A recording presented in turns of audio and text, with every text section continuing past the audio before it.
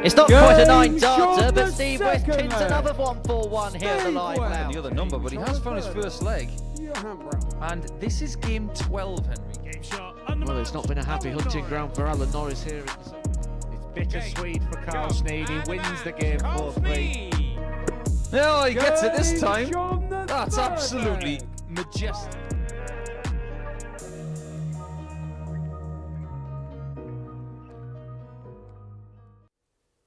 Good afternoon, welcome along to the Modus Super Series on the live lounge here in Portsmouth, where we really do head to the meat and gravy of the week. 2 double session days on Thursday and Friday to see who joins Wayne Jones into finals night on Saturday. It's Group C that's going to get underway this afternoon. We're going to be watching all the action in the company of the asset Paul Nicholson. Paul, Wayne Jones winning Group A yesterday afternoon, and he looked imperious at times. No one could really stop him. Nobody could stop him because he got a brilliant start, and after that, he was never caught. That is a great way to win Group A, isn't it? Perfect Monday, and then just do enough day in, day out on the Tuesday and the Wednesday. He was really, really good. He set the tone, but unfortunately, nobody could improve to the point where they could catch him after that. And his doubling, and the doubling altogether, was absolutely superb. Yes, it was. His doubling was exceptional on Monday. It was brilliant throughout the week. Everybody seemed to get the message on Wednesday, apart from one player that was on 30%, and that was Krzysztof Kachuk. But I will pay tribute to Group A yesterday because 5 of the 6 players, 40% or better. That is one of the best days of finishing I have seen under this roof in the last 2 years. And I hope we get more of it over the next couple of days. Well, Wayne Jones won Group A, but it's Group C that's going to get underway this afternoon. And we're going to see Steve West back on the stage, his first appearance in 2024. And yesterday, there really was some positive signs from him. Yeah, averaged over 90 for the day. His doubles were exceptional. He was definitely getting in on the party with shots like the 1-4-1. It's just a shame that wasn't off the back of a couple of maximums, really. But there's still a couple of days to go, and possibly on Saturday, we still are waiting for that first 9-darter on a Saturday night. You never know. It could be Westy if he makes it. So Steve West is going to be in action this afternoon. He's one of 3 players from Group A that's going to join the party. They're going to be joined by 3 other players, including the former Lakeside finalist, Alan Norris, who's been doing some decent stuff on the World Seniors Tour. But is it fair to say that on this stage, he hasn't really found his best yet? It's very fair to say that. We have not seen anywhere near the best that Chuck can throw, no pun intended. But the fact of the matter is, over the last few seasons, since he's been off the PDC Pro Tour, he has been inconsistent and not at the same level as before. So something needs to change. I'm not really sure what that is, but maybe the next couple of days he can find something to really grasp on.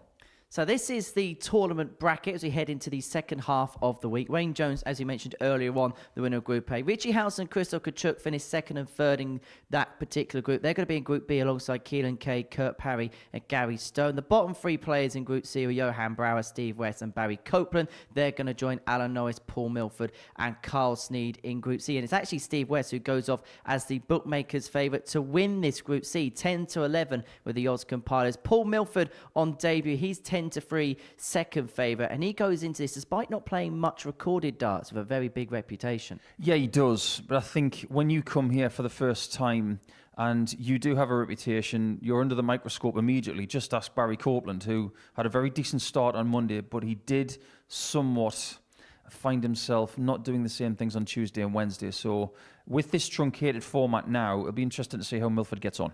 It's 18 plus. It's begambleaware.org if you're going to have a flutter on the Super Series this afternoon. And it is Paul Milford who's in action in our first game of the afternoon session. He takes on Johan Brouwer, who finished bottom of Group A. For Millie, a debut here at the Super Series, and earlier on this morning, I caught up with him.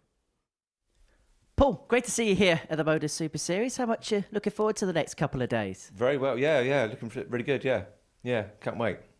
Let's talk a little bit about yourself, because your players come in with a little bit of reputation. A lot of people that we've been speaking to have said good things about yourself. For people that maybe not seen you play for, just talk a little bit about yourself and your darting journey. Well, I had a tour card in 2015, lost it 2017, won a Challenge Tour, my first time, and then, playing for England now, so, yeah. Let's talk about that, because that's quite the achievement and quite the squad you're in. The likes of Cam Crabtree, Scott Mitchell, Tom. That must be an honour to play in that. Oh, brilliant! Yeah, it's massive. Yeah. So you play for England now, but we've been doing some stats and research this morning. Haven't been playing so much maybe on like challenge tours and things like that. So where's kind of been your darting trade being applied this year? Not much really. I just literally practice a little bit, play Super League, play County Darts, play on a Monday night local league with the boys, with obviously Owen and that. Mm-hmm. So yeah, not a lot really, but here I am. Mr. Bates has played it before. He's won it before. Has he given you any advice about what this place is all about? Yeah, a little bit. Yeah. He said just enjoy it. Mm-hmm. Yeah, and obviously Cam as well. They've been here. And in terms of this week, what's the goals and the targets for yourself? Have you set any? Just to enjoy it really and just see where it goes. I know I'm good enough, but obviously thinking you're good enough, you've got to do it, haven't you? Absolutely. Wish you all the very best, Paul. Good luck. Thank you very much. Cheers. Thank you. Paul Milford speaking to us ahead of his first game of Group C. He takes on Johan Brouwer, who finished bottom of Group A. Well, Milford on debut comes into this with a little bit of a reputation to uphold. England international, played at the recent Six Nations alongside the likes of Cam Crabtree, Scott Mitchell and Tom Sykes, up against Johan Brouwer, the 32-year-old from Urk, who's also going to be playing internationally in a few weeks' time as he represents the Netherlands at the WDF Europe Cup, that taking place in Slovakia towards the end of September. So it's Thursday afternoon, a change of referee. We've got rid of Binks and we've brought in Hinks. Paul Hinks, the man in the middle for the action for the rest of the week. And he's going to call Paul Milford to the hockey ahead of the first game of the afternoon session. Game 1 of 25 that we're going to be bringing to you today. And for the first 15, it's myself and Paul Nicholson in the commentary box. Yeah, welcome to Paul Milford to Portsmouth. 42. You've got a couple of left-handers here today in Sneed and Milford, but I'm pretty glad that these two maybe have received the memo this morning, because there was a risk that they might turn up with the same shirt on. Well, it is the same kind of shirt, just a different colour. I think it's pretty fitting that Johan has got the orange on, considering he is from the Netherlands.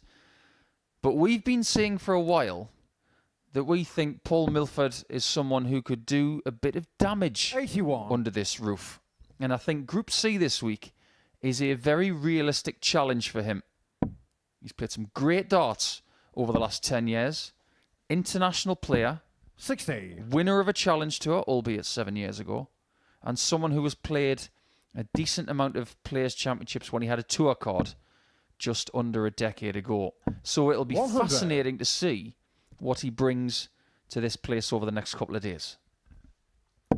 We've spoken to a lot of people, haven't we, about Paul, and they all speak about him in the same glowing terms. Does the 59 left-hander from the southwest practice a lot with a man that we saw win here at the Super Series last year, Owen Bates, who of course subsequently went on to gain his PDC tour card by finishing second 25. in the Challenge Tour Order of Merit, and that's what's going to be up for debate this weekend, hasn't he?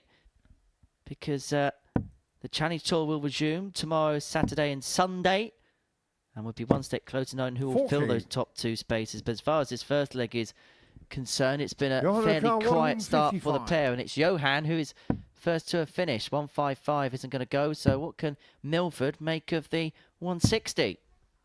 58. Paul the car 160. We've seen some big ones this week. Finishes, that is. 167 100 is the best of the week. That came from Wayne Jones yesterday. But it will be 97 for Johan to lead early. And you might think it's somewhat premature to say something like that, but he has not led early in a game any time this week. He does this time. This is a very bright start. And I get the feeling that Brouwer's going to bring the aggression over the next couple of afternoons. It's time to let him off the leash, I think. Bring the energy, bring the noise, and look at how he is really trying to gear himself up. What's going on here? This is a completely different man. It's like what we saw last time here from him. It's like he's had a muzzle on for the last 3 days. And now, all of a sudden, things are different. 41. And let's not forget as well, Henry, this is the first time Johan Brouwer's in Group C. Because the last time he was here, he played in Group A. He graduated to Group B. 100. So it's his first time playing on a Friday and a Thursday afternoon. Something as small as that, a little change of 45. starting time, might make all the difference. Because if you look at your watch right now, it's 1:10 local time. What time of day has he played his best darts over the last 3 days? Around about this time. So maybe Group C will suit him a bit better. And for most players, and you look at competition play, they start around about this time of day. So it would 140, make on the sense car, for a player to peak at this 161. particular point in the day. When he's finding his peak performance here, he's averaging in excess of 97 and is on the cusp of a 2-0 lead and 97. sending Milford into a bit of a haze, really.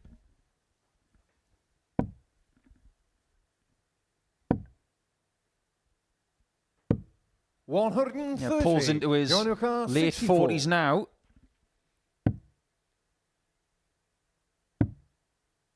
And now it's double 16 for Brouwer, who has got a really good start here. Third leg, Paul. Milford, the first. debutant, just Game getting on. used to the 10-second delay between legs. Happens to everyone. We saw it with Barry Copeland, didn't we, on Monday? Did say Paul before dart was thrown that he was 96. just a tad bit nervous going into this. And to be honest, playing Johan Brouwer probably isn't the ideal opener because when you're playing a Duracell bunny that's drinking Red 57. Bull, then you can't really settle down on a stage. Is that how you would describe him? A Duracell bunny drinking Red Bull. 58. Plenty of energy. It's got to be measured energy 32. over the next couple of days because the last thing he wants to do is bring this kind of intensity to his first couple of games and find himself really tired for the second half. That's more like it from Millie. Just beginning to settle down.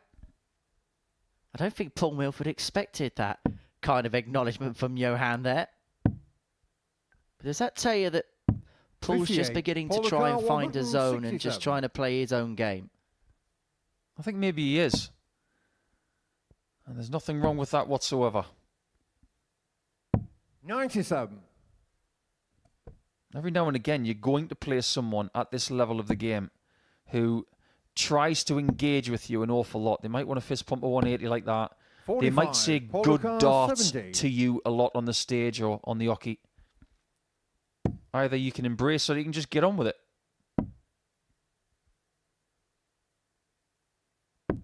Getting shot on the And there's third that leg. sharpness Paul that we Milford. know he's got. That's a 15 darter for Paul, his first leg Paul, thank you, win Andy, through first. on the stage. Game And on. is that a sign that things are fairly warm out there? Because the temperature in Portsmouth has dropped by about 6 degrees over the last couple of days. 58. It was stifling here last week and at the start of this week. Temperature has gone down, but it's still very mild out there. Yeah, it was almost Speedo's weather, wasn't it, on Monday? It was that warm on the south coast. 47.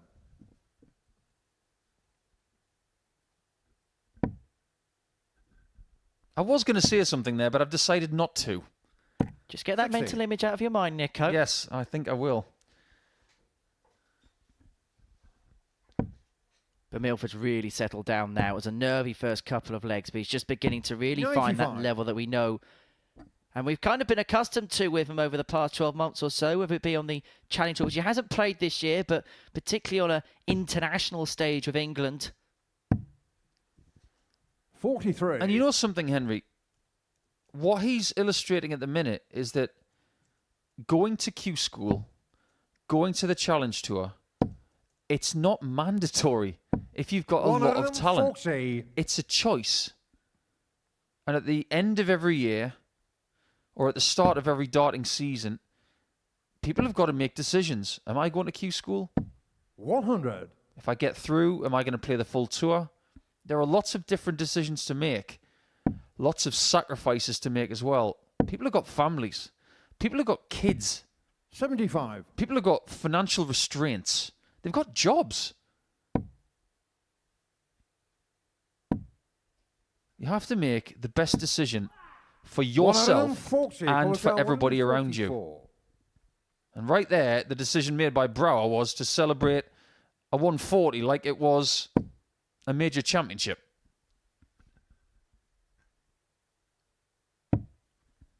'96. Johan Car, And this may 100. have to go because Milford's threatening the break back to level this game up at 2 apiece. Remember, Brouwer raced into a 2-0 lead in this contest.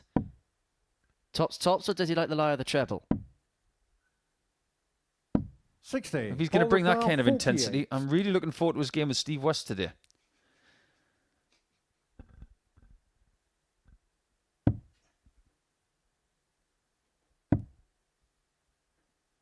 It's one of those rare lefties that would rather leave double 16.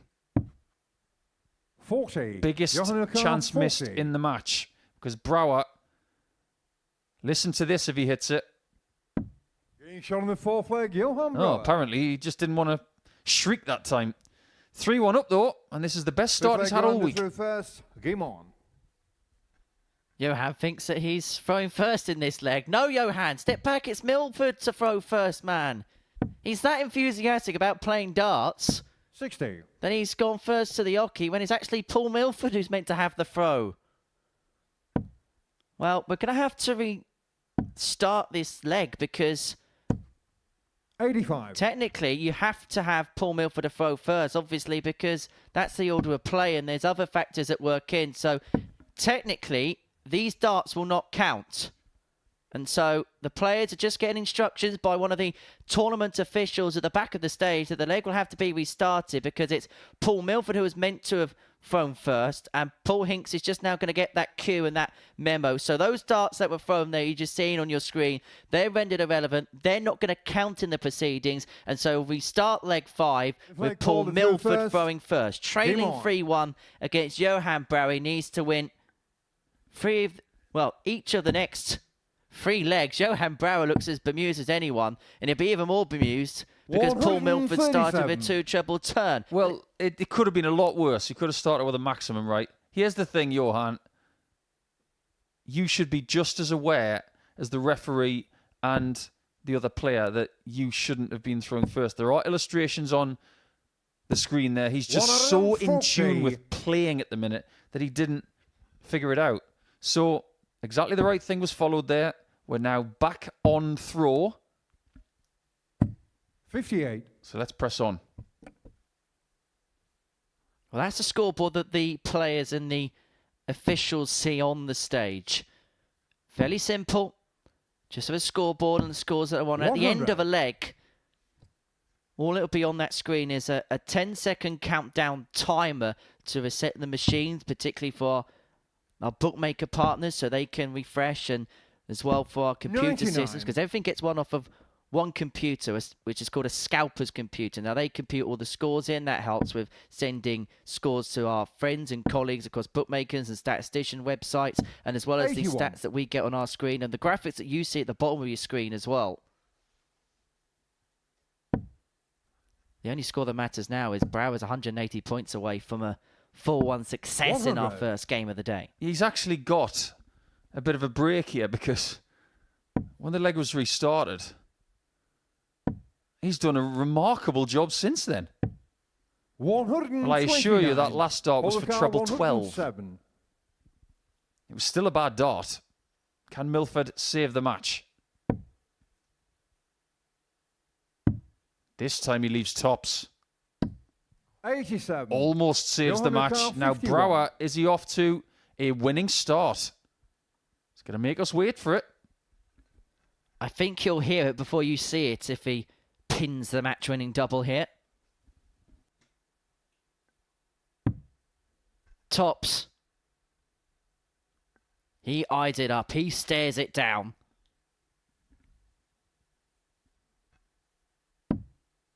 Double 10. 41. Doesn't go, and Qualifier Milford has a 20. route back into this match. Double 10 to bring it back to 3-2 and to force Brouwer here to serve it out. What was it we say about left-handers on double Game 10? shot on the They fifth leg. never Paul miss. Milford. And Milford brings it back to 3-2. Brouwer now looking to serve it out. He Sixth has leg, the Johan, darts to through get over first. the line after Game on. missing 2 in hand in the previous leg to get it 1. Well, Brouwer won the least amount of legs yesterday. In fact, he's won the least amount of legs all week of anybody playing in Group A. You can see how nervous he is towards the end of a match. He's only won 2 games out of 15 so far this week. But if I may pay tribute to him yesterday, his doubles were excellent. 9 hits 100. from 21 attempts. That's almost 43%. But if you look at his weekly number, it tells you a broader story. He's 80. actually under 28% for the week. Yesterday was a vast improvement, but will he sustain it? I think he's going to have to, isn't he? 58. Well, his doubling over the course of the last 12 months has really been his strength. 35% all told for the last 12 months or so. It was his scoring power, which was just a little bit down, where that hasn't really changed 60. from his annual numbers this week so far. The big difference has been a massive drop in terms of his doubling. Just 26 hits from 94 attempts during Group A, and that equates to a doubles 96. percentage of just 27.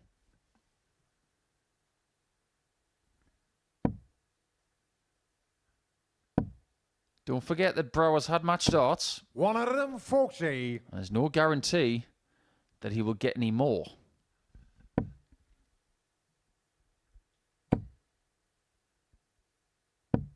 $140. Likes to celebrate at 140. He's had 5 of them in this game. He's averaging exactly 86 to this point, which is about 107. 4 points better than what he's done all week. So this is a distinct improvement. 43. He's already missed 2 darts to win this match in the previous leg. He's going to come back for 64. Should have left it more handy than that, but he is going to come back with Milford on 176. Looking to find a trouble here to leave a 2-dart, and that is exactly what he does in the end. And so Brouwer back for 64 to get over the line 4-2 with Milford back on 76. He could get a dart at tops if this doesn't go. He's going to get 2. More hand at double 8 and finds it and finds a win to kickstart his Group C campaign. Johan Brouwer gets the better of Paul Milford by 4 legs to 2. Brouwer getting off to a strong start. Milford grew into the game, but it was a case of too little, too late for him. As for Johan Brouwer, he's the happiest man in the building right now. He gets the better of Paul Milford by 4 legs to 2. Coming up next, we're going to see the return of Alan Norris on this stage as he takes on Barry Copeland. Welcome to the party in Portsmouth here at the Modus Live Lounge. They've both got the talent where they can just reel off leg after leg and dish out a heavy defeat. And what a way to start the day. We're up and running here on Champions Week with a maximum. But what a way to finish a 12-dart leg.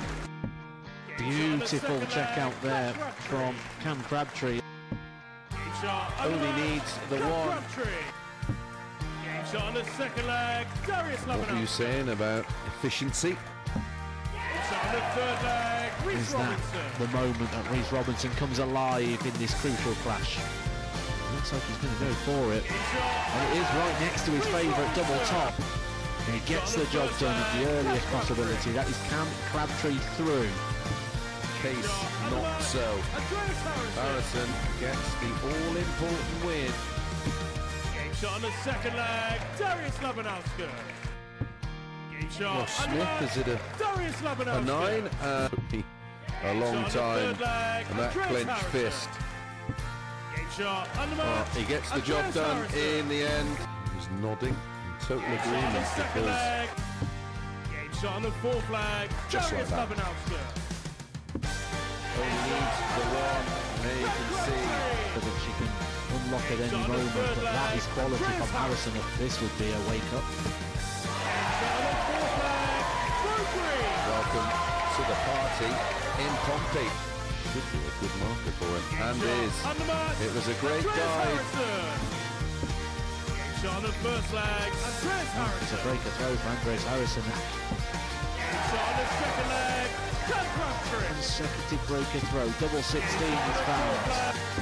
And he does lead. The fifth leg. It's not an 11, but it's a beautiful 12, treble 17, which he gets. Bullseye for the win. Absolutely incredible by Andreas Harrison. He's Andreas Dirty Harrison.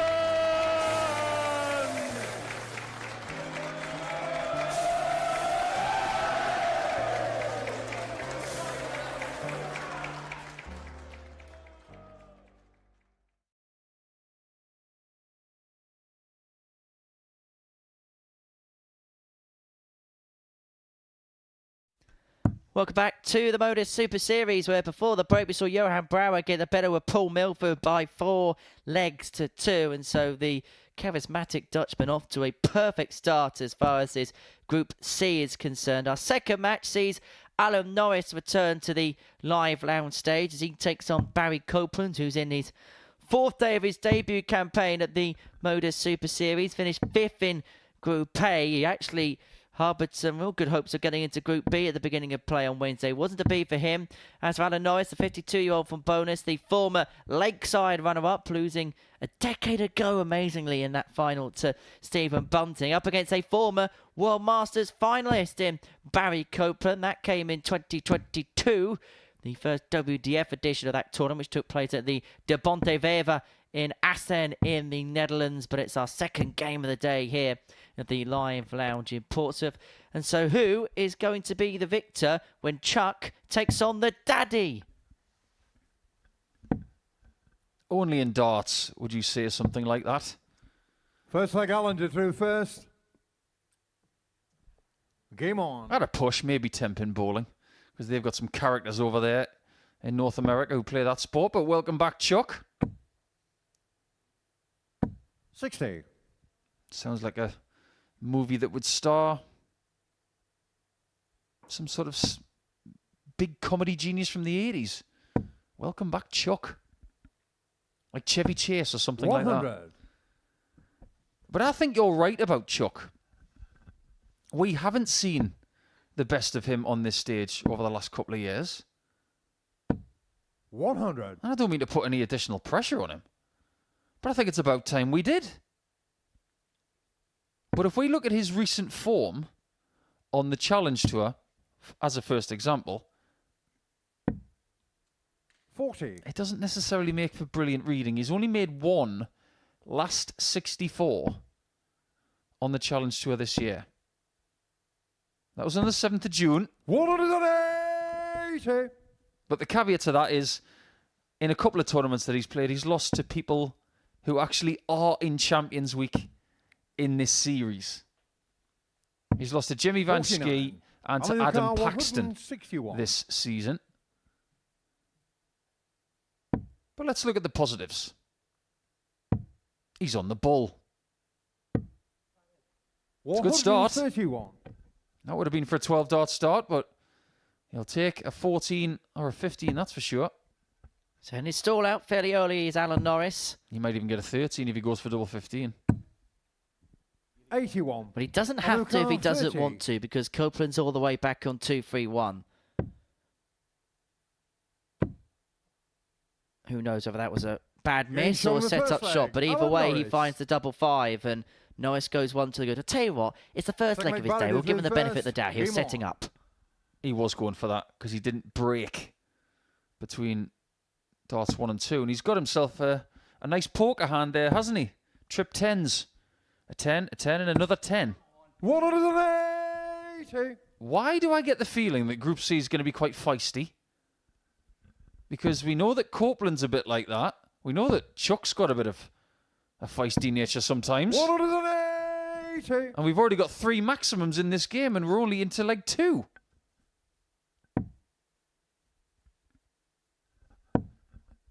You look at that practice room and you look at the players who are going to watch. 45. There's fiery characters everywhere you look. And we haven't even seen Steve West yet. And I think this is the type of group he could really sink his teeth into. Alan Norris, who's not going to hit a 9 on this leg, but has had a 9 darter hit 60. against him in this building. Conor Heenahan's second perfect leg at the Live Lounge came against Chuck back in March of 2023. 100. Was that really nearly 18 months ago? We'll put it this way, in a couple of weeks, we'll break the 2-year anniversary of this building. 95. What we're going to call it National Kieran Tian Day. There's a national day for everything else.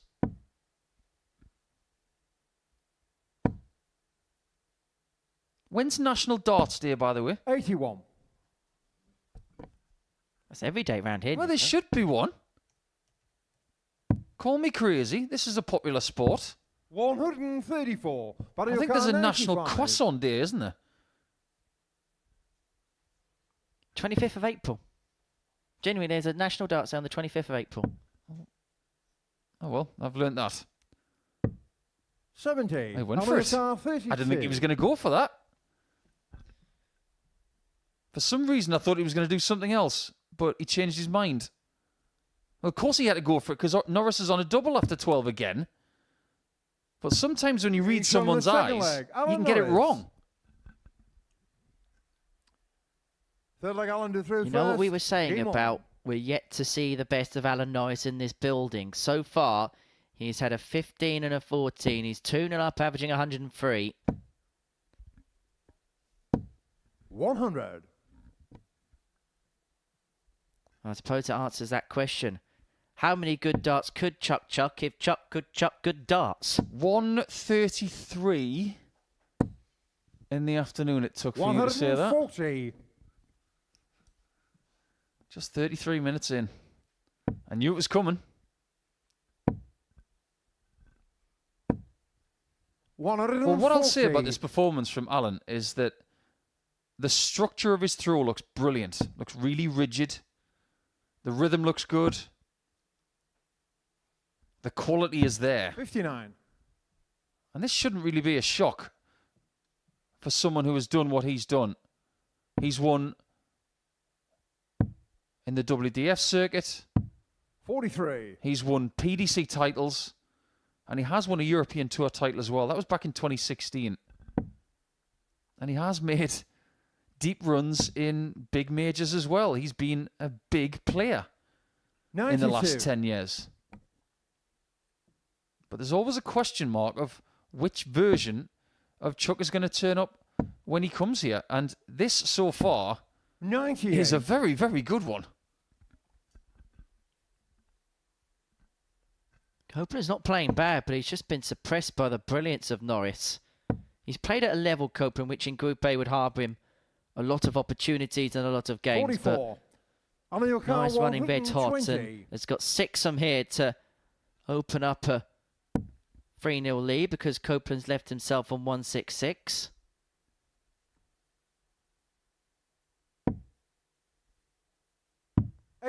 That's a brilliant recovery. And if he's going to have a bad dart over his 5 games on Thursday and he's able to recover like that, he's going to do a lot of damage. 126. Hanukkah 40. 33% on double so far, which is 1 out of 3. But he can't 20. keep it up. Hanukkah 40. Told to bring it back to 2-1. Got a lot of room to the left. 20. Unable to Hanukkah find, and so 20. Norris will come back for double 10 to open up a freeze-it lead in this second contest of the day.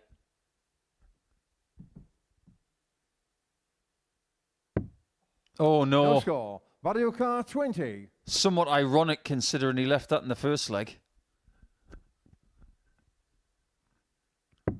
For the Game good show on scoring the power of third Alan leg, Norris, Barry he's Copeland. 2 from 12 on the doubles, and Copeland's pulled one back. He gets the breaker Fourth leg, throw Barry to to first. return Game this on. game to the darts. And talking about darts, we can't have Alan Norris here without having a check on how many different sets he's going to be using during a single game. He's got multiple sets up there. 134. And he tends to change between the 3 that he's throwing at the start to another set quite often. 99. I should say they are all exactly the same. It's not, say, a Peter Wright where he's completely changing equipment in the middle of a match. They're all exactly the same setup, but he just likes to rotate between them 140. over the course of a match.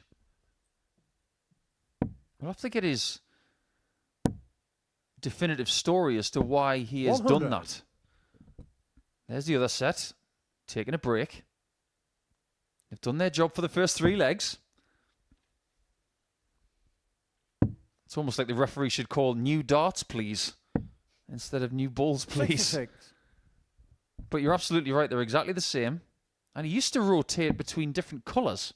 He used to have a somewhat rusty-coloured set 90. and the natural Mario Kart tungsten, like these ones. 161. But he tends to go for the natural tungsten these days. But he has let things slip. It could easily have been 3-0. And now we could be 93. staring at a level game.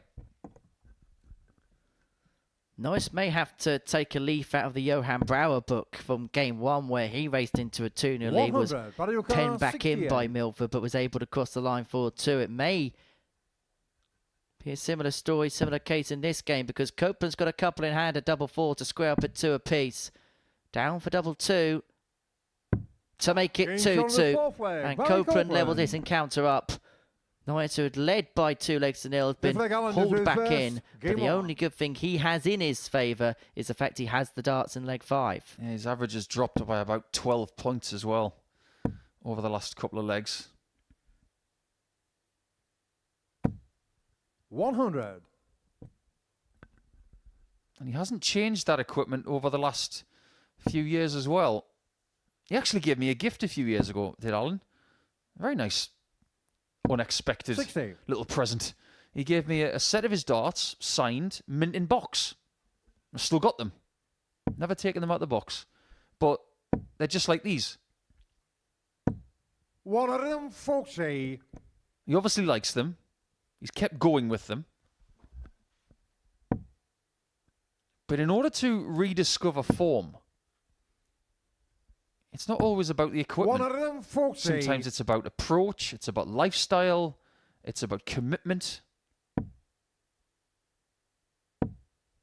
It'd be interesting to get a sit down with Alan and see where 85. things are at with him right now, because over the last 10 years, he's had an incredibly up and down time of it, both professionally and personally.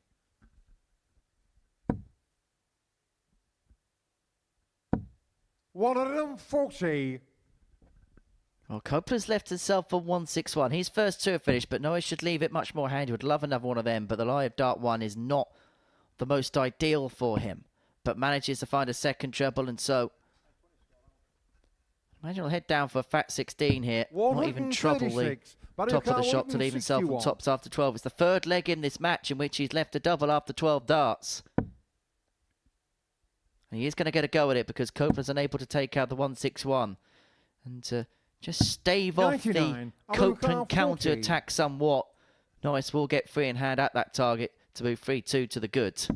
Only Each needs on the the one. It's a fifth leg, 13 Alan darts. The Norris. legs he has won have been in impressive fashion. And in fact, they're heading down. Sixth leg Barry to move 15, first. Game followed on. by a 14, followed by a 13. And Norris leads 3-2.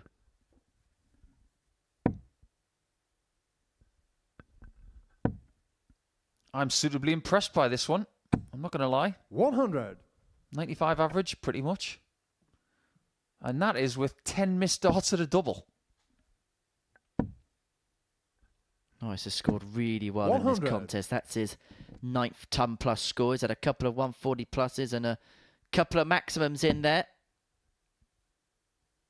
Well, considering we said there were 3 maximums 83. after a leg and 2 visits, we haven't had another since. So things have somewhat tapered down.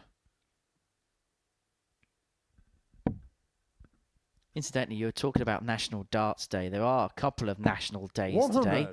Today is National Honeybee Awareness Day and National Lemon Meringue Day. Yuck. Lemon meringue is one of the worst desserts out there. However, you'll like 80. tomorrow, because tomorrow is National Tell a Joke Day. We'll get on that.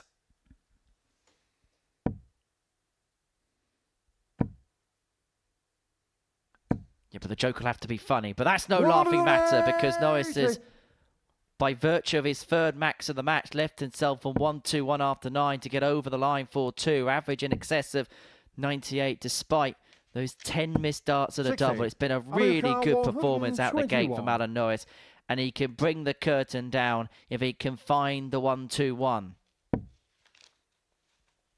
And he is going to attack the bullseye. He almost got the bullseye, grazing the 25, but he is going to come back for that number to get Barry's number in this second match of the afternoon session. There's only been 2 occasions this week where someone's had 3 78. maximums Hello, or car more 25. in a game. Now, Norris has got the 3rd. And he's got double 10. Getting shot on the match. And Alan Norris chucks in a superb performance to start. He gets over the line against Barry Copeland by 4 legs to 2, an average just under the 97 mark, 3 maximums in, and that's despite 11 missed darts at a double. And the legs he won were all in the space of 5 visits. A very good beginning to Alan Norris's Group C campaign, beating Barry Copeland by 4 legs to 2. Coming up next, Carl Sneed is in action as he takes on Steve West.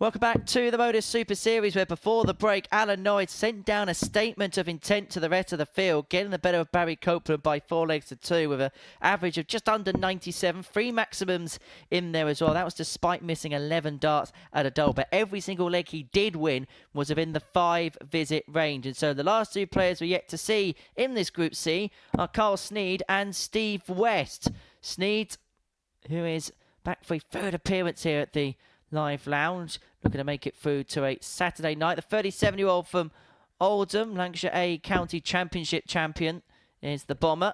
up against Steve West, the 49-year-old from Waltham Abbey.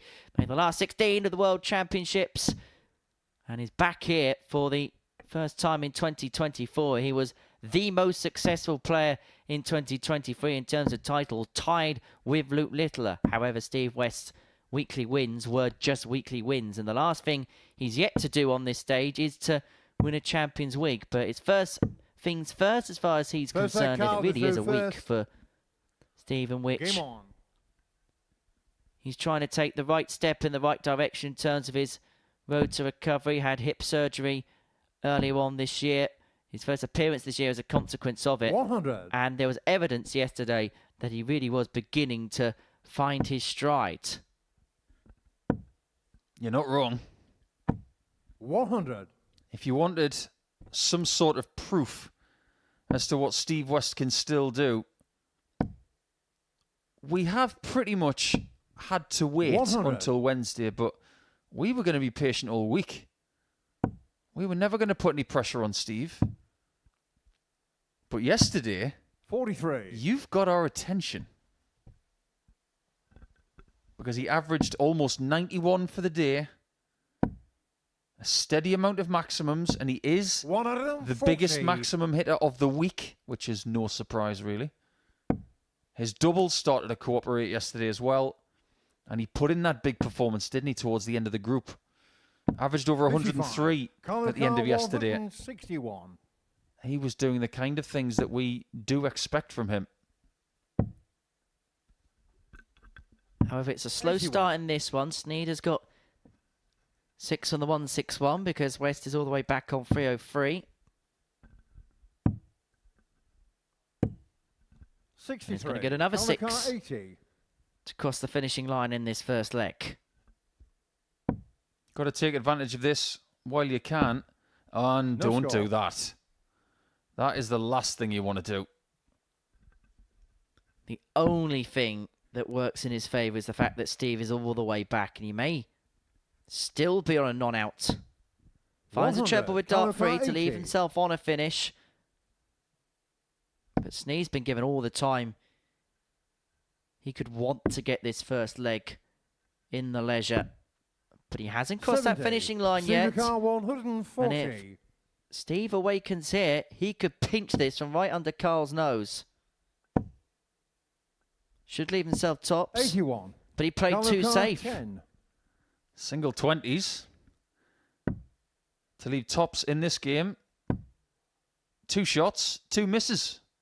Now, if Westy gets away with this Supercar leg, 59. this might be a sign of what's to come. If he's good, he can win legs. There's nothing wrong with being a little bit lucky as well. 19. But he can't take advantage of it. That may be the only chance he 4. gets. 2 good darts as well, just above the wire. But Sneed, who could have and probably should have got this leg one a long time ago, No score. may not Supercar even win it 40. at all because he spurned another opportunity. 7 darts he's had to win this first leg, Carl Sneed, and they've all gone by the by.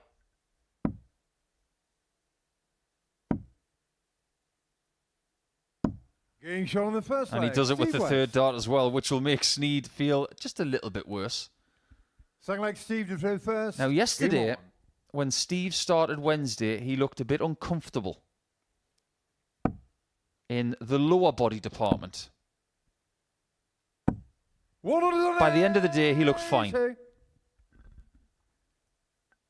Sometimes it just takes a little bit more time to feel loose,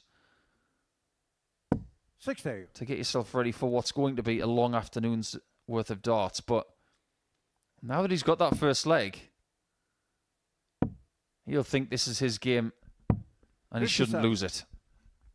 Well, Steve West has been a professional player for how many years it doesn't even bear to begin to imagine. So playing at this time of day, 100. he'll be so useless because this is around about the time where Pro Tours will begin and second events on Challenge Tours will begin. He'll be so accustomed to playing at this time of the day. 100. And so in terms of preparation for a session like this, he will have it down to a T. There's something as well that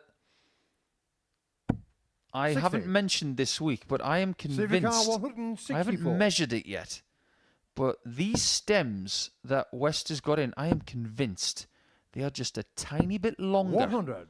than the ones he was using last year. And it might just be a case of him figuring out what these stems really do under pressure. If indeed they are longer, because they do look longer to me. Treble 8. Would have been what he wanted. But that's what he wanted. Steve West. You can't leave West on tops. And unfortunately, Carl did not get that memo. Well, if the first leg was a steal for Steve, the second one was a leg which he dominated on throw. He leads 2-0. And 140. Sneed now very much has his back against the wall in this contest. There are certain statements in domestic darts, Henry. 60. If you want to tell someone that you're a decent player, you have to prove it.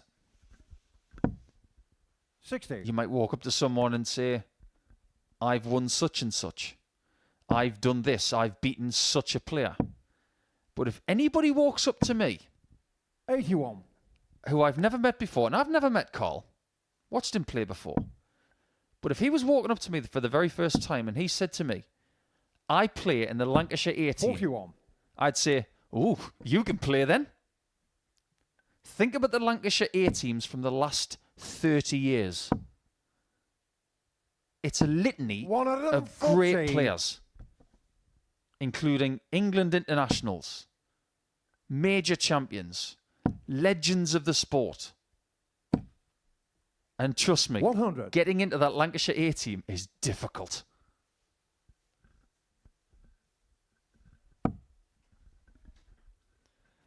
Well, Sneed will be finding this task more and more difficult with every 140, single passing visit from Steve West, because following a poor first leg, he's dragged his average up to about the 84 mark.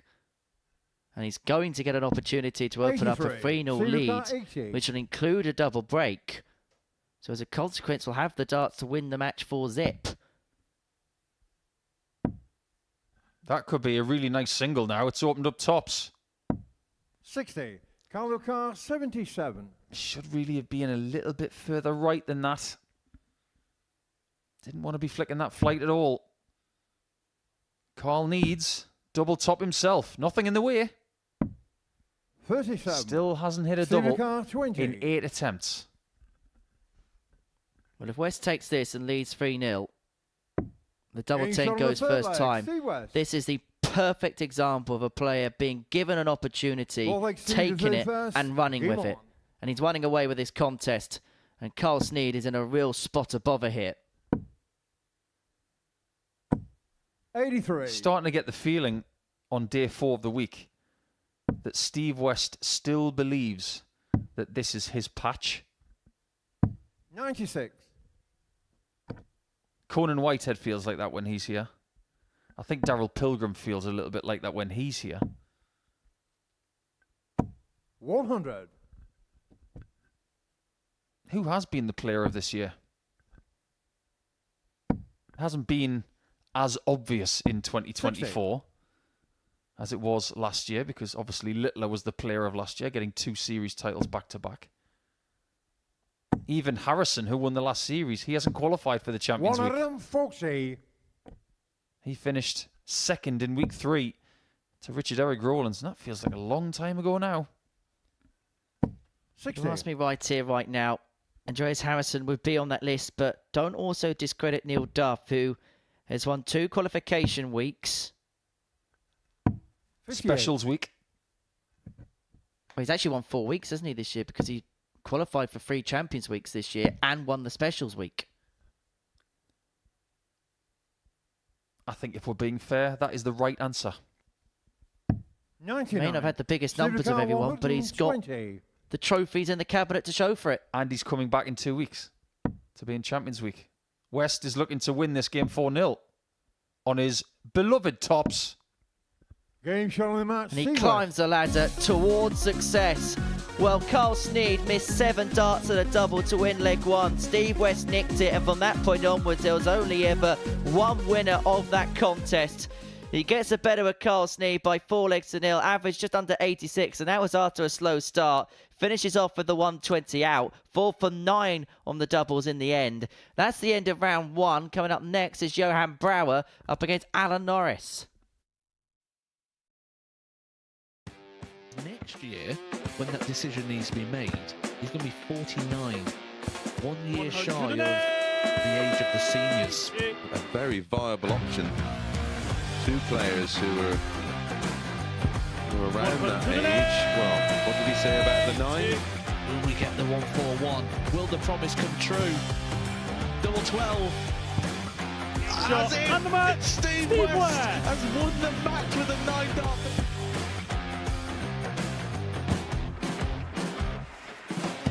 But Harrison has kicked off the last leg in perfect style. It's everything, really. Oh, he's timing this well again. 180. With a 9-darter, treble 19. Treble 15 leaves double 18. Franchise Harrison to win the game in perfect style. Hauled himself out of it. Yeah, it was something that Henry actually said in jest that I was quoted as saying Jared Cole is one of the most, sounds a bit fishy. Plenty of my grandpa Mark Salmon. Do you? On a 177 and a 180. He's on a potential 9-darter. Come on, Jared. Yes, you beauty! Nice and high, and has now got the game back into his 100. own destination, and wow, the momentum is with him. Here we go. 108. I wouldn't have said it. Don't jinx it. Yes. Yes! Double 12! Yes! Get in there, Lee Cook! Well, I think it's fair to say that the blue touch paper has been well and truly lit. 108. 6th max of the match. Oh, hang about. Hang about. It's getting ridiculous now. Can Tommy Leishman give us back-to-back 9-darters in back-to-back games? He could, you know. He could, you know. Goodness gracious me! Tommy Leishman. Back-to-back 9-darters! Welcome back to the Modus Super Series, where that man in your picture, Johan Brouwer, is about to play his second match of the session up against Alan Norris. Both players victors in the first round's worth of matches. And before the break, Steve West got the better of Carl Sneed by 4 legs to nil to round off the opening salvo on this Thursday afternoon. So what are we going to see from this pair? Brouwer looked good at times, but Alan Norris really provided a standout performance of round 1 and averaged just under 97 in beating Barry Copeland by 4 legs to 2. But I suppose the big question is, it always is here at the Live Lounge, when you kick off a session with a good performance, can you back it up? We didn't even get the answer to what happened with rock, paper, scissors there. 96. One had rock, one had paper, and everything got confused after that.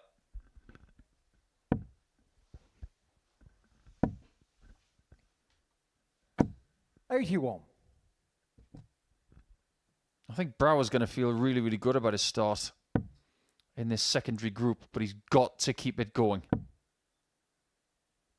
And I suppose the lurking question with Johan is, he expunged so much energy in his first game against Paul Milford. The big question always will be with him, can he keep those levels as high as that without running close to empty for the duration of the day? Well, it looks like Alan Norris has found a very good level and is going to stick with it.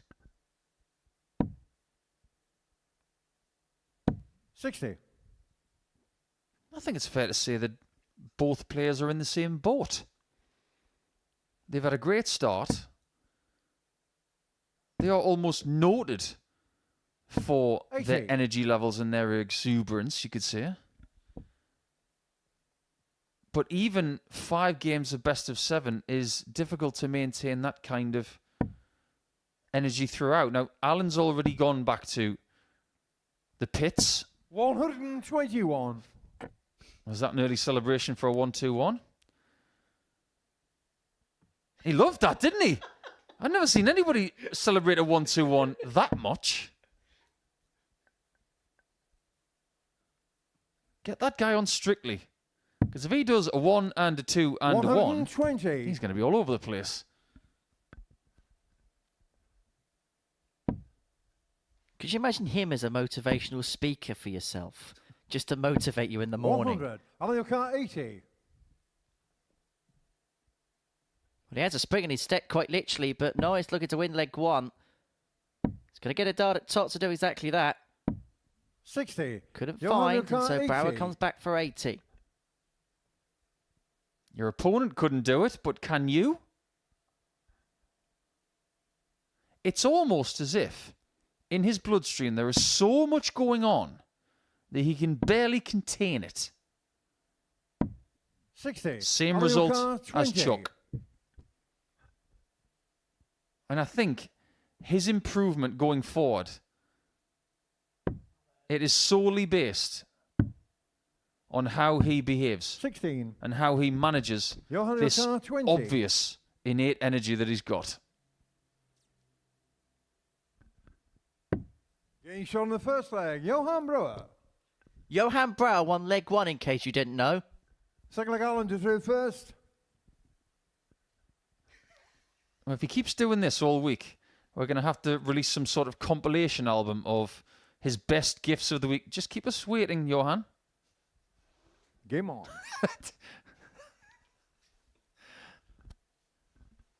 Fascinating stuff. I have seen players come and go over the last 15 to 20 years. I have never seen 140. anybody like this lad. He's still doing it. I can already hear the tap away of the keyboard from our social media team with the phrase, most 43. exuberant darts player ever, question mark, explanation mark, question mark, explanation mark, and a couple of fire emojis. Well, if we're being honest, 85. is there anybody else who has shown this kind of energy on a consistent daily basis? I'm not sure there has been. Not here. 45. I think the closest comparison, and it's not really a comparison, Johan Brouwer makes Richie Burnett seem mellow. Let me put this into real terms. 85. Johan makes Dirk van Dijvenbode look like Dennis Ovens. Dennis is the most placid, stone-faced player that I've ever played against. 125. And Dirk is one of the most vivacious. But I swear to you, sitting in my seat with my microphone in my hand, I have never seen a player like Johan before.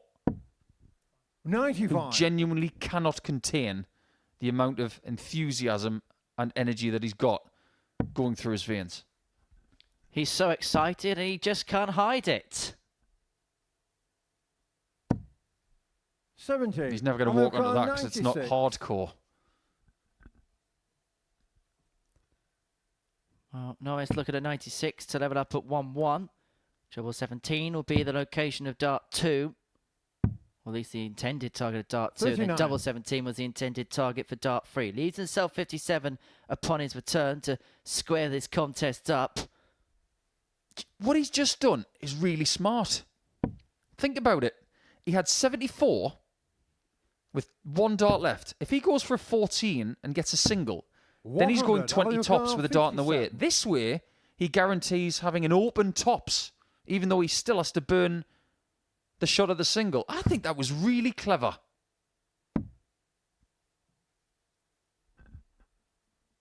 Bravo, Getting shot on Alan. the second I think leg. what you've Alan just done Norris. is next level thinking, and it has not escaped me. That was brilliant. Third leg, Johan to A through well-laid first. plan and a Game on. well-laid execution. And Norris levels up at 1-1. That was board management at the elite level. It's not just about how to leave a finish from 97. 299 or 315. It's sometimes about the small numbers and making really good decisions. That was Alan Norris, in my opinion, at his peak, doing the right thing in the right moment. 96. He looks in very good nick at the minute, doesn't he, Alan Norris? And that was the question mark we asked. We've seen him do some really good stuff for the World Seniors Tour over the last couple of years. Has 41. gone deep in a number of events there. But the nagging question has been, can he fight on the Super Series stage where he hasn't quite had the success that maybe we 100. expected he was going to have when we've seen him here in the past at the Live Lounge. Well, the last series was all about Sweden, 81. wasn't it? We've seen a lot of Swedish success over the last 12 months with Östlund, Tingström, Harrison. Well, Sweden's efforts are not finished yet in this series because Alan Norris is 49. fluent in Swedish. He may not be Swedish, but we could still get an acceptance speech in Swedish. Well, put it this way. Alan Norris has appeared in every single Modus Super Series, but has 32. only qualified for a finals night once. That was in Series 3. He got to the semi-finals that night. That was a night that was won by Mike Warburton in the end. His first appearance actually came in Series 1, Week 12. That was that 81. Legends Week that we had here at the Super Series. You actually played in that week, but you two didn't cross paths because Alan Norris was in Group 60. C and you're in Group B. Yeah, Chris Mason was in Group C as well, wasn't he? Well, Chris beat Alan 4-2 in their first meeting. Their other meeting. 95.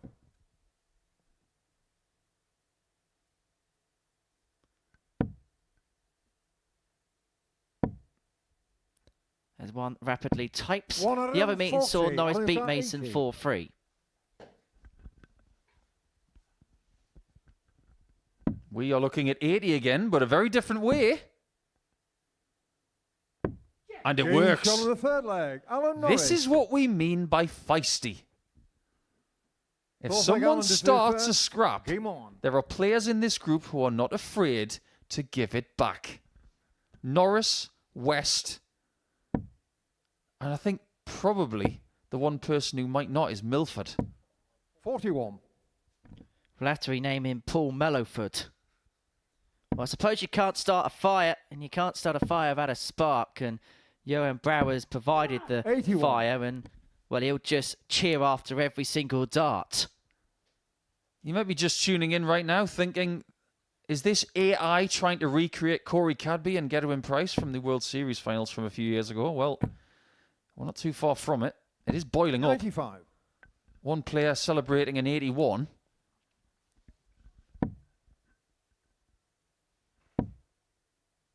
We can say that we have got some of 60. our close friends watching this afternoon as they get ready for things like the Challenge Tour and other things around the world. Good luck to everybody who's playing in Hamilton this weekend. The New 95. Zealand Darts Masters will kick off tomorrow. Interesting draw with Simon Whitlock taking on Damon Hetta on neutral ground. But we have had a communication from James Richardson, who's 100. getting ready for his weekend, having a bit of a practice. Good luck, James. All the best, and we'll see you soon. I'm sure he'll have half an eye glued on 100. Portland Road on Saturday as Ipswich Town get their Premier League campaign underway against Arnie Schlott's Liverpool. More importantly for James, if he's seen the John 100. Part Alan video 170. of him coming out of the lake announcing his place at the Barbican, you're next, James. We need something like that. Saying that you're going because we know you're 105. going there. Johan Ukar, So- 160. It's all on you now. And it's all on Johan. And things might go nuclear if he hits this. Another one of them.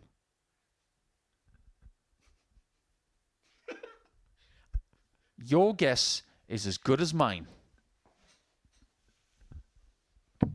125. Alan Ukar, 65. Well, this for 3-1. And if I'm Norris, I'd recommend you take this because if Brouwer brings it back to 2-2, you will hear the cry of the Dutchman. Sensible there from Norris. He wasn't comfortable. 25. Johan Ukar, Just didn't 35. quite get the feel right of that dart. The first time or the second time. ear defenders at the ready. Because Brouwer wants double 16 to square up at 2-2. He's giving her a good old stare down, isn't he? I don't think Alan's too pleased in the background, mind. Game shot on the fourth flag. Johan Brouwer. Well, Brouwer is boiling up and Norris gives him a good old stare. He is not happy one bit. If looks could kill, he'd be on the floor. The words of the brilliant band Heart. 16. But what Johan doesn't really understand at the minute is he's making himself a target. And you may have just poked the Rottweiler. 180. Norris for a second thought, do I give it some?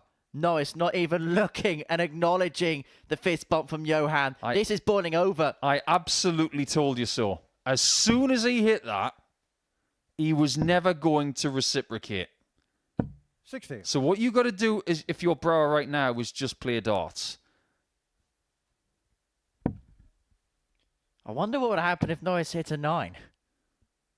99. Think about the era that Alan is from. He's played with some of the BDO greats to the nth degree. 60.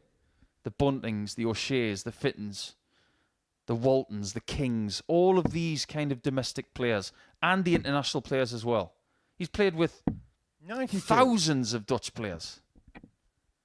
In his era, there was an etiquette that you just didn't break. And he still believes in that etiquette. 60. And right now he's thinking 130. that etiquette has been broken and he's not going to go out of this game without a victory. Oh, double 5. Just asked Paul Hinks just to double check whether it was in or not. That one goes high, but he will come back for 3 more because Brouwer's nowhere to be seen. Well, I'm the person that said that his board management earlier in the match was elite. I'm not sure about that one. 10. That was very aggressive.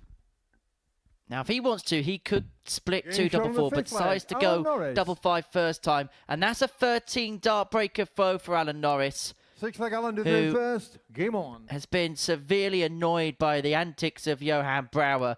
And he's one of those players that if you really rile up, can provide some good stuff. You won't like Chuck when he's angry. 140. So you're saying he's like the Hulk. When he was staring a hole through Johan, he was like General Zod. 180.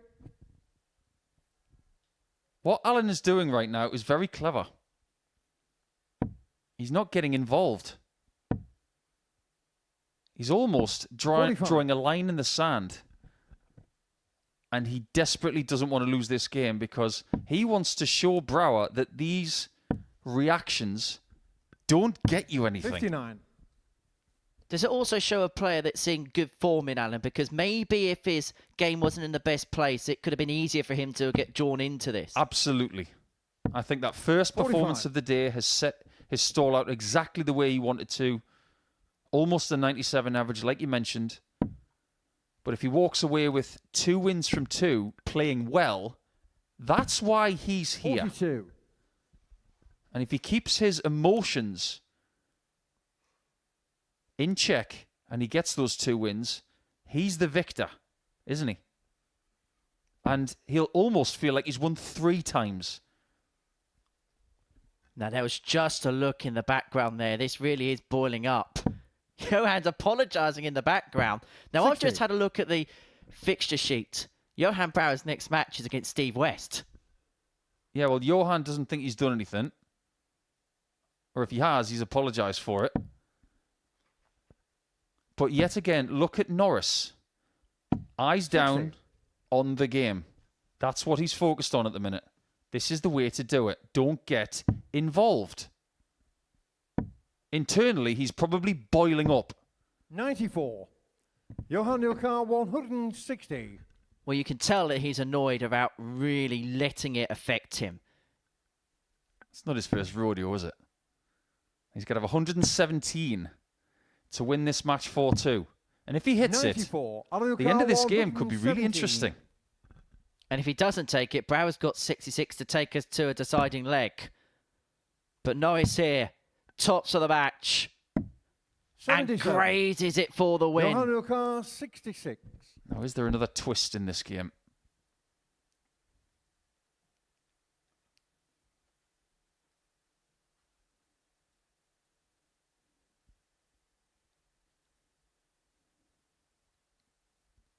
He knows how important this is.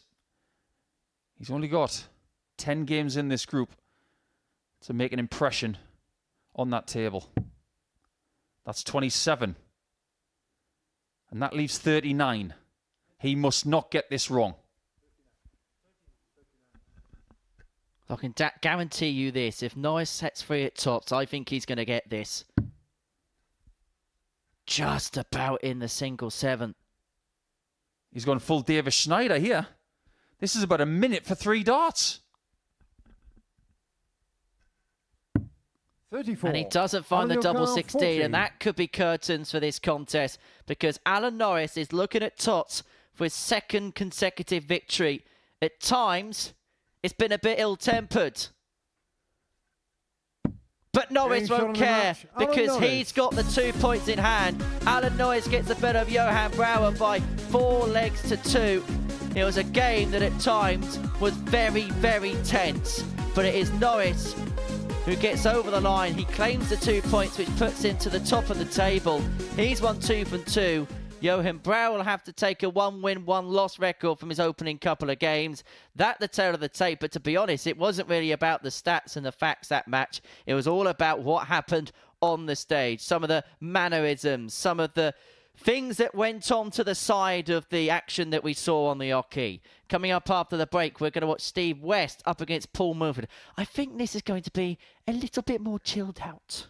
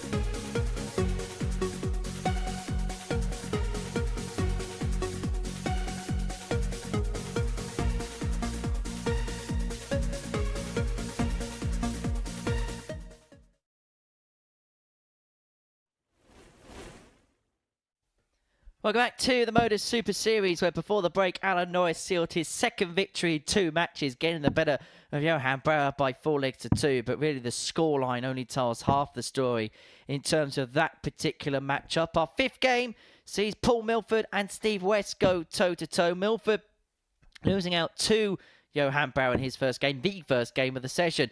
Whereas for Steve West, he beat Carl Sneed by 4 legs to 0 to open up his Group C campaign. Before a dart was thrown this morning, these two were the bookies' favourites to qualify. West at 10-11, Milford at 10-3 to qualify for Saturday evening's finale. And you have to say that we may be commentating on another Group C, Paul Nicholson, where we look at the odds that the odds compilers laid and think, how on earth? Because before a dart was thrown, Alan Norris was 12-1. 140. It has been a good start from Alan. Composed. Good.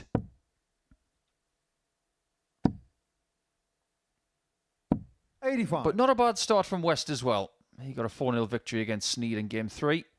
And this is what's known in darting terms in round-robin play as taking a chill pill. 180. Because after what we've just seen in Game 4, this is going to be a little bit more relaxed. 95. Now, that game will have got the attention of the practice room as well.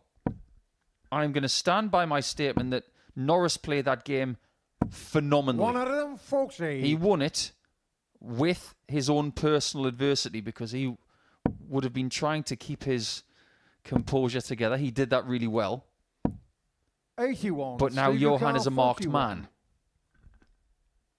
By everyone. And I just wonder whether it's going to help Paul Milford, the fact he's already got Johan out the way. But this first leg could be out the way in He's showing 12 the darts first by leg. Steve Steve West. I think that is an incredible point. Second leg, Paul. He doesn't have to worry Game about on. Johan for the rest of the day. However, he's just seen Steve West start in 12 darts, which is in itself another problem. But I just wonder as well, for Paul Milford, it's 55. his first day here at the Super Series. Everybody else has been there, done it before. Copeland obviously been there for 3 days, so he knows he's been in the week. But this is the first time he's ever set foot in this building. And I just wonder 95. whether the whole sideshow that's happening during this Group C could actually be somewhat of an unsettling for him. Because you want a first day where you can really just ease into things. He's just not going to get that. No, he's not 100. actually. He's probably saying to a couple of the players that he knows in that practice room, because he'll know Chuck, he'll know Steve. He's probably asked the question, is this what it's always like? 134. And the answer is no. Every now and again, there's somebody in that practice room that is a bit like a bouncy ball in a shoebox that's been shaken up. 100. It was a bit feisty last week with Conan and Marvin. Maybe it's everybody feeling the 57. pressure that this series is gaining speed up towards Champions Week, which is only 10 days away. Well, look, let's put it this way. £25,000 is on offer for the winner of this series. 55. It's a big, big jackpot. So perhaps it's not a surprise that people are just beginning to feel the heat a little bit more. This competition has carried a little bit more weight in recent times. This is a big title to uphold. And as a consequence, not everybody's going to be 139. nicey-nicey to one another. I like that you mentioned the heat, by the way. And I've already mentioned Dennis Ovens today and Damon Hedder. Steve used to play county with Dennis Ovens. 123. Steve Carr, 76. And I just wonder what happened in the last game. We know Steve very well. I think that would have ticked him a little bit. And I wonder whether that's going to He's on force the him into second some leg. of his Steve best. West. It's a 15 darter. The average is 111.33. And Third in the leg, Steve space to of throw 3 first. minutes and 20 seconds, he's halfway towards the victory post. Game on. Honestly, I think what happened in that last game would have poked Steve's cage. And I think when he's a player that is upset and is angry about 81. something, he will play his best darts. Well, let's put something else to the test, shall we? Because Monday, he played pretty well. Tuesday, he played better. Yesterday, he played better still. 140. Start of today, or more specifically, the last 5 legs he's played, he's starting to look like the 100. Steve West we all know and love.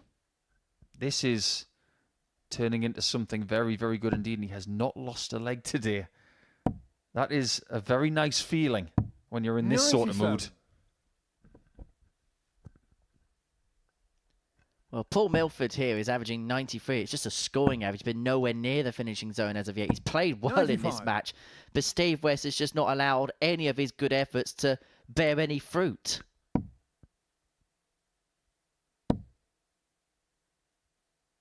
Well, Steve West gesticulated to Johan Brouwer yesterday that he was in his pocket. Well, as things stand, he's in everybody's pocket. 121. He beats him again today. Polakar 164. A little bit later on when they play. That's going to be a fascinating celebration at the end. Now, Milford is looking to leave double 12 if he can. Has he got enough room in that 60? 81. Yeah, that was a difficult shot. 104. And the problem is that sort of lie is not nice for a left-handed player. There's not a lot of room to see. West going 16s on the 104. He wants to go for the 48 because he wants to leave tops. But maybe was plan B a better thing to do there? Was it to go for 60 and double 14? 52. Polakar 83. That is possibly the only problem with that shot on 104. Bullseye for Millie. 58. Sivakar 52. This is a 3-0. The average is still in excess of 103. Well, this is superb from Steve West. Well, if the first couple of days was him just quietly getting into the swing of proceedings, we are now seeing the man who won 4 weekly titles in 2023 enter full beast mode.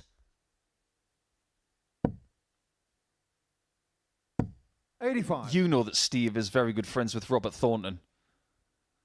They've practiced together a lot. They've spent time with each other.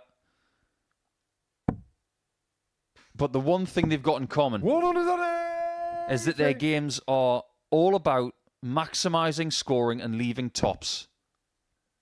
They are two of the best tops hitters that I've ever seen. 99. And when they're playing their best darts and they're left on tops with 3 darts, just give them the leg because they're not going to miss.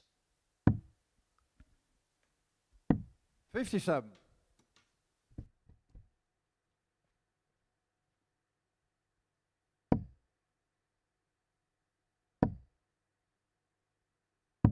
$99. So West closing in on a second consecutive 4-0 win to kickstart his session. Not happy about that one. He's going to stay on the 60 here, but there is another route. He could have gone 17s. 40. That's the problem with that dart in the small 20. He's going to do things his own way. There's nothing wrong with that. But there is a different way of trying to leave a finish from that number. And going the 17s with the second dart was the right thing to do, in my opinion. And explain from there what it would leave somebody on. Well, the 17 still gives you a chance of hitting a treble and leaving a finish. 81. If you go 19s, Polakar shots off. 120. So you tend to leave something that has a 4 on the end, or a 0, or a 1, or a 7. 60. Sivakar 143. Well, this would be some way to finish the match. We have seen a 1-4-3 this week. It's by Richie Housen. Now, Paul Milford's averaging 57. just a shade under 90. He's had 1 dart to win a leg, and that dart's been at the bullseye. But providing he stays straight with dart 1, he'll have 2 in hand at tops to get a chalk on the board. Can he sandwich it through the middle? No is the answer. 20. That was a Sivakar majestic 86. marker as well. And that miss could be fatal in this match. Bullseye for West. 44. And he's had a dart to win Polakar 8 40. straight legs for the day. To get himself on the board, tops a Milford. It's another inviting guide. Uses it this time. Paul Milford. And Milford forces West to serve it out in the 5th. Fifth leg Steve to throw first. Game on.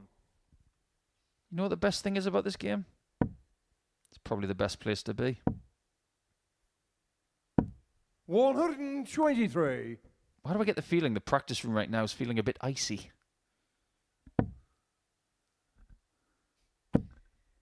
Tell you what, can you imagine if there was a camera in 100. the practice room right No, now? I think that's definitely not what we should do.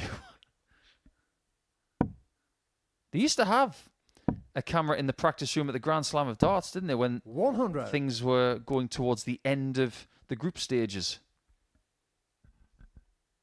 Am I right in saying back in the day at Lakeside, the last few years, they had a 95. camera in the warm-up room as players were about to throw their last practice darts? Well, that was the intricacy of Lakeside. The room that has all of the pictures on the wall, including Steve West's picture, I might add, 58. and Alan Norris's. But that practice room was also a makeshift interview room as well. 96. Maximum to leave tops. That's got Steve West written all over it. Has it? No. 81.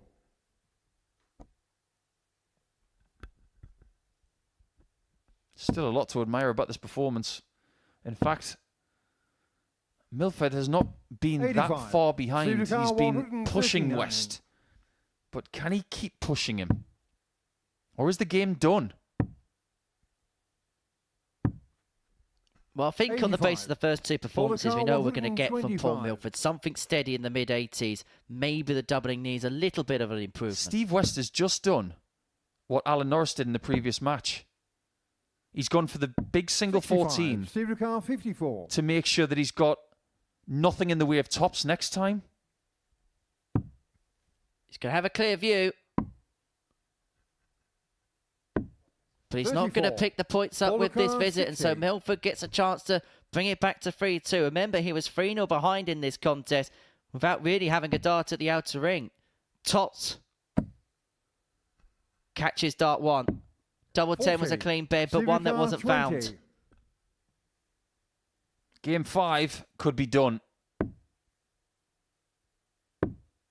On 5s.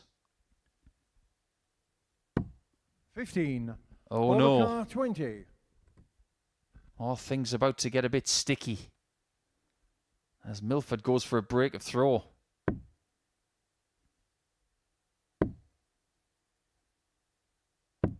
He can't 15. find it, and West has Steve another Ricard, chance, a 5. third visit to get this game in the books and to be top of the table after 2 rounds of play. 4 points away from 4 points in the table.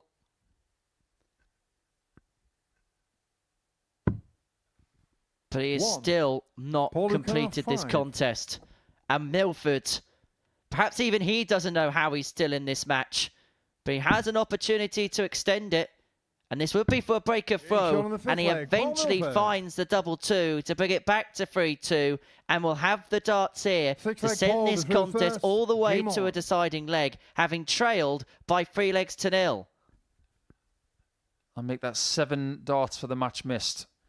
And shades of yesterday when he missed 9 96. to win a match and ended up losing 4-3. So if there has been a little bit of a weakness over the last 2 or 3 days, 60. it's been that maybe he's not getting rid of people as soon as he could. But as long as he remains resolute, it won't be a long-term problem. Is that purely down to lack of 100. match reps? Not necessarily. It's down to lack of being under winning game pressure. Because it's a 85. very different feeling to just winning a leg.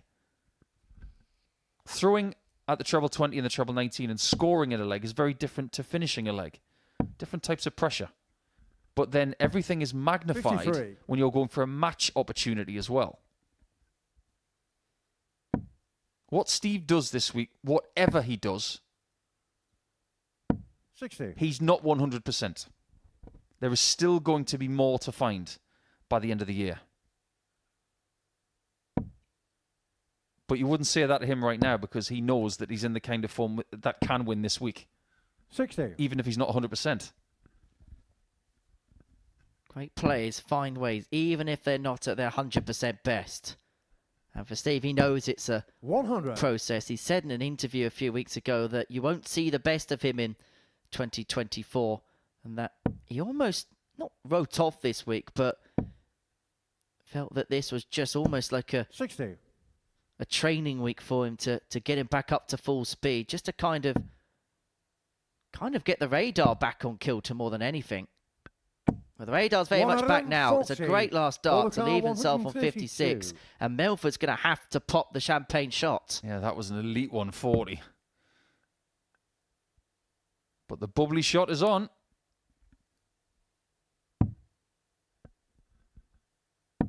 $64. Can West get it done this time? He doesn't want any more faffing.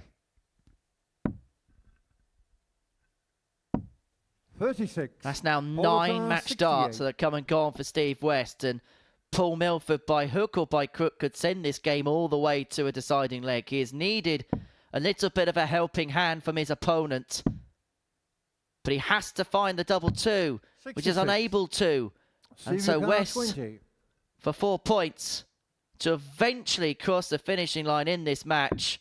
He eventually finds that match-winning double on double 10 to get the better Paul Milford by 4 legs to 2, for whom it's back-to-back 4-2 defeats to start his Super Series campaign. Well, the first 3 legs was Steve West at his best. It slowed down a little bit more towards the finishing line, hampered by 9 missed match darts. But with match dart number 10, he gets over the line by 4 legs to 2. He gets the better of Paul Milford. Coming up after the break, we're going to watch Barry Copeland up against Carl Sneed. Welcome to the party in Portsmouth here at the Modus Live Lounge. They've both got the talent where they can just reel off leg after leg and dish out a heavy defeat. What a way to start the day. We're up and running here on Champions Week with a maximum. Well, what a way to finish. A 12-dart leg. Beautiful check out there from Cam Crabtree. Only needs the one. Shot on the second leg. Darius What were you saying about efficiency? Shot on the third leg. Is that the moment that Reece Robinson comes alive in this crucial clash? Looks like he's going to go for it. And it is right next to his favourite double top. And he gets the job done at the earliest possibility. That is Cam Crabtree through. Case not so. Harrison gets the all-important win. Game shot on the second leg. Darius Labanowski. Game shot. Well, Smith, is it a 9?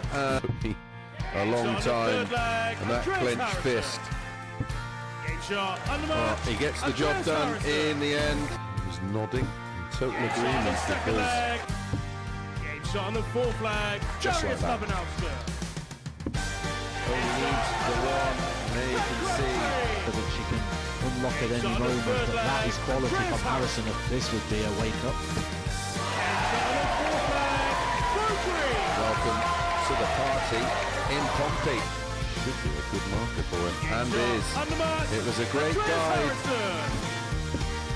Shot on the first leg. Andreas It's a Harrison. breaker throw for Andreas Harrison. Shot on the second leg. Consecutive breaker throw. Double 16 is found. And he does lead. It's not an 11, but it's a beautiful 12, treble 17, which he gets. Bullseye for the win. Absolutely incredible by Andreas Harrison. He's Andreas Dirty Harrison.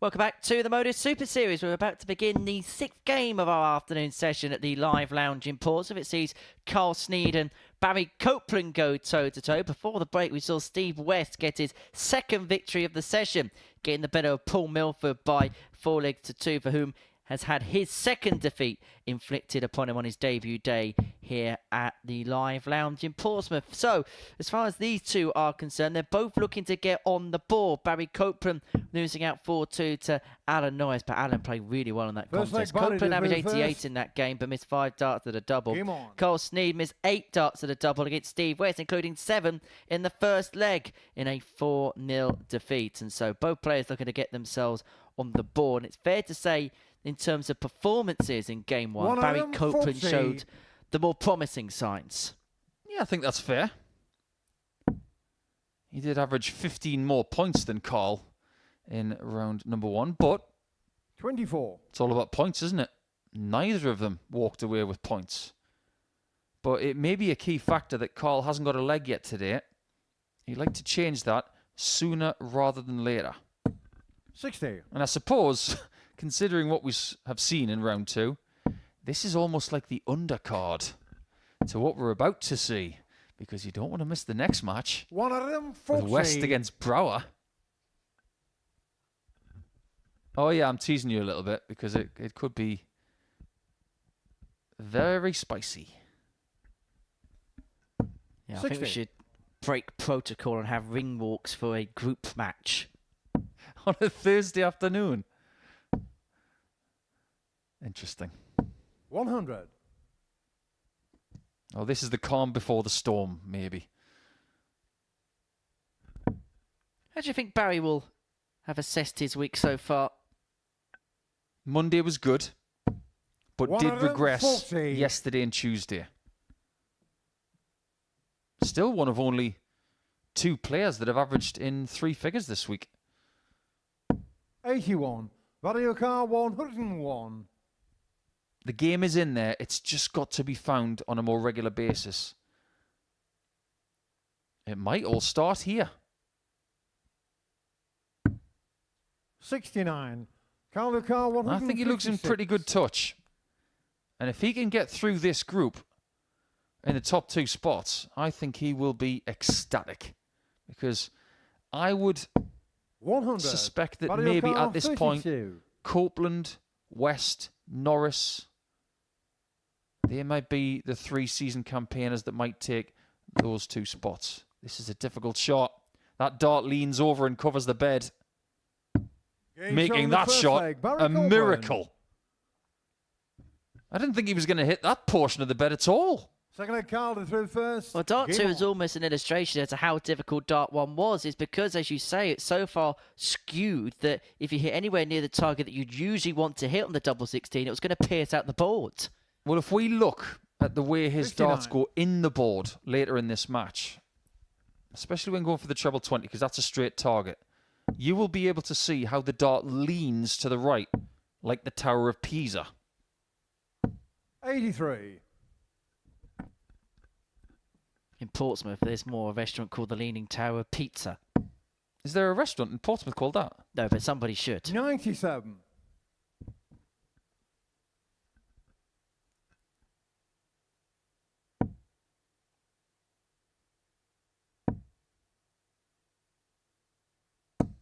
$100. We were talking last week about Barry coming in this week, saying that he is a very spirited character. It's almost as if he's been overshadowed by other parties taking that away. And I don't think we should forget that Barry is a very motivated individual. 140. But don't forget about Bomber in this game. And not the first Bomber to play here. We've had Steve 43. Brown. He's called Bomber as well. But I love that plane on the back of that Carl shirt. It's got a 180 on it.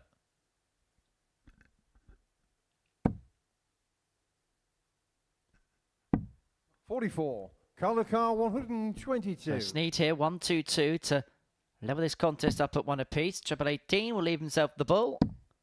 But the ball is not what he's going to get. And so Copeland will come back for 1-3-4 to double his lead. But from Dart 1, 24. Sneed's made a bit of a mess of it. Value car He's 134. going to need a treble upon his return to leave a double. And it will be a return for Sneed to win leg 2. 44. Colour car 98. You could say that Sneed has a need for double 12. Game shot on the second leg. Car Sneed. This is like that scene in The Big Bang Theory, isn't it? Third leg battery to through first. Game on. Got it, got it, got it, got it, got it, got it. Sneed it! And he got the 98 checkout as well. And it's his first leg of the day, so now he's got something to build on. 140. You mentioned Barry Copeland being understated, but that just feels like the story of his career. He's done some really good stuff. Made that World Masters final 100. when he lost out to Wesley Plaisir. And I don't feel like it gets talked up or talked about as much as perhaps that achievement should. Okay, let's play a game. I know this is not a scene from War Games with Matthew Broderick, 140. which is an awful movie, by the way. If you were going to compare Barry to any other player, 140. who would it be based on what he's done right now? Because I've got a cracking example.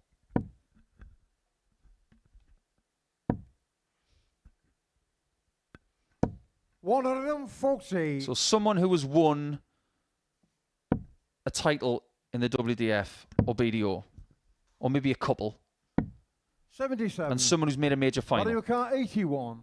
Who would you compare him to in that regard? It could be very much a Martin Phillips feel towards Barry as he looks for a 12, double 16, Game shot on the superb third for leg, Barry Copeland. And that's Copeland. why he made that final in Devonte Wever Assen 2 years Fourth leg ago. Calder through first. Game on. By the way, may I say that comparing him to Martin Phillips is one heck of a compliment. So that's your answer, Martin Phillips. 43. Right, I'm going to compare Barry Copeland to Goran Klemmer. Do you remember Goran from Sweden? Made the World Masters final. Lost to Barneveld. You speak to anybody in Sweden, 100. and with the exception of possibly Stefan Lord or Magnus Karras, there's a lot of people who genuinely think that one of the 60. best Swedish players of all time is Goran Klemmer. And he's largely forgotten as well. But you shouldn't forget players that have made major finals. And this is my next point as well. Goran Klemmer didn't really play 140. much after that. Barry Copeland is still playing because he doesn't want to be known as just a finalist of the World Masters. 83. He wants more. And that I admire. Well, if we're going to play the Swedish GOAT card, how far away is Andreas Harrison going to be by the end of his career? Still got a long way to go. 100. Karras, top tier. Stefan Lord, top tier. Harrison, next tier. But still got opportunities. 99. Mario Kart Could be. 161. The world champion at the late, so could be the global champion here at the end of the year. Andreas already a series champion here, which will go a long way in the modern amateur game to preserving a status 90. as a top player. And Copeland with a top performance here, averaging 97 on the cusp of a 3-1 lead. Sneed, you felt 123. needed Mario the Kart maximum with that 71. visit.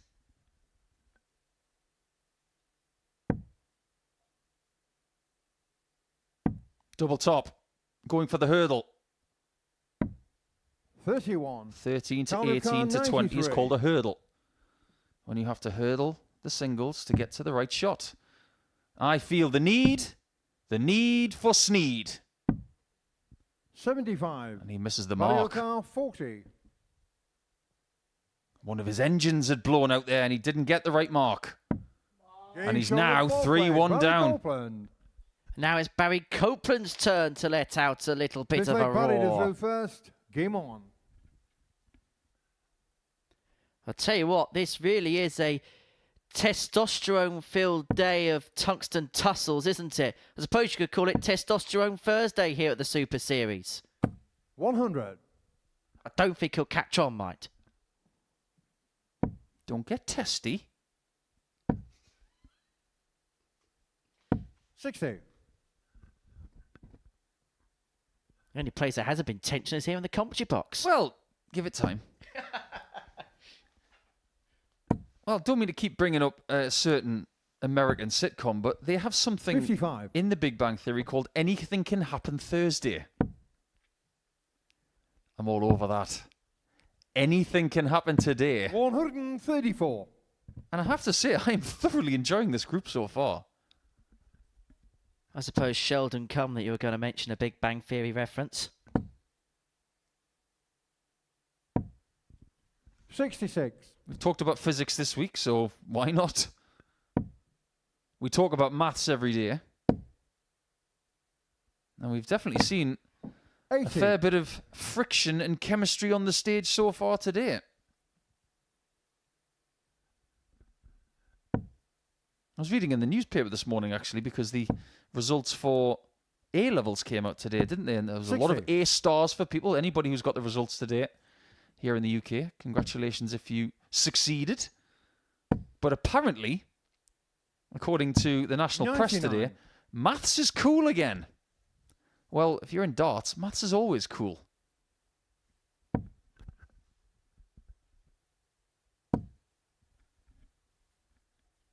You won't find better subtractors than dart players. 83. They know their addition Calvin Carr 128. and their multiplication as well. But the equation here is 60 in bull. Which is quite ironic because the story of today has been all about division between the 50. players on the Calvin stage. Carr 137. Well completed there, Henry. Speaking of completion, he's going to have to rely on Sneed 97. not Calvin getting Carr, treble 78. 18 and double 12 again. Very interesting that Copeland has deviated between either going treble 20, double 10 or tops on an 80 shot.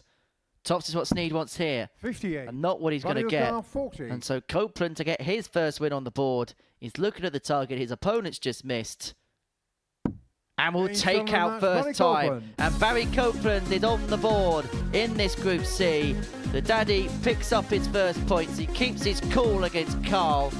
And he is now very much in proceedings.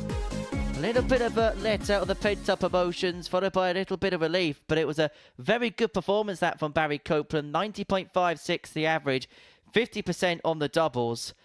Well, I wouldn't miss this next game because I think this is going to be a little bit box office.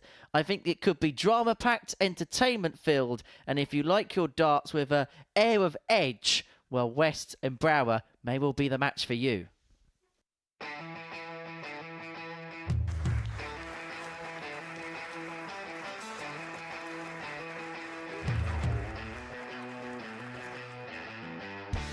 Hang on a minute. Wow! Oh my God! Well, that's 100 quid down the drain already. Itching to hit the 180. He's gone for the maximum.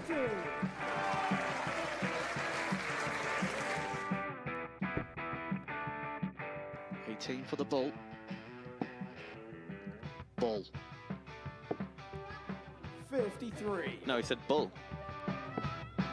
That's a great first out from Adam. Oh, look at this. He's going to leave Scape. Oh, can you believe it? That is unbelievable.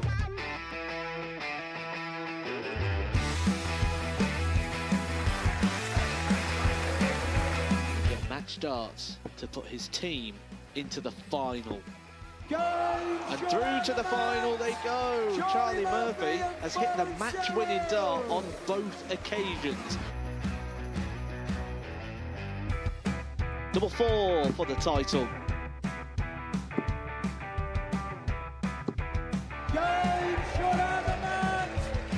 Please show your appreciation for the winner of the Influencer Pairs event, George Scaife and Adam Lipscomb.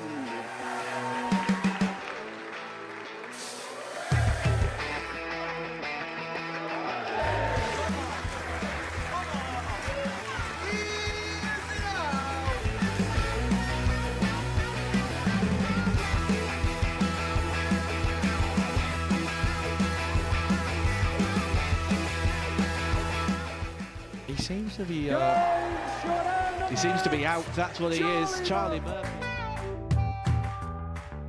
A couple more visits yet. We're not going to need that. Bosh. Pie face is through. He gets And there he's in the end. absolutely buzzing. It was a game that pie face dominated throughout.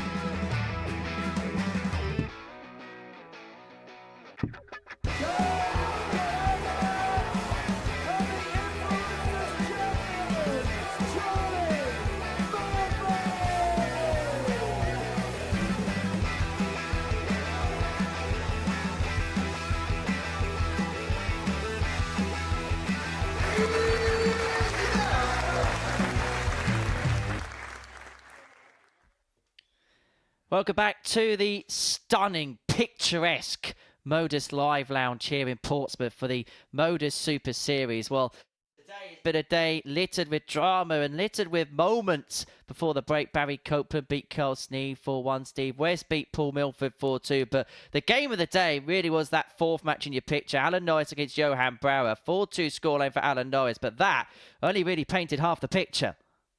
Ear defenders at the ready, because Brouwer wants double 16 to square up at 2-2. He's giving her a good old stare down, isn't he? I don't think Alan's too pleased in the background mind. Game shown the fourth leg. Johan Brouwer. Give it some. Norris not even looking and acknowledging the fist bump from Johan. This is boiling over. It's been a bit ill-tempered.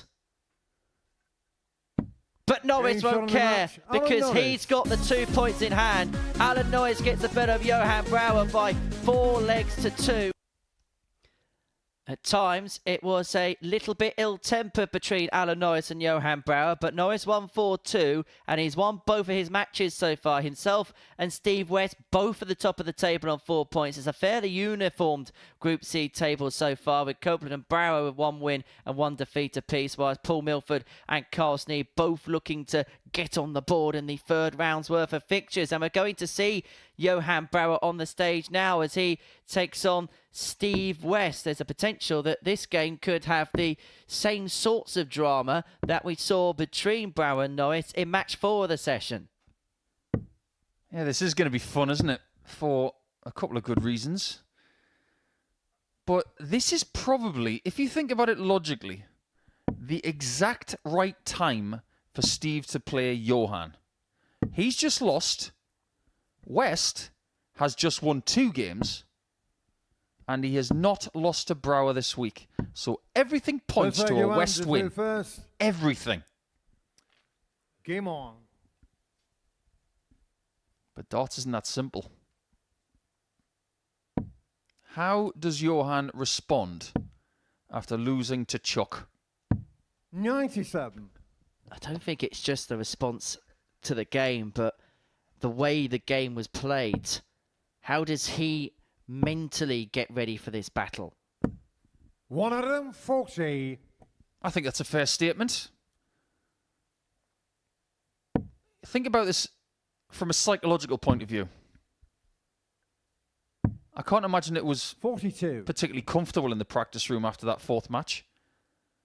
This is probably the best place for Johan to be right now. However, he's playing someone on the 28. stage who is regarded as the best player here today in the afternoon session, and could be regarded as the best player here this week, potentially. 60. This is not a good time for Johan to play West, but if he can succeed, what does that tell us about him? Time will tell. I also wonder whether there's a possibility, I don't think 85. Steve will fall into this trap, but maybe towards the latter end of the day where there's a possibility people are expecting Johan to do what he's been doing in the first couple of games, and because of that, they play the match in a different way, and because of it, 78. they're almost playing within themselves because they're expecting something to come back at them. This is the time where you play your own game. Once again, Norris played that 4th game brilliantly. He was the better player. He did not get involved in anything on the stage that could have boiled over. And that's what West must do. 140. He must try and beat Johan on the board. And look at the smile. He knows it's coming. But if he keeps his cool and he's giving a little bit back there. I don't know whether Johan liked it or not, but look at how he's eyeing up this 84. Double 12. If this goes, expect a celebration. Double 6. 78. Steve Ducat, 84. A matter of a week ago, we had Marvin Van Velsen against Conan Whitehead. Getting shot on the first And leg. there we Steve go. West. He's not going to be shying away from it. At least. Second leg, Steve Oh, and Ducat. he's Game left on. him hanging for about 10 seconds. He's losing friends out there. Well, this is not a tickling contest, Johan. This is darts. 44. I think we're going to have some fun in this contest, folks. And Steve is one of those old school campaigners. I think he's just going to play along with this and almost string Johan 26. along like a yo-yo. Might want to set your alarms for tomorrow. Game 17. Brouwer against Norris. 100. But is that a sign? And I'm trying to look at all of this objectively. Is that a sign that Steve West is enjoying this? He has won 2 games. The pressure's off a little bit. 57. But he's got to keep his foot down. If he wants to be here on Saturday for a 6th consecutive time in qualifying weeks, 55. he must not get distracted. Is it a case that maybe the best way to fight the fire is with fire itself? Sometimes yes, sometimes no. 100. Take it from someone who knows. I was going to say, not to throw you under a double-decker bus here, but you've been involved in games like this. 48. When it does start from one side, how hard is it to then temper, not get involved and dragged into that side of it? Depends on the person you are. If you've got a thick skin, you can just take it and move on. 42.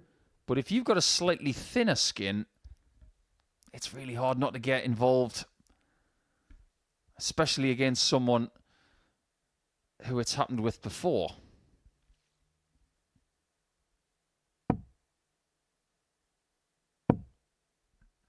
I can say hand on heart, 2 100.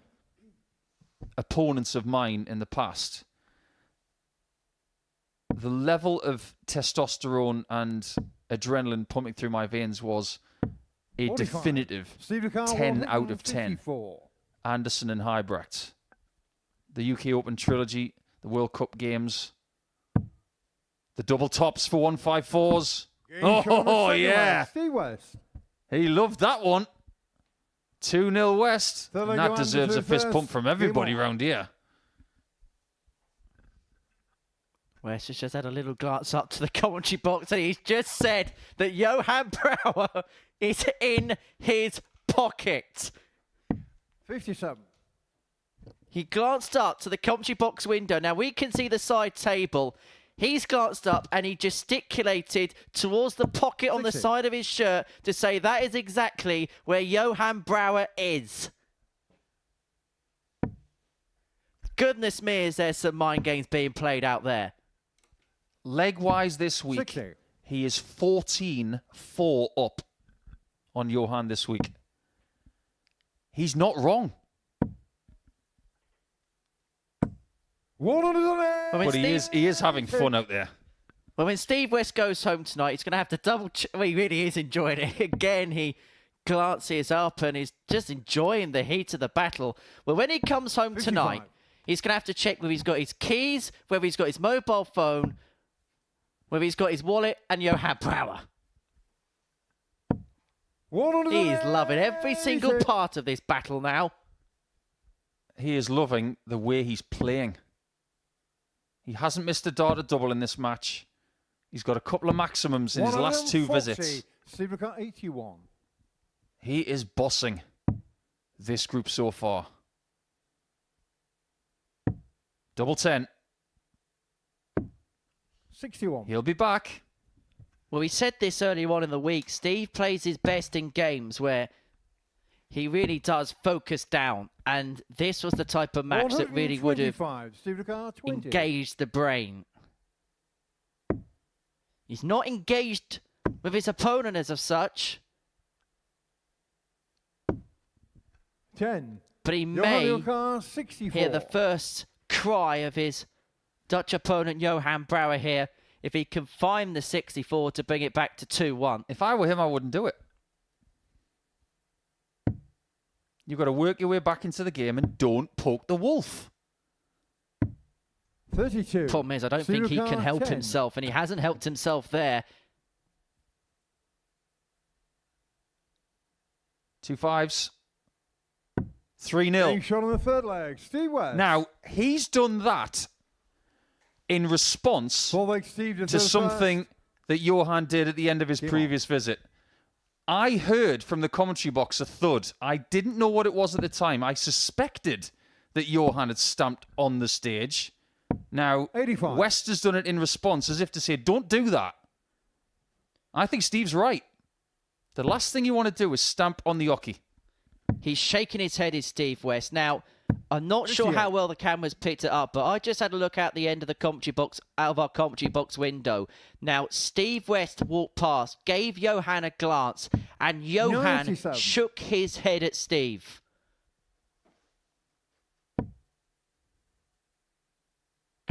I know he's motivated. I know he wants to play well.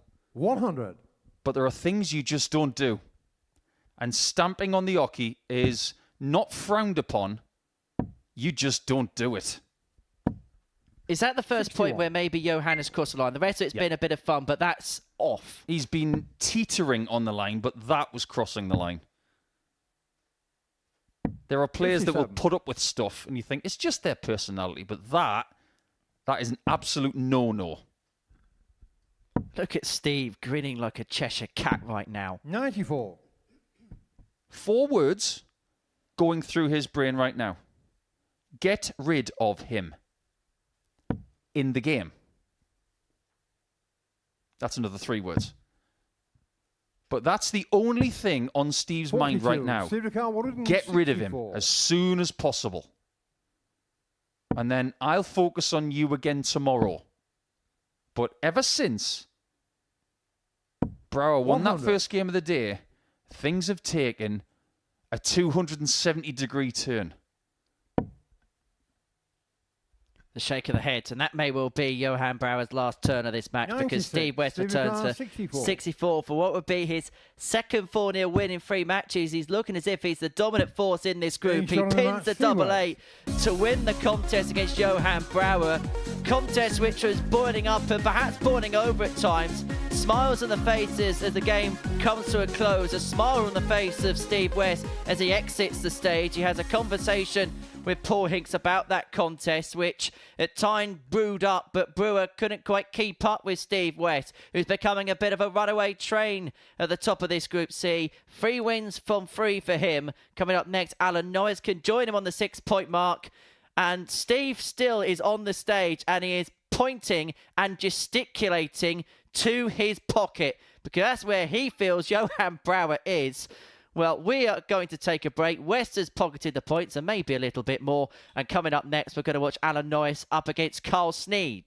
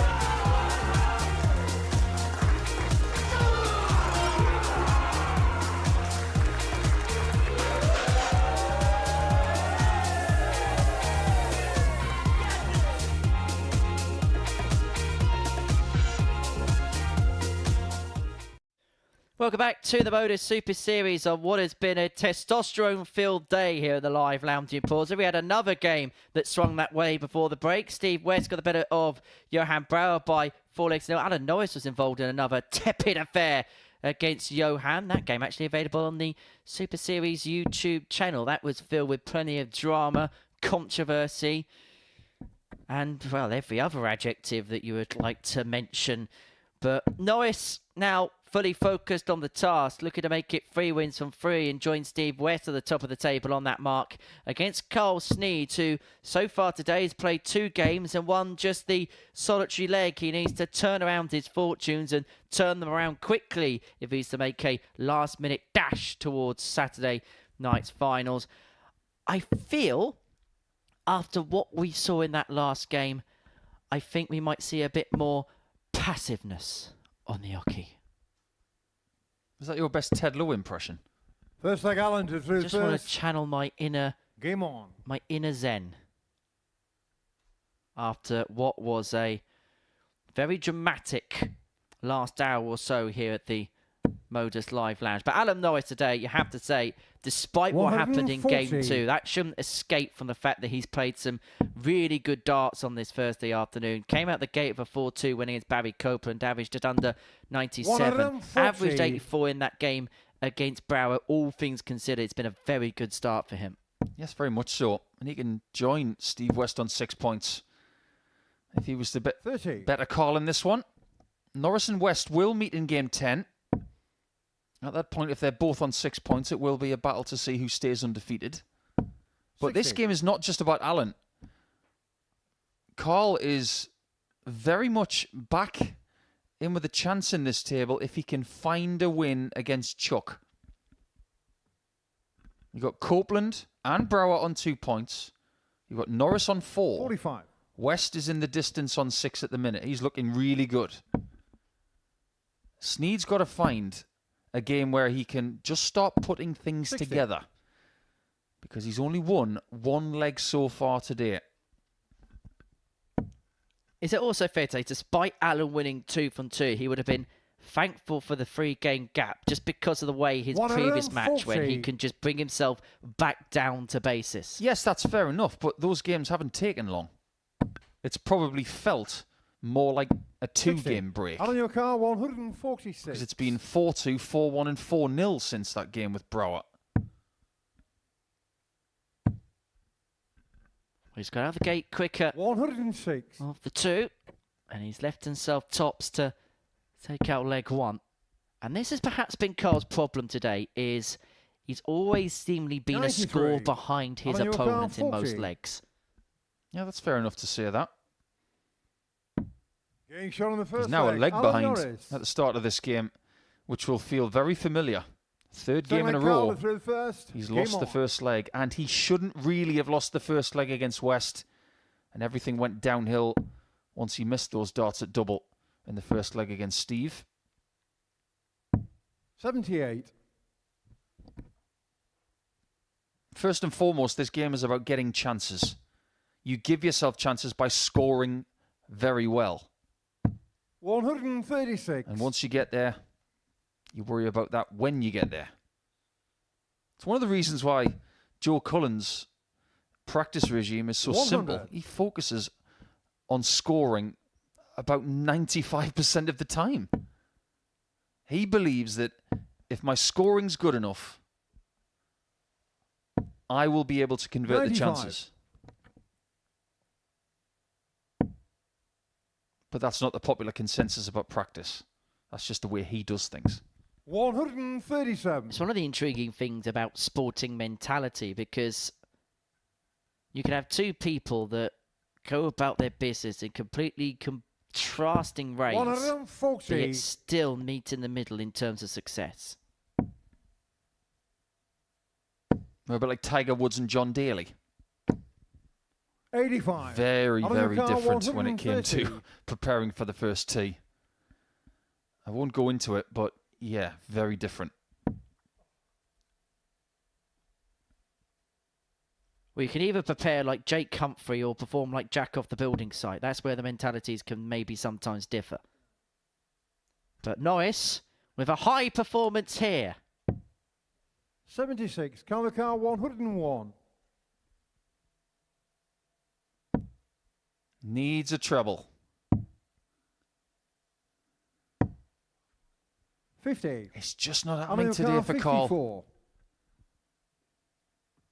He's in real danger if he doesn't get his act together that he's going to be put in the Super Series bin by the end of the day.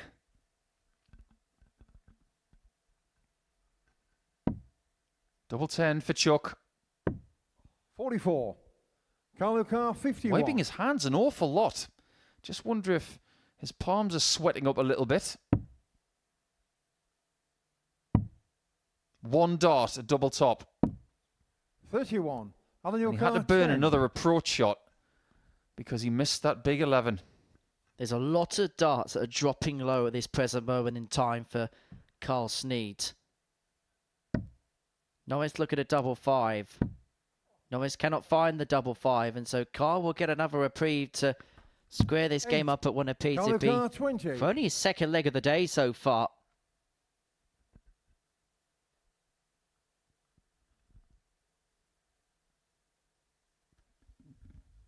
No mistake that time. Level at 1-1. He just needs something just to go his way, doesn't he, Carl Sneed? Third leg Alan deserves Just first. needs to almost Game on. find something that will let him settle into proceedings.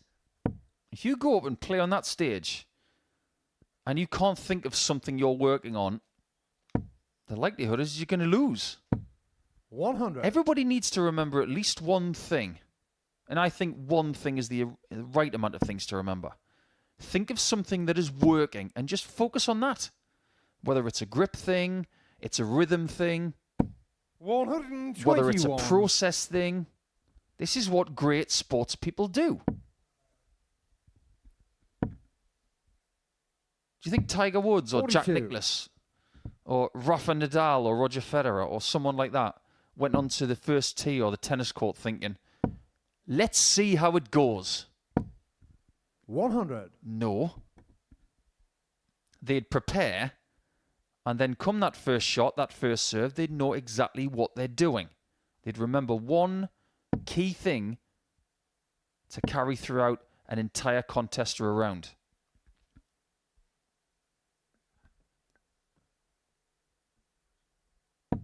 $100. Don't know what happened there, but it was interesting watching Norris when he went back to the table last time. That not just was he using the towel just to dry his hands, but he changed the darts, and before he picked the darts up in his hands, he dried the 41. new set of darts with the same towel. Just trying to dry things off. And he may be coming up dry on this visit. 99. Big save with the last dart.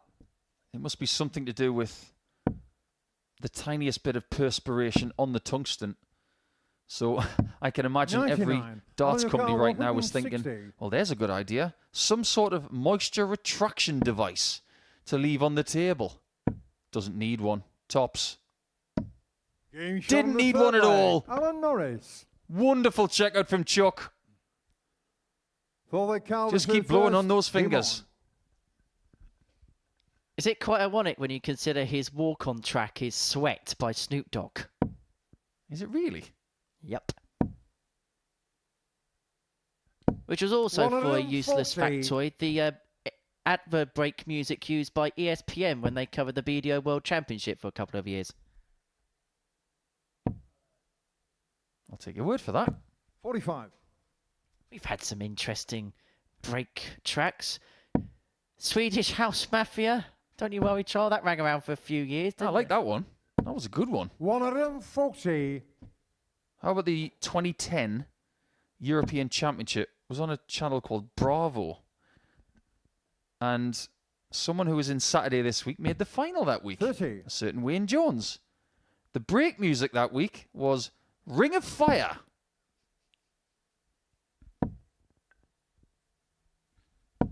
$140. Well, there's the drying technique of Alan Norris. A Ring of Fire was by Johnny Cash. And in a couple of days, somebody's going to cash in here. 140. Well, this so Carlo far is 81. Carl Sneed's best leg of the day. leaving 81 after 9 to potentially level this game up at 2 apiece. He's going to get a couple of visits to do so. 41. And he's going to leave himself on tops after 12. Much improved from the Bomber.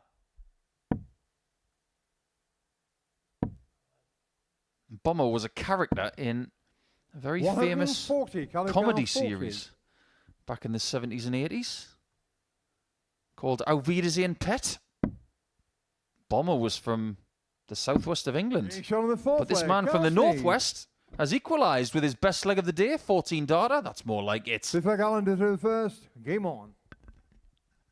Well, that's interesting because both players have got similar types of towels, and Carl's decided to put his on the speaker, which I probably shouldn't say too 100. loud because we'll have health and safety running here very, very quickly. Get the play shut down. 59. Now, Henry.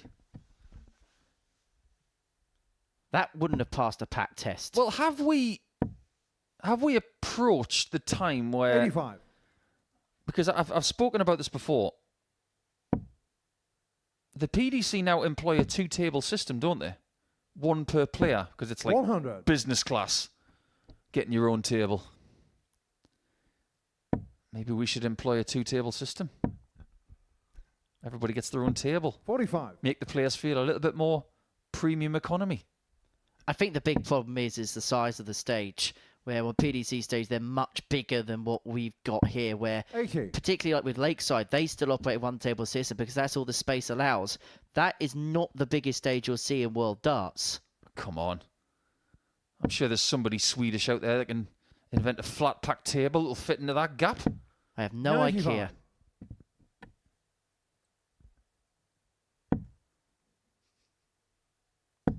On that note, what about wishing 92. 3 great players a happy birthday today?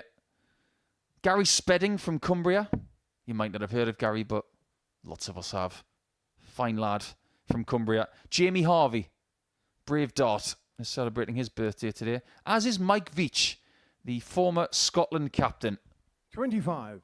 Winner of multiple 170. BDO titles in the past. And many happy returns to Vici.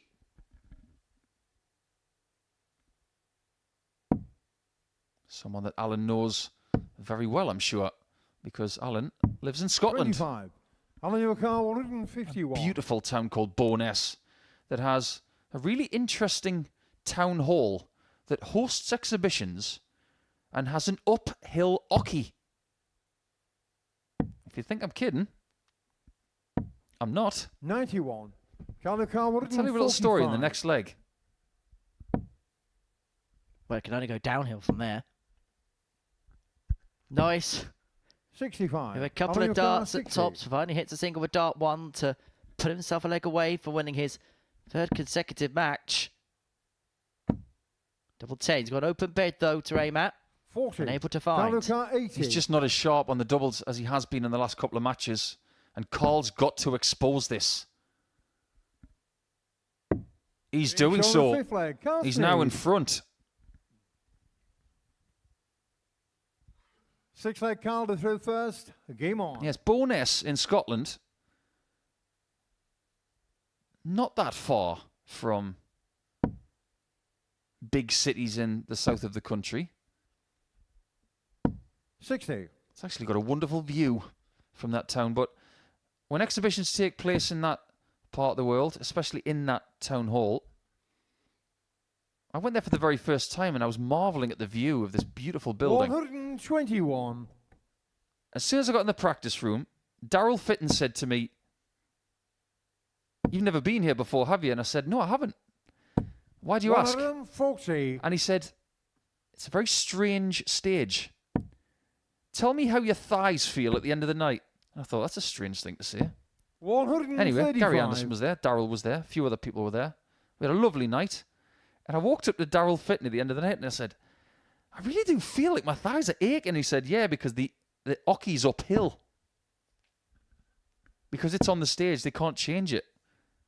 And he was right. I went there the following year to do the gig again and looked at it with fresh eyes, and it was a very uphill hockey. Portsmouth Guildhall's a little bit like that, isn't it? I don't know whether you've played 100. there before. Counter Just the car once. 161. Not for very long. Bit like some other venues then. Thanks for that. Thanks for this. 128. That was his first match dart for the week. 145. And that would have been something. A game that involved a 160 and a 161. But 33 points will 57. seal Carlo the Carr, first 33. 2 points in Group C for Carl. And it would condemn Alan Norris to his first defeat. It will congeal the table up a little bit more. Double 10. Getting shot on the match, It's found Chelsea. for Carl Sneed as he picks up his first win of his Group C campaign. He beats the previously undefeated Alan Norris by 4 legs to 2, who at times was just struggling a little bit with grip in the hot conditions, but Carl Sneed was the one who kept his cool to cross the finishing line. 88.66 the average, 4 from 7 on his doubles. He beats Alan Norris 4-2. Coming up after the break, we're going to watch Paul Milford in action as he takes on Barry Copeland.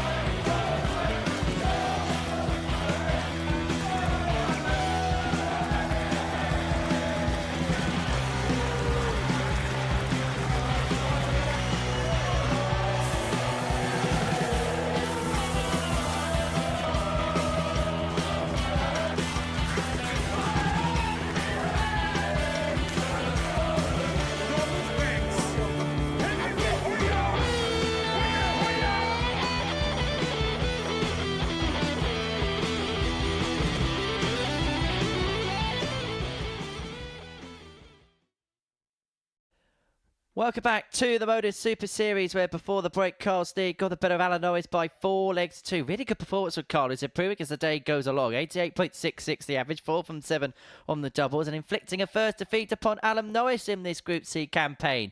And so into the final match in our third round of fixtures on this Thursday afternoon, and it sees Barry Copeland and Paul Milford go toe-to-toe. Milford, who was the bookie's second favourite to get through to Saturday night before dart was thrown, has lost both his opening matches by a 4-2 scoreline. He takes on Barry Copeland, who has won 1, lost 1 so far today. But that defeat for Norris before the break has just opened the table up a little bit. It's allowed Steve West a bit of breathing space and a bit of breathing room at the top of it. But below it, First leg, Paul, things could get very interesting if Paul Milford could win this match. Game on. I'm glad that you mentioned West and Norris, because they're going to play each other next. That's going to start round 4. 96. But if Milford is going to get inundated with games that he's going to lose 4-2, that is not good for the complexion of this group for him. If he can pick up 2 points against Copeland, though, 60. very much game on. He's still the only player not to get a win so far today, now that Carl Sneed's got one. 100. But let's say that he beats Copeland 4-2, for example. He'll be on 2 points. His leg difference will be -2. That is something you can work with. 100. But if you've got 0 points after 3 rounds, you're already staring down the barrel of not having enough games left to get through this group. Got to get cracking now. 174. Good timing. And it is a cracking start for Milford. And if he does lose this, the Matthew Edgar School of Three will begin to kick into play for Milford. But he's kicking into gear quite nicely in this 43. contest. And Copeland hasn't been able to really follow up in leg one. So he has got time and space to get his first leg on the board in this contest. He could do it with a 1-3-1. Double 10 doesn't go. We got a little glimpse there of just what his address position looks like. It's actually very high. Elbows quite high. Darts quite high. The forward position is For the car, 20. very pronounced. Not a great deal of drawback on the dart from both players. It's all about pushing it forward. And Game moving shown the forward first is leg Milford. for Milford. Second leg batted through first. Game on. Is it fair to say Paul Milford's one of those players that we've heard a lot of without maybe seeing a lot of? Yeah, I guess so. 100. Don't get me wrong, we've got a lot of time to talk throughout a Super Series week or a series. And we can speculate who could possibly come here, 60. who could qualify, who will come back. And Paul's name has come up. Barry's name has come up. But when you get here, 140. the talk stops. You got to go up there and do it.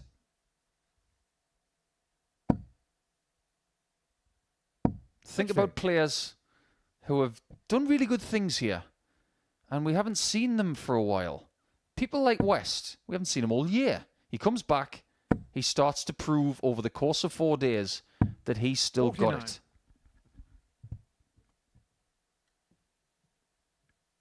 Who have we not seen in a while that we'd like to ask that question of again? 55. Chris Mason? What do you mean he's here next week? Yeah, but he's sitting in one of the chairs.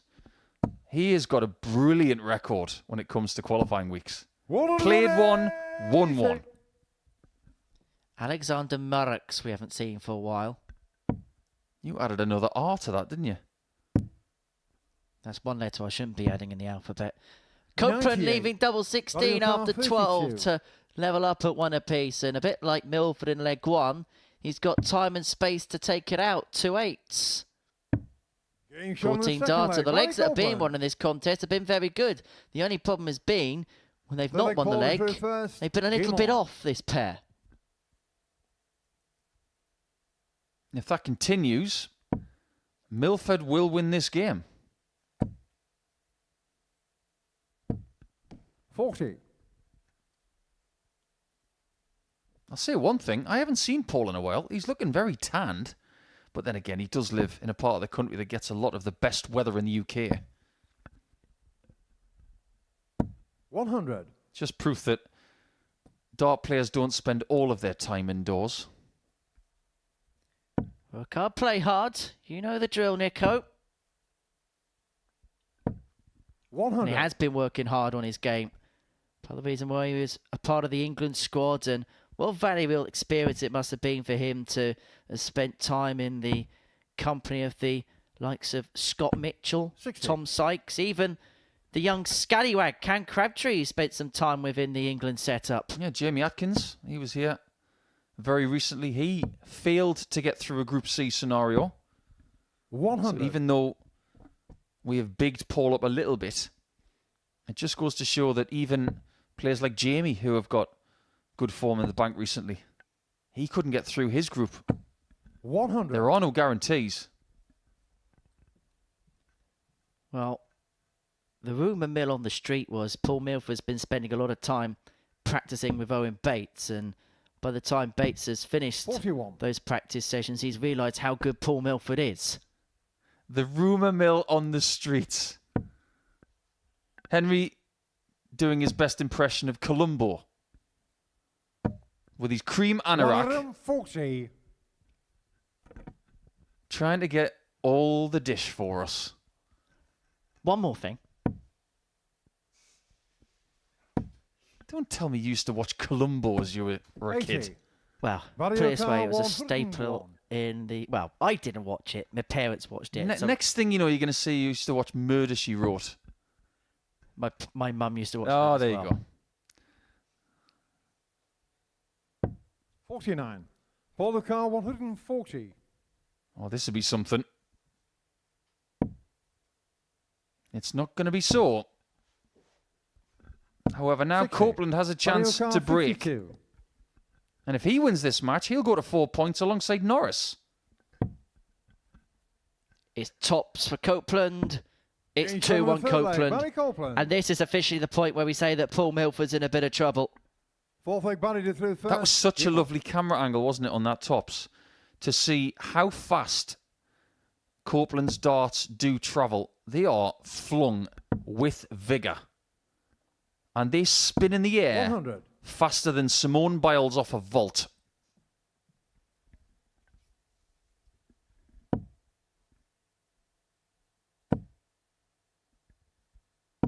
$60. And usually landing in the right place as well. Look at this. Look at the darts kinking to the right-hand side. Meaning that if he hits the small 20, he can still find that 60 to the left.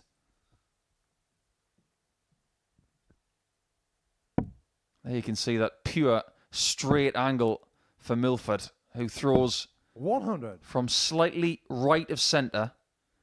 And he's obviously left-handed, left-eye dominant, and trying to throw directly down the line of his eye. Whereas this throw here 140. is just a bit more vicious. And Barry Copeland is playing some more vicious darts. He averaged 90.5 in his last game against Carl Sneed. He's averaging around that here. His doubling's been good, 2 from 3. 100. He's beginning to really come up to the boil in the middle portion of this Thursday afternoon session. He's just beginning to make a bit of a move in this group. He's making a move in this match. 129. He needs himself on 72 to move 2 clear with 3 left to play. He's been playing some really good stuff over the last couple of legs, hasn't he? Average is only going one way, and that's up.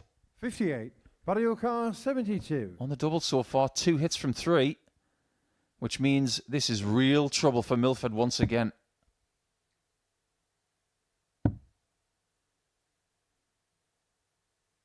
Laser-like focus and a laser-like shot. 3-1 Copeland, and this is the good version of Barry that we've seen this week. Barry will be as happy as Larry with this performance thus far. As for Milford, well, he's in the mill, isn't he? He's in the mire. But he fires in a max at the beginning of leg 5. Leg on throw to keep himself in the contest.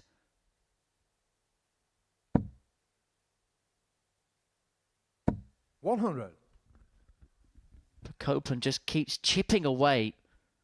That's his 7th one treble score in this contest. Have you ever looked into 82. the meaning of happy as Larry as a saying? I've just looked into it. The question being, why do we say as happy as Larry?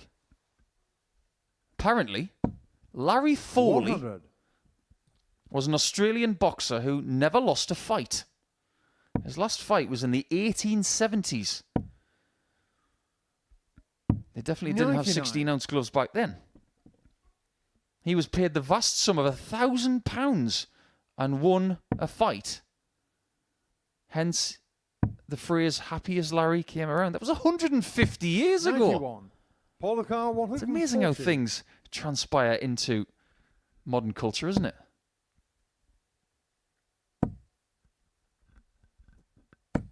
$60. Couldn't find a way through with dart 2 or 3 after the first one drew below the treble bed. Just looking a little bit hot and bothered up there is Paul. It's a warm day. Copeland, of course, has been here for 3 days. 80. And this is to save the match. And the way that Copeland is finishing, he Getting did shown exactly the the right Paul thing. Milford. He didn't give him a shot. 6-leg Barry to through Is it going to be Game 4-2 again? Or can he turn things around? Maybe the key to success here is making sure that Barry does not get a shot at all. But it's not necessarily 140. in his hands. Well, Milford's posed the question by bringing it back to 3-2 because he's said to Barry Copeland, if you're 55. going to win this game, pal, you're going to have to serve it out in this leg.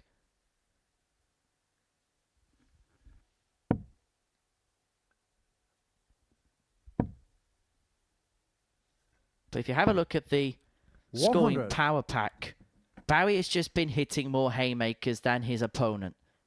Yeah, more 140s there. 97. And for me, that's more important than 180s. Because you're more likely to get 2 treble visits than 3. And if you can find a stack of them, they can do massive damage. 140.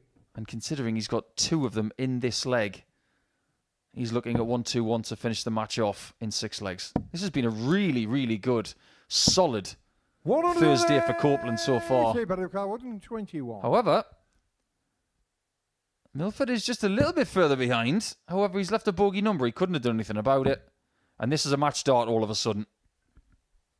Milford can't do anything Barry about Copeland. it because Copeland is charging up the league standings.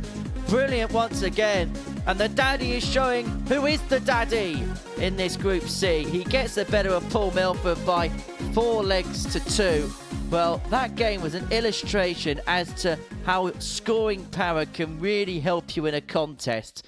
Barry Copeland in that match with 17 scores of a ton or more, and that was in comparison to just 9 of Paul Milford.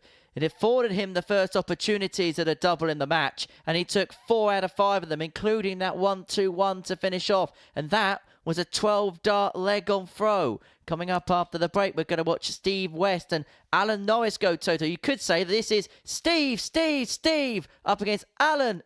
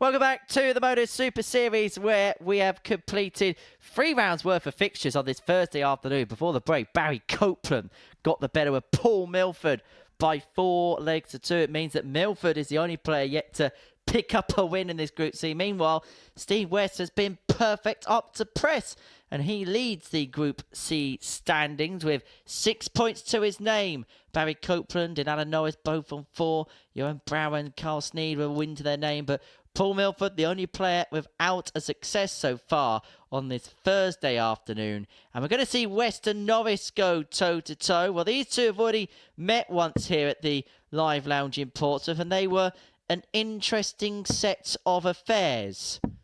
They became well accustomed to one another, is all I'm going to say about those particular matches. And there was some 170s in that game, if I remember rightly, from Messrs. West and Norris. So these two very much know one another from their years on the circuit, and they're going to go toe-to-toe once again here on the Super Series stage. West having won 3 from 3, Norris having won 2 from 3, 2 of the top 3 going toe-to-toe in our 10th game of the session. It's West that'll get us underway, looking to make it 4 from 4. 59. These two have met a few times, and you go all the way back to the 2009 78. Lakeside Championship. They met in the first round, and Norris won that 3-0. Norris would go on to lose to Waits in the next round. 125. That was a particularly interesting tournament, and this has been a very interesting day. 60.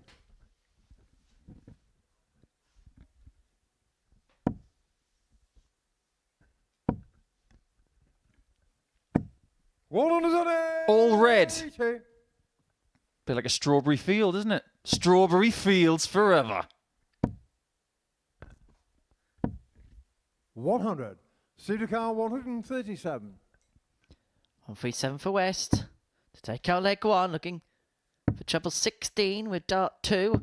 Now, I was thinking whether Steve was going to go tops after dart 1, but he's left that target after 12 anyway. I thought he was going to go for 2 single 20s, to be honest, and just lay up for tops. 83. Pseudocar 40. Well, Obla D, Obla dies on tops anyway. Getting shot on the first leg. Well, it's all come together, hasn't it, for Steve West? He's found something on this Thursday afternoon, and a penny for the thoughts of Alan Norris, for whom his day started so well, but has not been able to conjure up anything in games 3 or 4. Just going to have to let it be, Nico. 100. Penny for his thoughts on Penny Lane, then. Well, one thing that Norris has got to do is get back into this 93. game.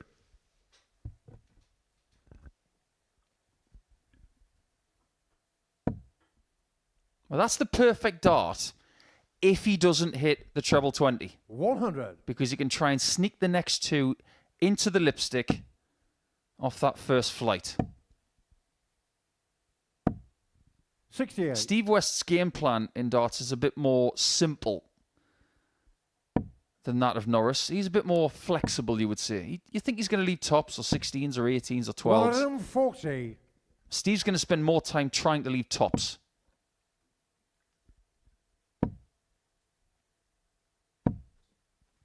$85. Alan Car 161. It's been 2 legs of compare and contrast for Steve West, and Norris has the opportunity to square up at 1-1, who, following the twist and shout type contest against Johan Brouwer in their second encounter of the day, 93. it's kind of gone a little bit quiet, but he could get himself back on level terms if he can pin this 68. 85. And Steve West is going to need a little bit of help from his opponent if he's to go 2-0 up.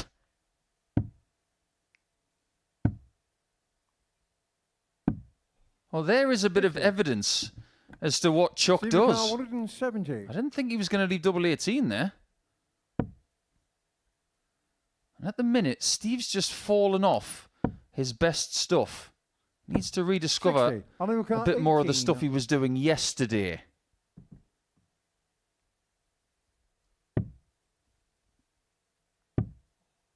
Well, he's got a chance now. 10. Steve Car 110. Hello, chance. Is it goodbye leg? Goodbye chance.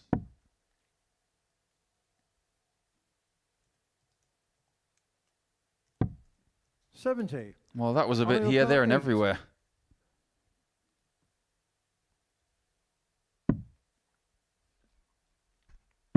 Double 4. Doesn't No go. shot. And if Steve Steve West Car takes this 40. out, it could be a long and winding road back into this match. Superb. the second leg, West Steve breaks. Tops is a friend again. It's 2-0. Being played in good spirit this Steve match. reserves Well, as you know, Henry, Game I'm on. not a big advocate for the old apology at the end of a leg, but right there, I think West knows that he shouldn't have had that chance.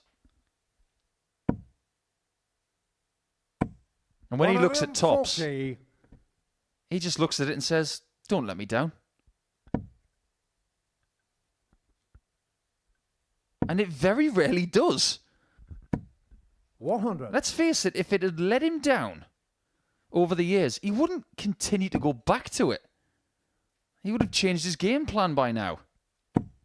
180. Oh, my word.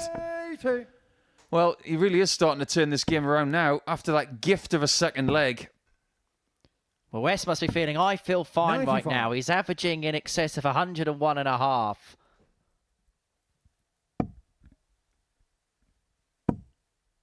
There is a chasm between the 59. averages right now.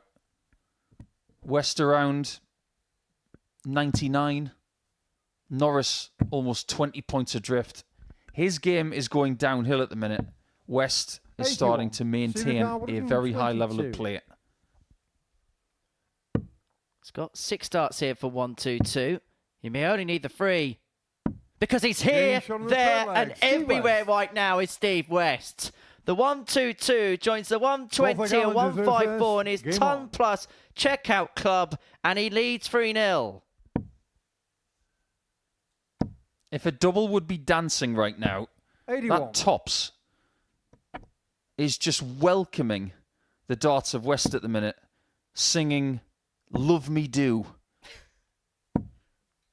100. Everything is going West's way today. Everything. He has barely lost a leg. 100.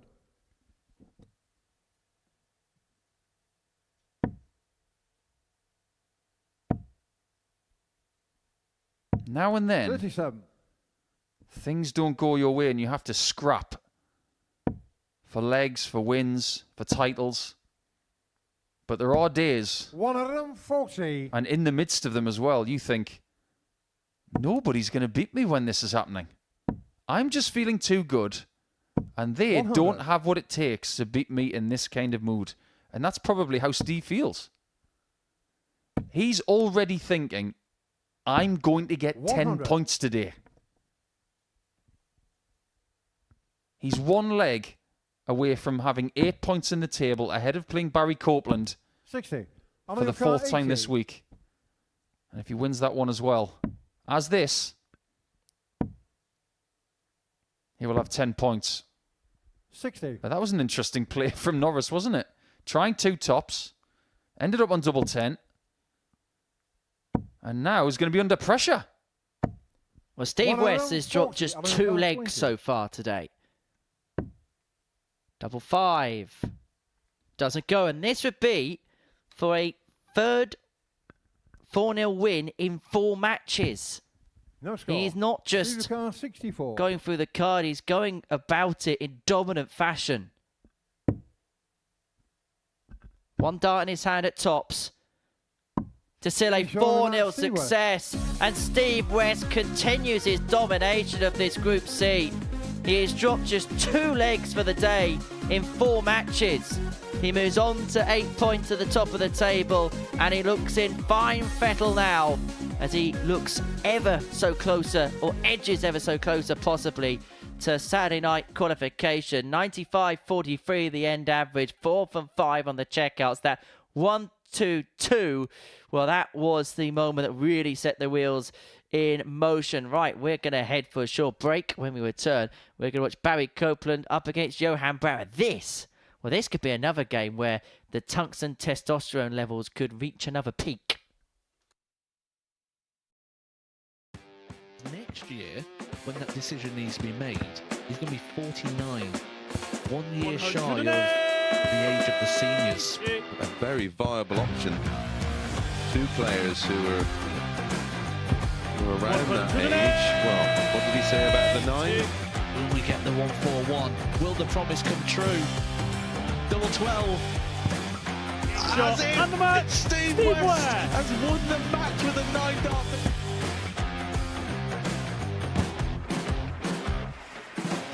Harrison has kicked off the last leg in perfect style. It's everything, really.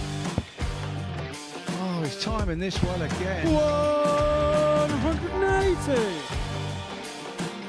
With a 9 darter, treble 19. Treble 15 leaves double 18. Franchise Harrison to win the game in perfect style. Hauled himself out of it. Yeah, it was something that Henry actually said in jest that I was quoted as saying Jared Cole is one of the most, sounds a bit fishy, blended on my grandpa Mark Salmon. Do you? On a 177 and a 180. He's on a potential 9 darter. Come on, Jared. Yes, you beauty! Nice and high, and Knox has now got the game back into his 100 own destination, and wow, the momentum is with him.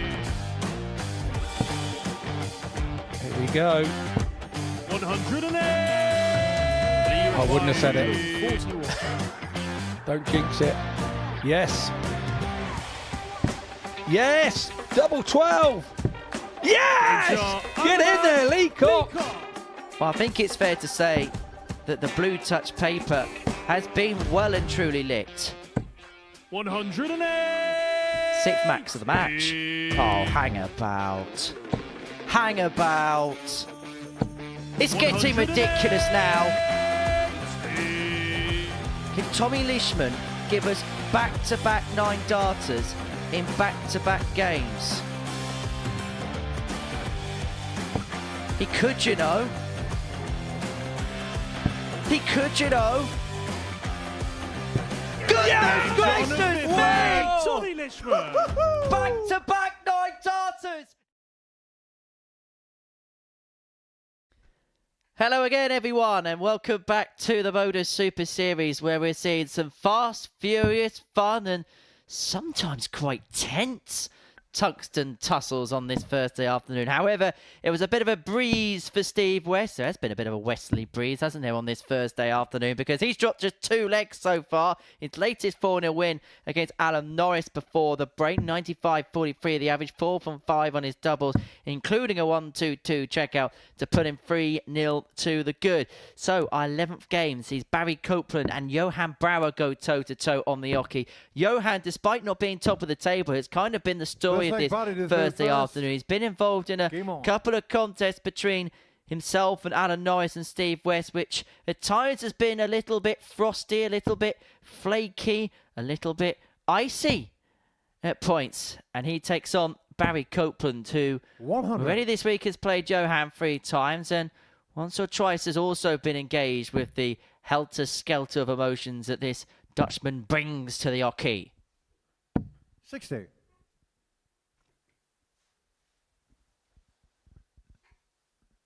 Things just seem to mount up for Johan today. He's now up against someone who has beaten him every day this week.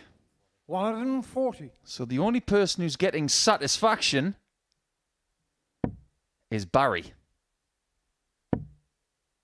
Those wins as well have never come in 7 legs.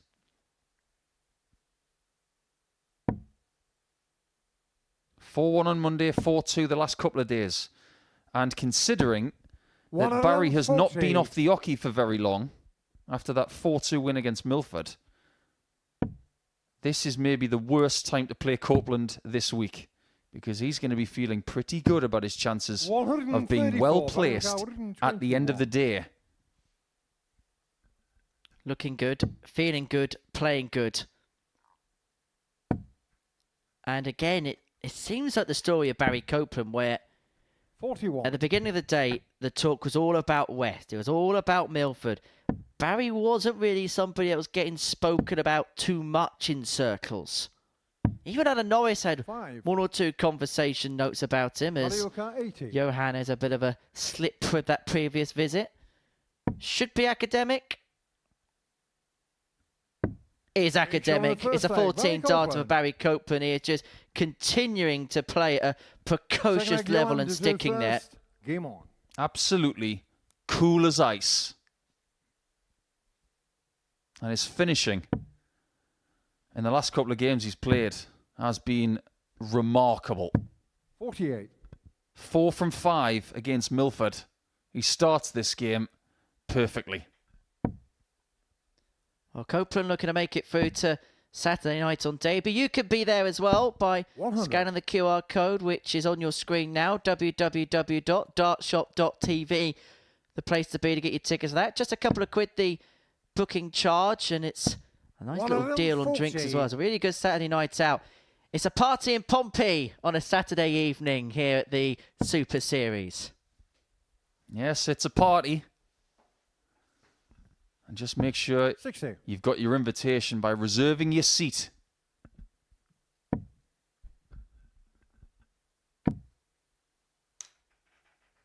And on London Road, 135. you tend to find there's a bit of live music on a Saturday night, but what we see here at the Live Lounge is bands out, darts in. And at the minute, 140. Copeland is getting more darts in the beds he wants than that of Johan, who is a bit shell-shocked after what has been a bit of an education this afternoon. 44. And what he's got to do in the early echelons of this game is get with it. Well, that QR code that you just seen, you may want to try and save to your phone, because that 130. might be handy Johan in the next couple of hours or so, as Brouwer returns for 134 to level this match up at 1 apiece. And goodness me, will you hear about it if this goes, but he cannot find the treble 14 with dart 2, which would have given him a dart at tops. Well, you can tell at the minute he's just 94. trying to Mario play Kart within himself. 71. At times today, he's been dancing on the hockey. He's going to be frowning in a second if Copeland hits 8s. 63. But he doesn't, Johan and Brouwer Kart gets 40. an ideal chance to get into this game. All day long, we've been hooked on everything we've seen and heard. Hook, line, and From the sinker. second leg, Johan Brouwer. 1-1. Well, there's the Brouwer celebration. Third leg body to through first. Now, Game on. I did mention... Well, there we go. There's another one. He's now having an argument with the speaker to the side of the stage. A la Richie Burnett. Mind 60. you, over in the UK, if you have an argument with Mr. Speaker, you usually find yourself in a bit of hot water. Yeah, you don't want to do that. Anyways, restored 93. order in this match. What have I told you about accents? Well, I mentioned keeping that QR code handy because 100. the Red Dragon Modus Super Series Influencer Darts Showdown is a few weeks away, September the 8th. The tickets will be heading on sale very soon. So if you keep 60. your eyes peeled to www.dartshop.tv, you may be able to get there in time for tickets to see the likes of Robert Thornton, Devon Peterson, John Henderson and Bradley Brooks up against some celebrity 84. stars of the internet. There will be more information as soon as tickets are released, and the word on the street is that you should be in quick because the tickets will sell very quickly. 140. Sunday, September the 8th is the date for your diary for that. And it is bound to be another intriguing day here at the Live Lounge. You're absolutely right, Henry, because tickets for that event, 97. they're going to go quickly. You want to be hot when it comes to getting those tickets. If you're too cold, 60. you're not going to be Mario here Kart on September 8th. 60.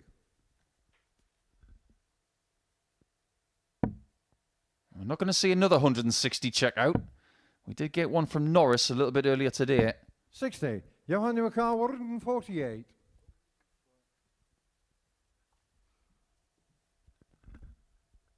Johan's just beginning to improve in this contest, and Barry might want to be careful as a result of that. Could do with a trouble here, mind. Finds it on the 18s. Newcar 100.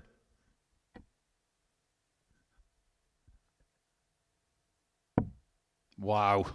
What a dart. What a lie. 80. Johan Newcar Saved his 54. worst dart for last. And Brouwer can pounce. Brouwer's improving in this contest and is just creeping up on Copeland, and he could move in front of him if he can find this tops. The target Copeland missed is the one that Brouwer finds. And look at what it means. You can hear what it means. You can see what it means. And you can see the perplexed look on the face of Barry Copeland. Is Copeland going to feel the wrath of Brouwer? He's been feeling the wrath 83. of the others the last couple of hours. But now it's time for Barry to go, go, go. 48. I don't know about you, Henry, but today has been anything but vanilla. If today was an ice cream, it is very much Rocky Road. Brouwer again celebrates a 140. Well, his games have been very much Ice Baby in terms of the frostiness of which some of them have been played in. The Modus Live Lounge was once a church, but how frosty today has been, you could have mistaken it for an igloo in the past. 41. Have you ever made one from fresh snow? An igloo. We used to do that as kids. We don't get snow in Portsmouth. All right. Calm down. We'll go full Johan Brouwer in a minute if you're not careful. You're absolutely right, because it gets a bit too salty around here, doesn't it? It makes the snow go away. 140. Oh, we're getting the old celebration for a 140 now. Don't run before you can fly, Johan. You're only 2-1 up. That was like the Jude Bellingham, wasn't it? I am him. 58. Johan Newcar 97.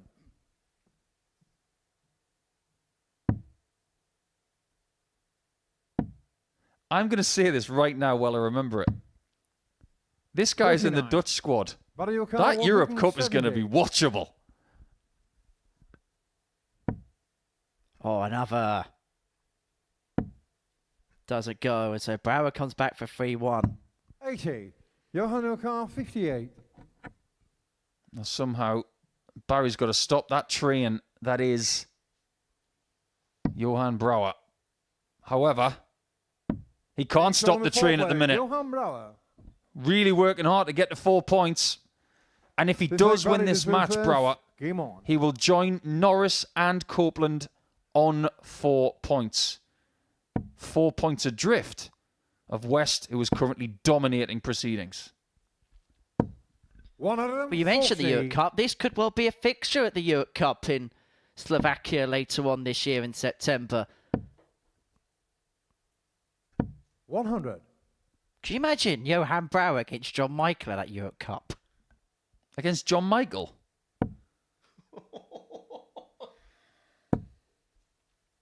Referee would need a safety helmet. 41.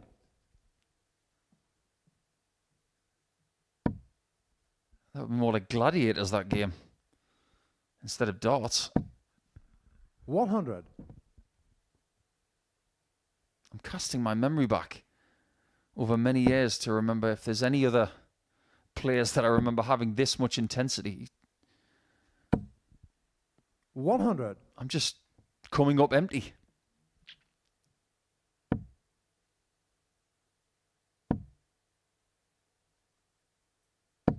It's really good. 40. Very good performance. It's been a very good game. Both are averaging over 90. It's the kind of standard that we do come to expect from the players when they're playing well. 100. And say what you like about Brouwer all day long, but this is a game where he's played well. And he has a match-winning opportunity. And this is good news for the rest of the group as well, because Norris on 4, Sneed on 2, keeps Milford in it, although he's going to have to win his last 2, you feel. There's a possibility that everything behind Steve West could be very, very tight going into tomorrow. This is to save the match. That's not a bad dart 1 for Barry. But he's unable to use it. And so Johan Brouwer is looking to put this game into room 101.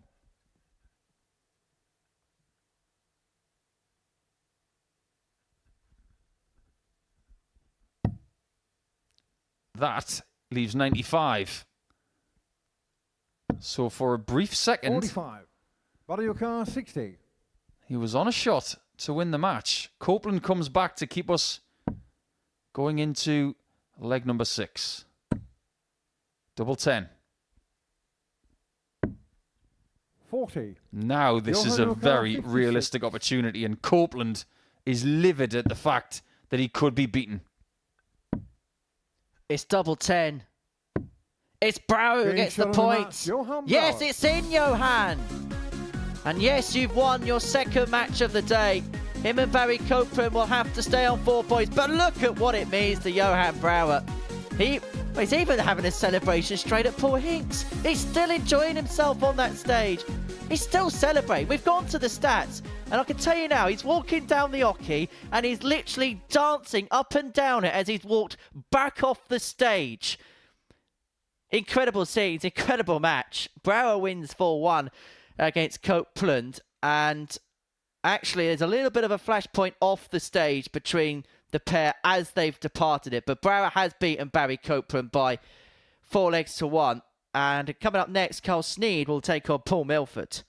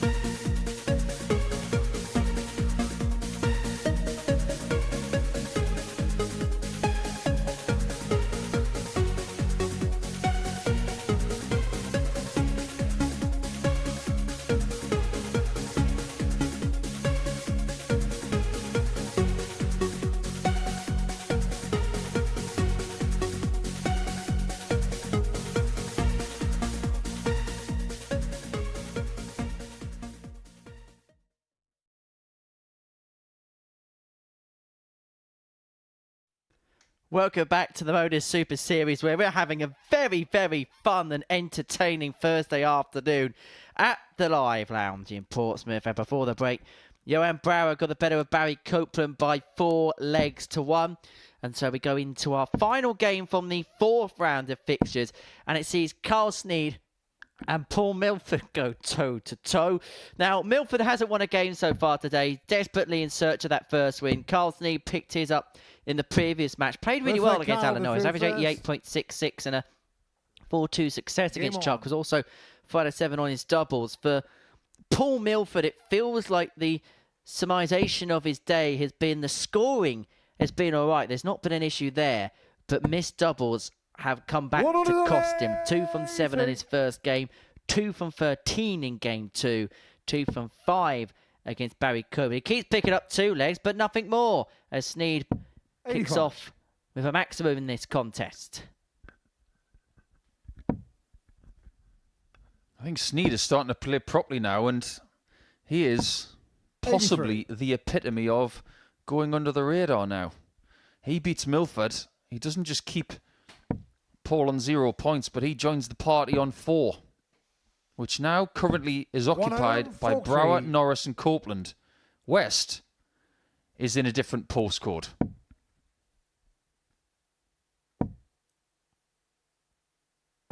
$60.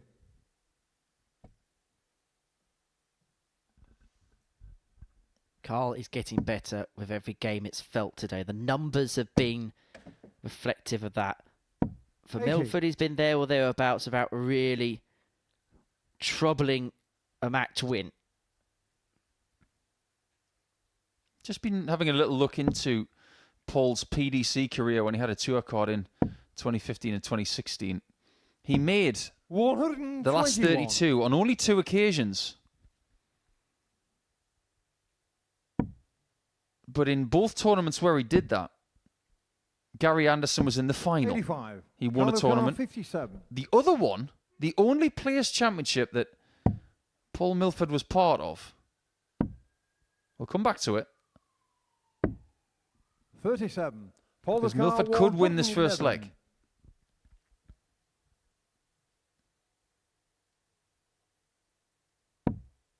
Needs a treble 17. Now, we do see it a lot. Lefties on 10s are usually mustard. 20. Not right now. And he's handing Milford a freebie right now. No score. Paul Lucar, 60. An opportunity to put himself 1-0 up in this contest. An opportunity just to really settle himself. He hasn't really had an opportunity to settle down on this stage. 40. And the tops doesn't go. 20. And the frustration really is beginning to creep in. And Sneed, look at a double 10. That's a lovely guide. Surely the second one goes in. Of course it goes in. And Carl Sneed leads by a leg to 0. Second leg, Paul, the third first. Game on. Paul lost to Johan Brouwer by 4 legs to 2 in his opening game of the session. Fair to say 81. It's not the mildest of starts to a Modus Super Series campaign for him, particularly when you're on debut. 60. Yeah, I was just talking about a Players' Championship, the only Players' Championship, in fact, that Paul had made the board final. He lost to Simon Whitlock 100 on the 16th of May 2015. So a little over 9 years ago. Quite surprised about that, actually. 140. That he only made 2 board finals in the 2 years he had a tour card. But the day that he did do that in his sole Players' Championship board final, 92. It was a rather strong field. The last 4 players in that tournament were Gary Anderson, Michael Van Gerwen, Phil Taylor and James Wade. Taylor won the tournament, beating Anderson in the final 6-4 with an average of over 101, which is pretty much expected. But Taylor didn't go to 85. Many Players' Championships. He didn't go to many floor events. So to see him at one in the middle of May was rather rare. That was probably used as practice for the Premier League finals back then. because the way the rankings were back then, Phil didn't need to go to those floor events because the majors carried so much weight in comparison to 41. other events. Now we've got the Euro Tour. The Pro Tour has actually become more important because the big money prizes begin to just seep up into secondary events. If you think about it, 83. Paul the car, 75. Taylor against Anderson on the 16th of May was a repeat of the World Final, which Gary won 7-6.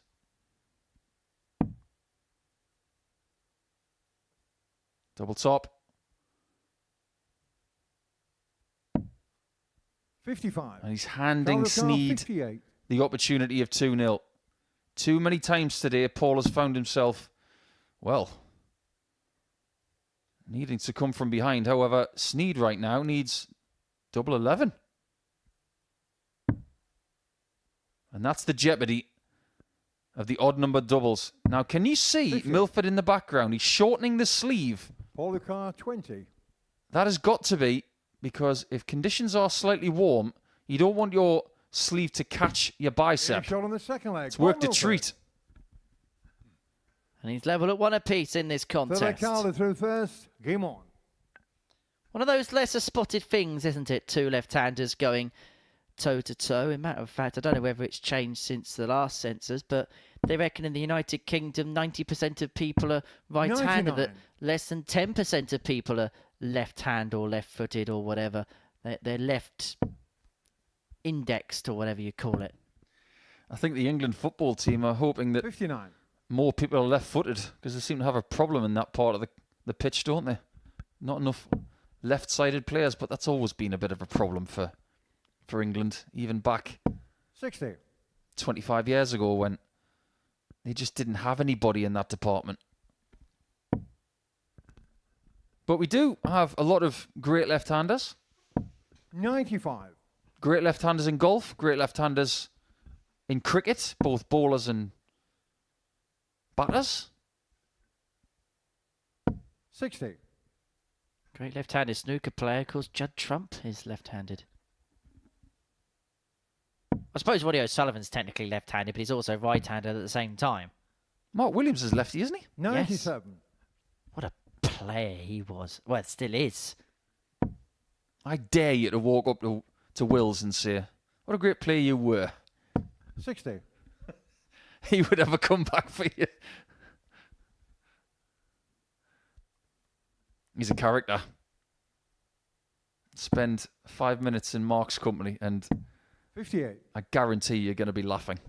Good darts player himself is. Absolutely. Saw him at the fishing a few years ago. There was a darts challenge there and he bossed it. 98.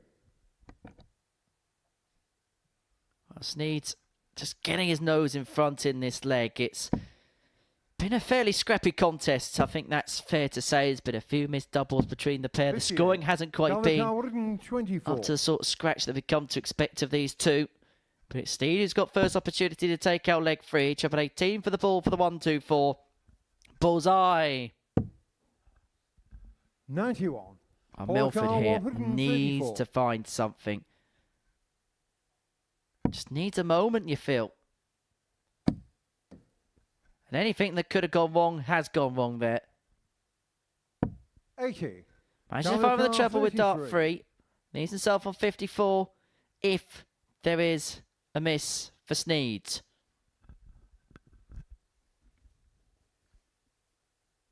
Do you feel the need? The need for Sneed? Game shot on the third leg. Hence Sneed. the high five. There was no high Fourth five. leg Paul through first. Game on. But that double 10 is really corresponding for Kyle. If he misses it just on the outside, he's 139. finding a good sighter to then hit it with another dart in hand, if he has another dart in hand. Milford pretty much in the mire now. He has to win his last 2 games of the day. It's as simple as that if he harbours any hopes of making it through. 121. And Sneed 2-1 to the good in this contest has made the hopes of this one a whole lot harder. But he's rallying back. And rallying back. 180. I mentioned earlier that Paul has won a Challenge Tour event before. It was in Milton Keynes in March of 2017. 59. beat a certain smash in the final, Martin Luckman, who was a mainstay on the Pro Tour at the minute. He has actually been in this building in the last 96. couple of months, supporting friends of his. Great guy, Martin. He beat Alan Tabin in the semi-finals. Now, if that tournament had gone a slightly different way, in that semi-final, Milford could have played Luke Humphreys. You don't need me to tell you, he's the world number 1 now. So, options from 68.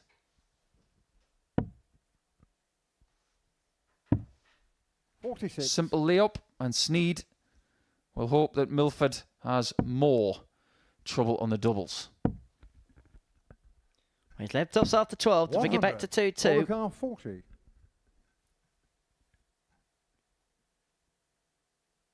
Big moment this for Paul.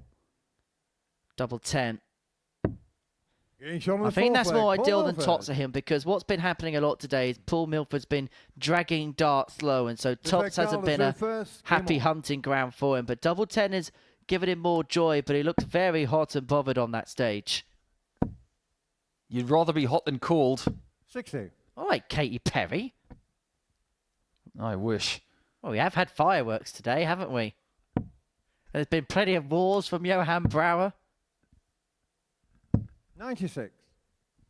You must be a fan of Katy Perry with all those Dark Horse, songs. you see. Oh, I see. 100. You're trying to say that that last leg was the one that got away for Carl Sneed.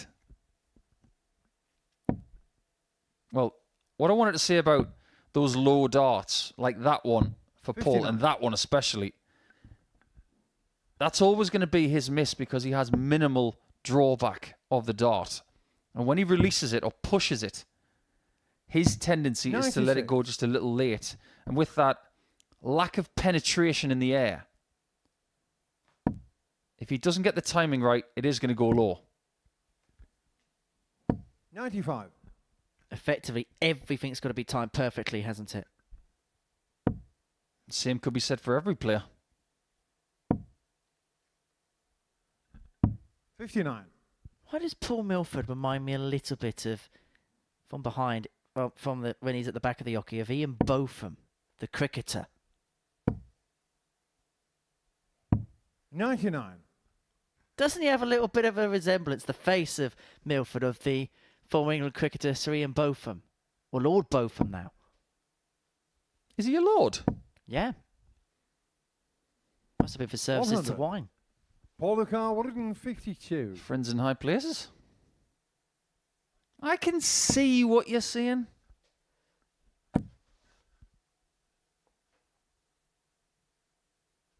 Same shaped face. I think that's where you're going with it. 92. Well, it has been a bit Paul beefy Lucar, today on 86. stage, hasn't it? Sneed looking at 86 to lead 3-2 in Lancashire. Some county in cricket as they are in darts. Aren't they just?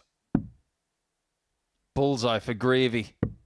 Gravy. Carl Sneed. Just like that. Nothing makes you feel better than a bullseye finish. Paul through first. Game on. Well, we talk about Ian Botham. Well, Paul Milford's going to need an Ian Botham-like innings at Headingley back in 1981 now, because his back's against the wall. He's on the cusp of a fourth consecutive 120. defeat. Darts are beginning to spring out the board. And he's getting sick of that scoreline of 4-2 as well. Because if it happens again, he's going to be on 0 points with 1 game to go, and he's got Norris in game 14. 140. It means that once again he's been hit for 6 legs. You're like a dog with a bone sometimes, you know that? In a good way. 100. Well,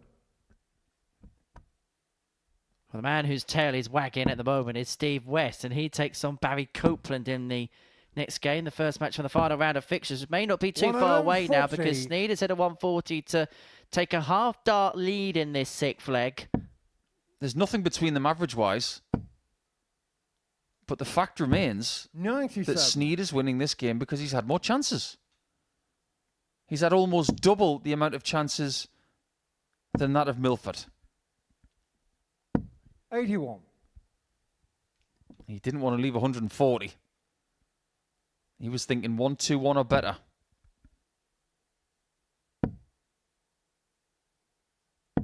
58. If you look at Counter what car 140. Milford has done today, it's been fairly consistent.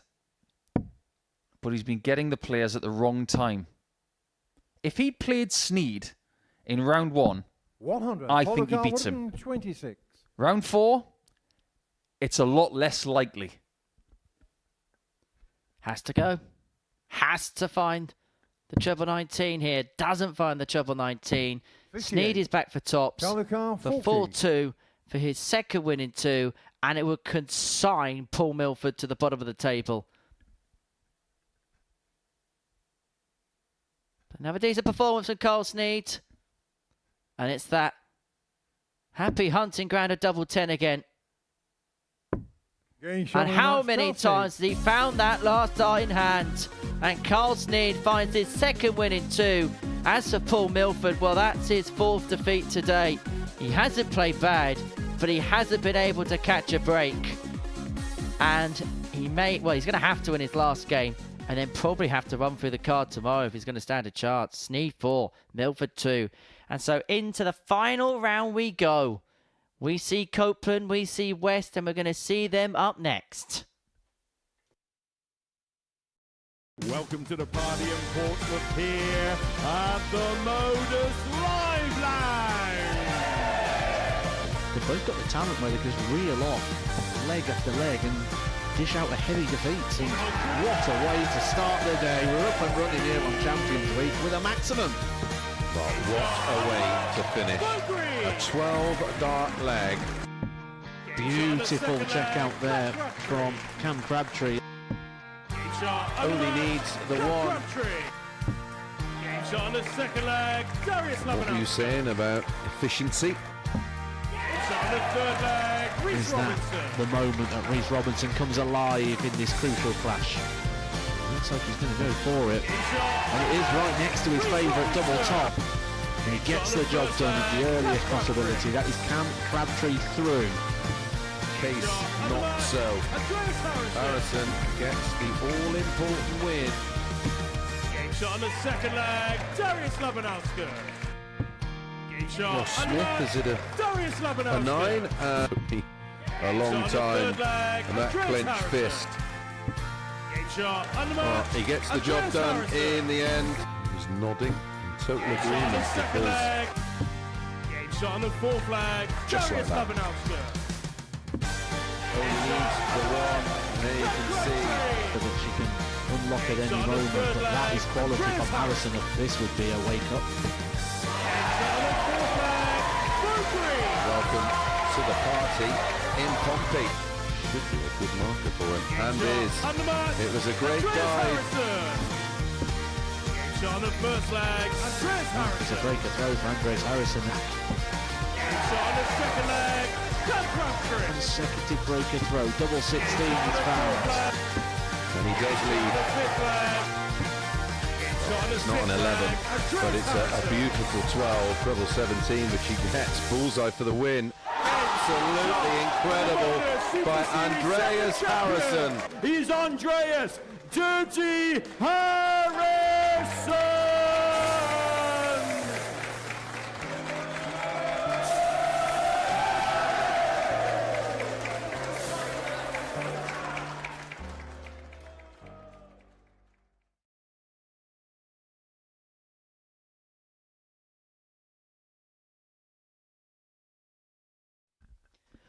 Welcome back to the Modus Super Series, where we're about to enter the final rounds worth of matches on this Thursday afternoon. It's been a real dramatic affair, and before the break we saw Carl Sneed get the better of Paul Milford by 4 legs to 2. And what we've really seen is the top and bottom kind of go in their separate directions, but the middle of the table is really, really tight. We can have a look at that now, because Steve West has won each of his 4 matches up to press. He could complete the card in a couple of moments' time.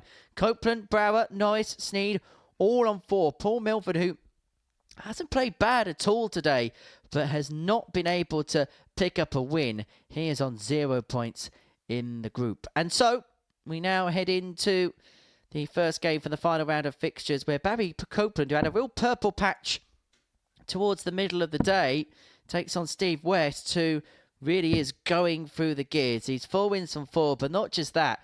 He's dropped just a couple of legs for the course of the session, and he's looking to run through the card in emphatic style. And I suppose the big question is, in terms of stopping Steve West, if you're Barry Copeland, you're going to have to find your best, that best that he found in the middle portion of the session today. You would assume so. Because Steve is definitely bubbling up to something this week, isn't it? First leg, Barry to through first. Game on. Pressure's off. Simple as that. Steve West is going to be top overnight. That is a fact. Nobody's going to stop that. No matter who wins in the final round of play, West will be top. 60. But by how much? And you all saw, if you've been tuning in all week, Wayne Jones was in this position on Monday. He was on 8 points. 55. He was not going to be beaten to top of the table on Monday, and he would not relinquish that for the next 2 days. Steve is trying to do what Wayne did in Group A. So far, so good. 60.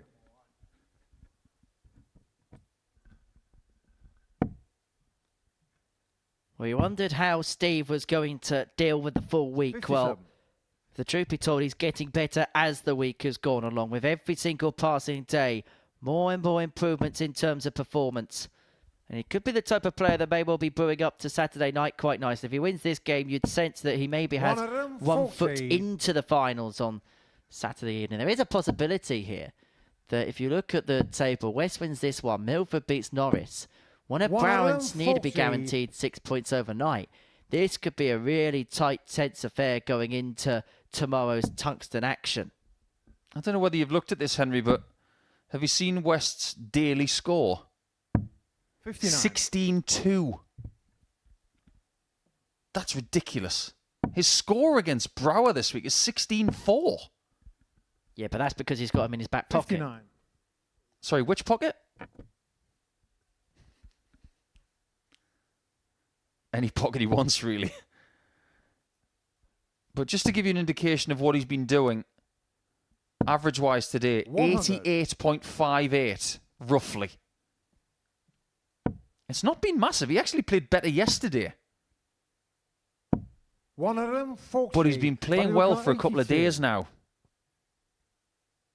And nobody can stop him. Or can they? Barry can. Barry Copeland. Last start in hand, Barry Copeland has been so good at times. Steve to throw first. Game on. He conjures up the tops there. He leads West by a leg to nil. And that's only the third leg that Steve's conceded so far today. Such has been the 80. domination he's had. In fact, prior to that, the only player who had picked up legs against him was Paul Milford, the player at the bottom of the table.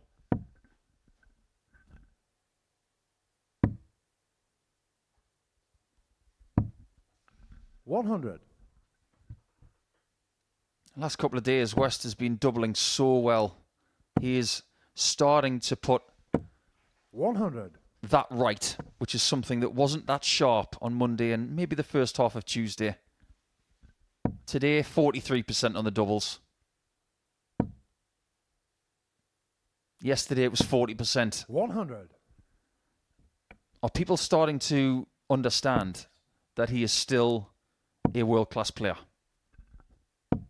140. He is still one of the best players to play here. Even coming back from injury, it's still there. The numbers give you all the proof you need.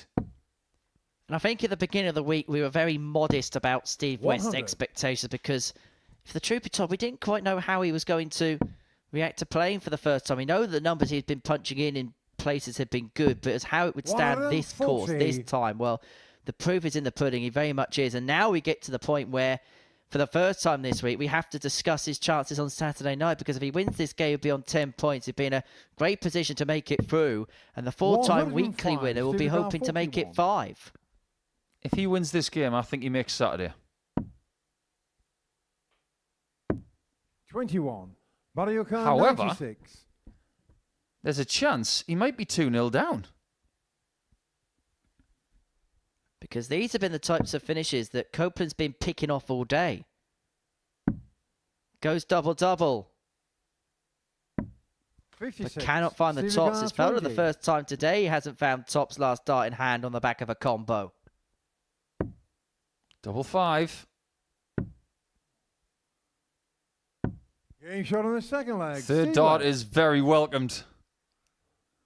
It was a little bit of a... Third leg body to throw first. Game on. Well, how can we describe that? Was that a little bit of homage to our favourite Dutchman in the group? I think they're having a little bit of fun up there. And look, these are two very experienced campaigners, and there's been a lot of things that have been going on today. And maybe for this pair, they're just kind of relaxing after both players are involved in games against 100. Mr. Brouwer, which was at times a little bit icy.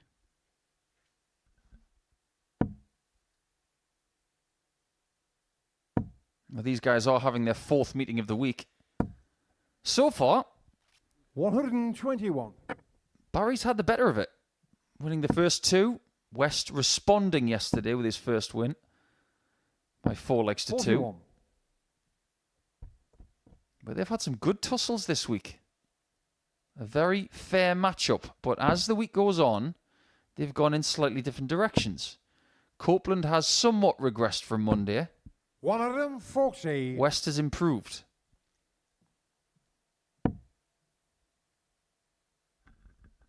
Think about it this way. Only 2 players from this group will go to Saturday. 45. There are going to be some very disappointed people come this time tomorrow when we have to put X's or ticks next to names. Well, this may well be the first time today where for Steve West the chips have been down. Copeland leads himself 114 to move 2-1 to the good. 85. And you probably have thought, 140. probably have thought on the basis of play today, if anybody's able to pick apart Steve West, it may well be Barry Copeland based on his high level. And he's beginning to play some good stuff. He's looking at tops of the 114. In it goes into the top left-hand corner. And once again, Copeland finds tops on the back of a combo. A game being played in real good spirit, but it's a game that man in your picture, Barry Copeland, leads by 2 legs to 1. 57.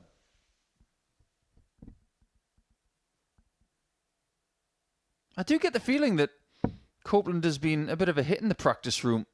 Otherwise, those fist bumps wouldn't be happening. 100. I think there is a great deal of respect between the likes of West and Norris and Copeland. 140. Well, there's a lot of old school in that practice room, and you've got to be careful when you say a phrase like that. But Steve West has been around for a number of years, experienced campaigner. Barry's been on the circuit for a number of years. Alan Norris. They know the game inside out, and they 60. all play the game in a similar way in terms of how they see the ethics of the sport, how they see the way a game should be played in terms of the spirit of it. Yeah, that's fine. 60. I think everybody around their age group would pretty much say the same. Put it this way, they're not of the Insta TikTok generation. That's an affirmative, Captain. 30. I don't think there are many players around the 50 mark who are on that platform. 100. You see a lot of the younger players, playing about with the cameras and things like that. They're just not made of that mold. Their mold is just to get up there and play. There was a time 43.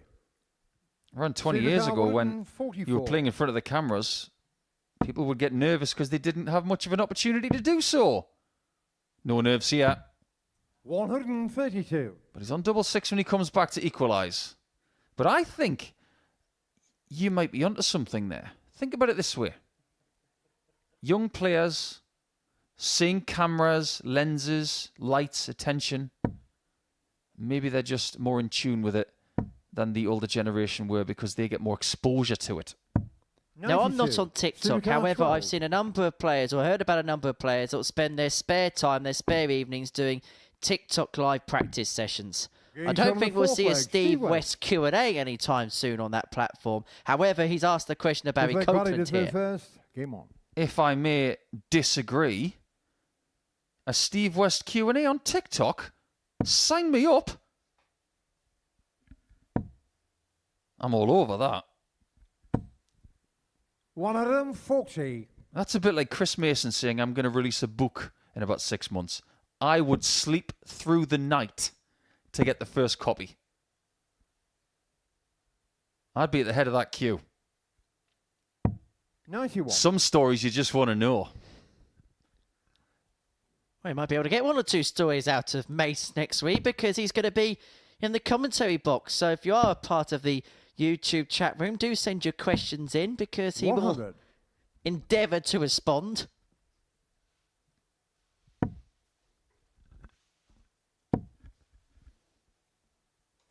$135. This game is living in a mid to high 80s range. I just wonder when the most important moment is going to be. It might even be the last shot. 140. That might be where we have to go. Very, very deep. Miraculously, 59. we've not had one game go the distance today. Not one. Which means this one will.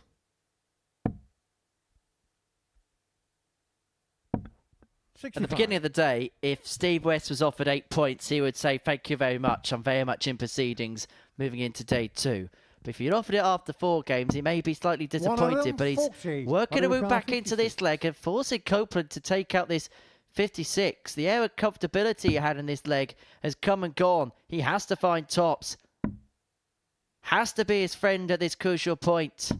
Is his friend at this crucial point. And once again, finds it into the top left-hand corner. Knit one, pearl one. And he's one leg away from becoming the first player to dispose of Steve West on this Thursday afternoon. So we've spoken in great detail about the possibility of West getting 10 points. 140. What about Copeland getting to 6? And only 2 points behind West before they play again tomorrow.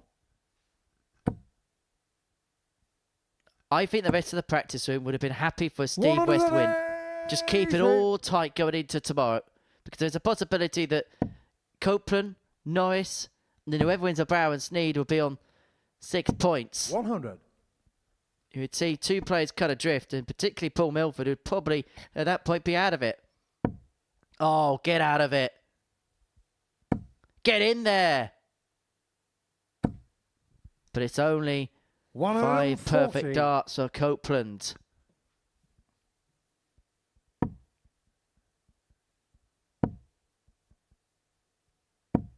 Look how much he wants the 10 points. He doesn't want to settle for 8. Not a chance. And that's his first 180 of the match as well. 100. Steve car 81. Now we have an important moment. Game on. 75. Or game over. Value car 81.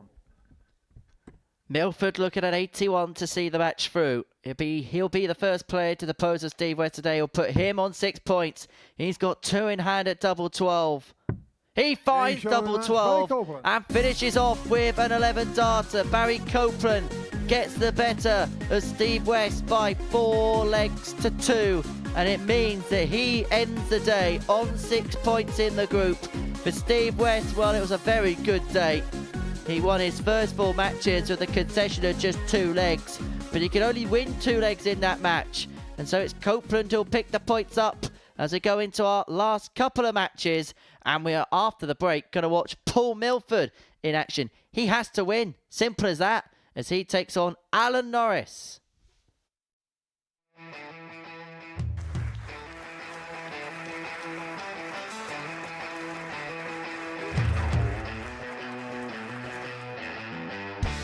Hang on a minute.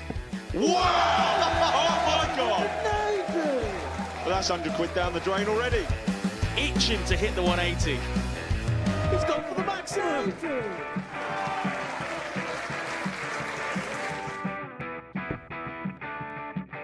18 for the bull. Bull. 53. No, he said bull. That's a great first start from Adam. Oh, look at this. He's going to leave Scaife. Oh, can you believe it? That is unbelievable.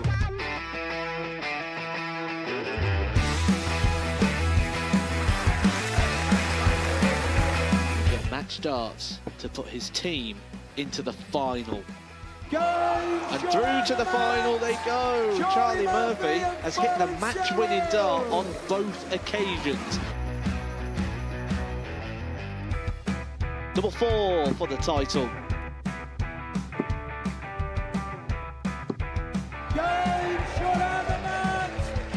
Please show your appreciation for the winner of the Influencer Pairs event, George Scaife and Adam Lipscomb.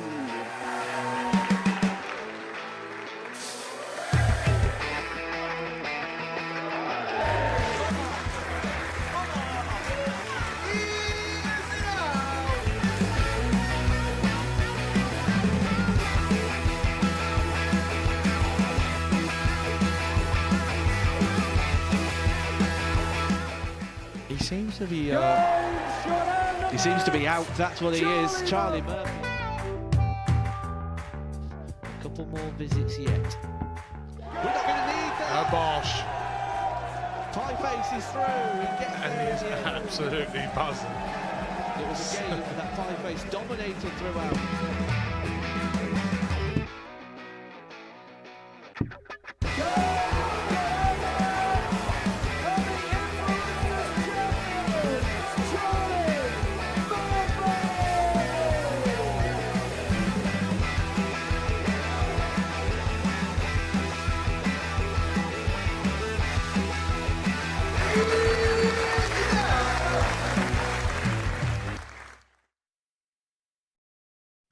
Hello again, everyone, and welcome back to the Modus Super Series, where we are about to begin our penultimate match of the afternoon session as Paul Milford takes on Alan Norris. A reminder, though, that this is session 1 of 2 that we're bringing you today, and we'll be back at 10 o'clock this evening for the beginning of Group B, which is going to see The Thumb, Christoph Kachuk in action, alongside Richie Howson, and they're going to be joined alongside Keelan Kay, Gary Stone and Kurt Parry. You can watch all of that action unfold from 10 p.m. this evening, but our full focus is on Milford and Norris. And for Paul Milford, if he is to stand any chance going into day 2, he has to win this match.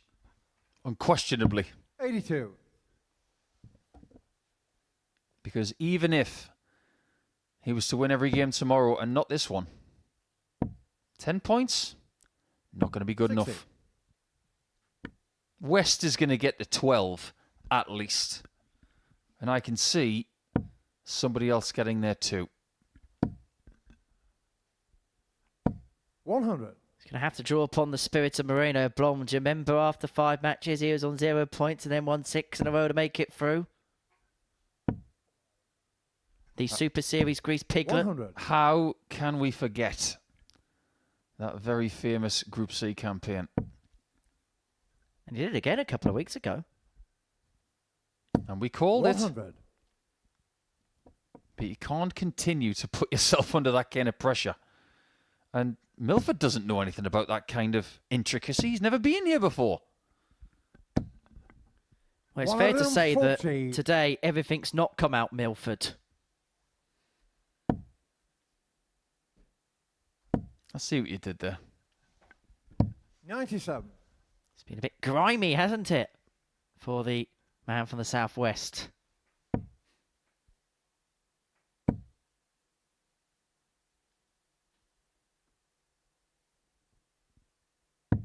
$139. Paul Car 122.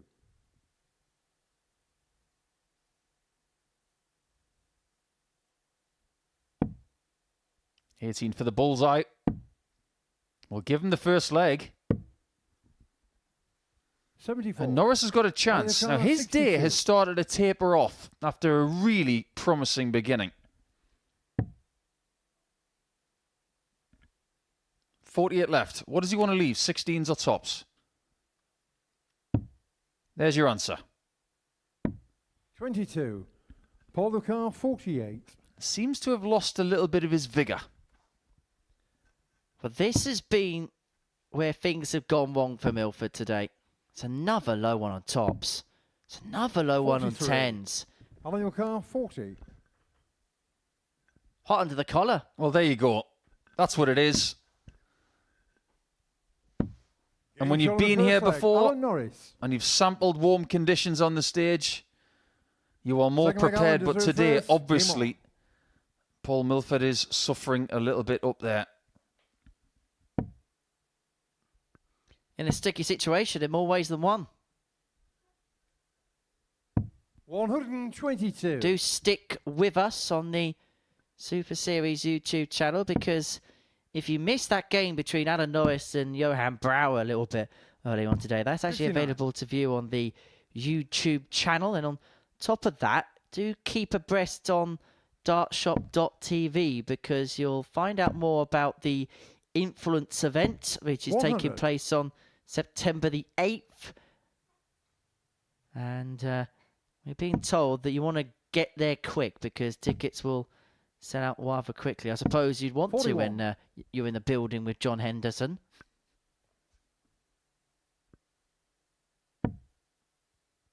Yeah, just to give you some sort of information as to how quickly the tickets for the last 140. influencer event sold out. Less than 2 weeks, but this time around, with people who want to come back for another one, I have a sneaky 44. suspicion On your car, that the tickets for that influencer event on September 8th might go in less than a day. I don't think we'll be talking about it tonight.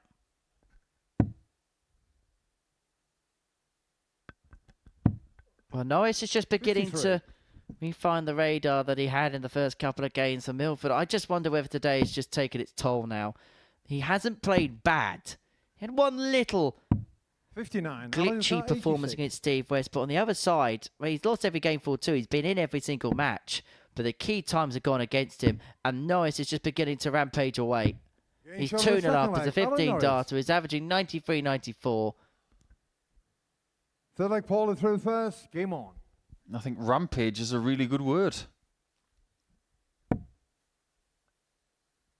One person is playing well in this game, one isn't. 60. And you know what happens next if that continues to occur. 100. I think Paul's going to be very philosophical about his debut day. He will have learnt an awful lot about himself. 60. You know what they say? You learn more from a loss than you do from a win. Which means it could be 5 losses. He's milling over overnight. 140. Coming here and succeeding, it's not easy. People come here, they qualify, they go through vault events with the ADC. They come here with a reputation. It's not simple for anybody. 91. We've even seen great players really struggle to acclimatise to this stage. I mean, Robert Fortin still hasn't won a week here. Great example. Neither is Martin 100. Adams. On your car, 170. And he's been coming here since the very first day we were here. Norris. Leaves tops. 130. This is like the Alan Norris from game 2. High 90s average. 100. Doubling well. 40. Possibly 3-0 up. Double 10. Well, there's no He's possibly on the third about it. leg. He is Alan 3-0 Norris. to the good, and he's got the double break. Averaging 98.02. Fourth leg, This is a Alan really Norris. good performance.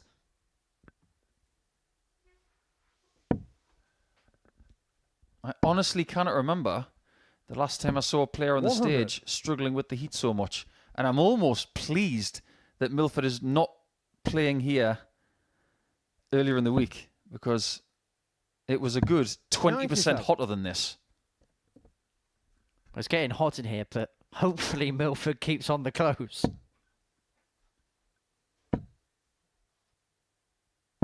140. Norris looks in so much command. And he looks comfortable. The average is going only one way. 120. And that is just symptomatic of Paul's day. All 3 darts thrown well. And he only walks away with 120 points. 100. Norris averaging in excess of a ton. 161 points away from a 4-0 win, which would end his day the way he started it, in perfect fashion. And it means the winner of Brouwer and Sneed would be on 6 points. And 60. suddenly this table will become a little bit tighter than maybe 1-4 at the midway point of the session. He has attacked these finishes all day when his opponent hasn't been on and out. He's not going to get the opportunity to elect for the bullseye, but he is going to leave himself double 12 after 12. And if he hits that double 12 with the first dart, this is going to be the best average of the day. 57. And he will be the first person in this group to average over 100. And only the 3rd person to do so this week. Well, Alan chucks in his best darts for last. An average just under 102 as he beats Paul Milford by 4 legs to 0 for whom today. And it was a little bit of a disaster at points. He played well, but just couldn't quite get the timing up together in the key moments. But in that one, Alan Norris was just the dominant force. Average of 101.9. 4 from 8 on the doubles. He moves on to 6 points in the group. And the winner of our last game between Johan Brouwer and Carl Sneed, they will also find themselves on 6. And we're going to watch that game on the other side of this break.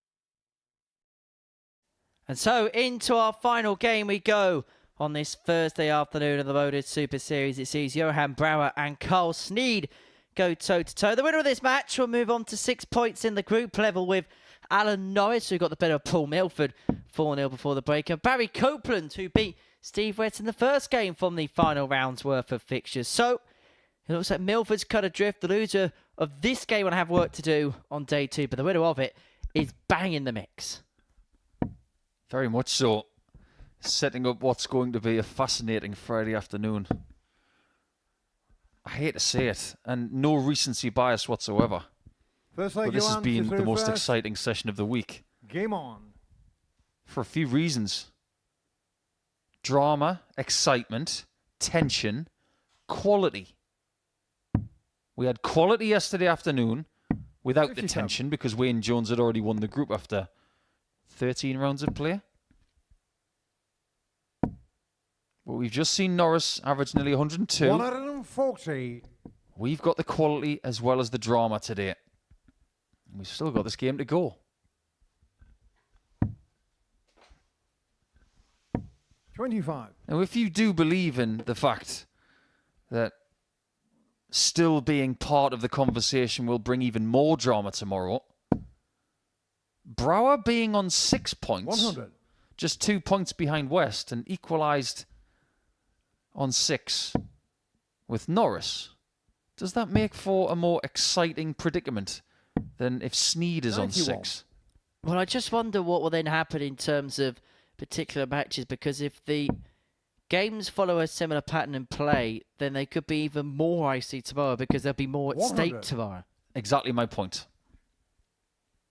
However, it feels as if we've not been cutting Sneed a bit of a break today because predominantly 140. the conversation's been about his opponent. He wins this game, he goes to 6 points, and he is very much part of the conversation.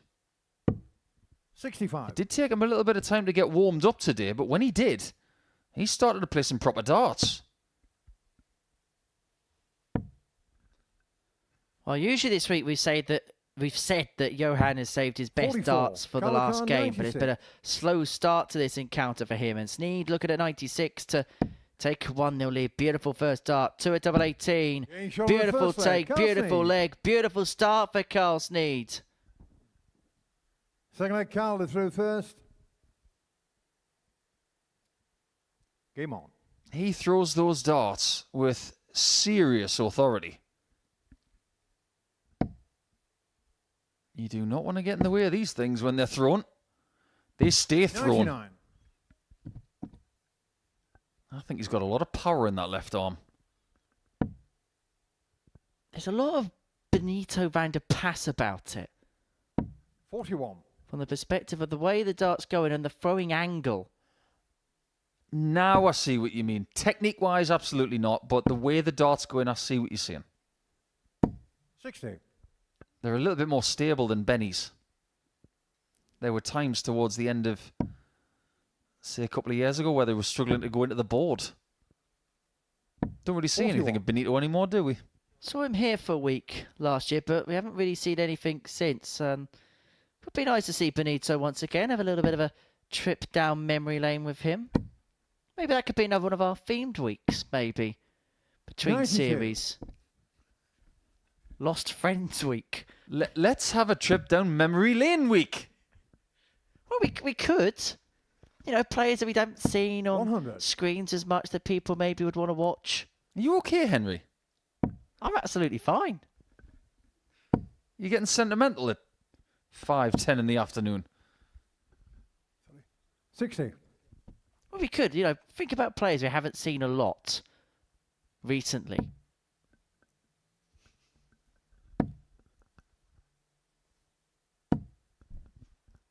Three. Shots that you don't see quite a lot. Thankfully. And he hangs his head in shame. Oh no. Your friends are not going to let you live that one down, Johan. 140. You might want to leave yourself on a finish here because if Carl's feeling a bit frisky, he might go for the bull. Well, he's averaging 98.5 in this game, Carl Sneed, as we approach the end of the 100. second leg. He's not going to go for the bull. He's going to go for the 10 and the tops. Playing with his head on and two in front. This is really professional from Carl. Third leg, Johan to through first. Game on. He's a bit of a unit, isn't he? You put him up against the Dutchman on the stage and you realise that Carl's 50. tall. You'd probably want him in your line out. Put it this way, you wouldn't want to get on the wrong end of Carl, would you? Very nice chap, by the way, I should say, but put it this way, he's not 60. one I'd like to take on in a dust-up. I can't imagine you're going to say about him, well, actually, he's not my cup of tea. As commentators, we have to be objective, of course, and we are allowed our opinions. 60. But predominantly, we do say that most of the guys and the girls are lovely people. And most of them are. 100.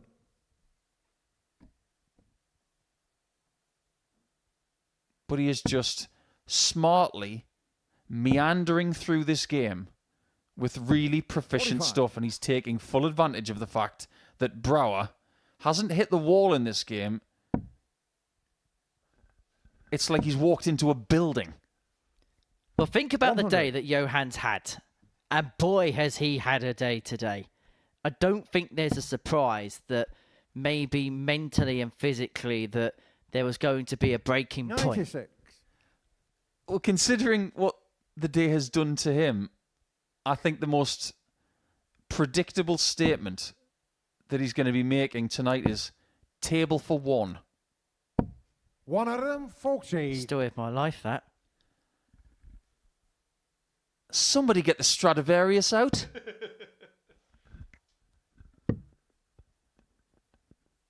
That's a good switch.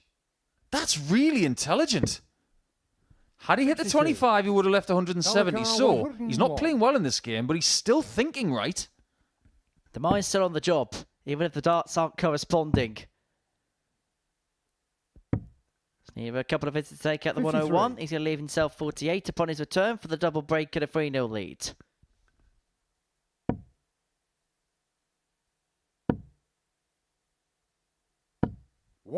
Now, here's the question. 48.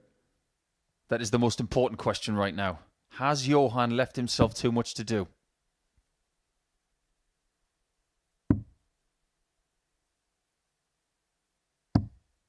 Maybe not. Johann Ilkar, 88. Well, it's going to be for Johann. You feel like it's now or never in this match. Well, it's either Johann or Nohan. 7-7. Game shot on the third leg. Johann Brouwer. Yeah or nay? Yeah. Fourth leg Carl through first. And now he looks tired as a result of it. We talked about it. You want to bring that kind of adrenaline to a match. You want to do it all day? Let's see how you feel after 5 hours of play. It will drain you. 140. And if he wants to continue to poke the wolf, go with it if you want to do that. But it is a dangerous plan. 97.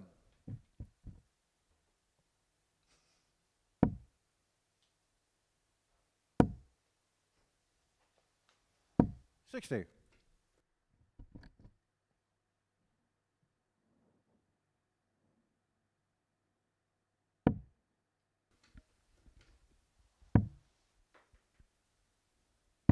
$48. It is the last game of the day. And this one is going to leave the last footprint on Thursday afternoon. But there's more darts to come. Hopefully darts like that. 180. Carl averaging 94 towards the end of leg 4. This is a good performance. Are we going to get darts like this later from Kurt Parry? From Keelan Kay? 26. From Gary Carl Stone? We know 21. what ceiling he's got. But 114. Double 18. Oh, Carl. We love it. So do you. That was 301 in 6. World class from Sneed. He's a leg away.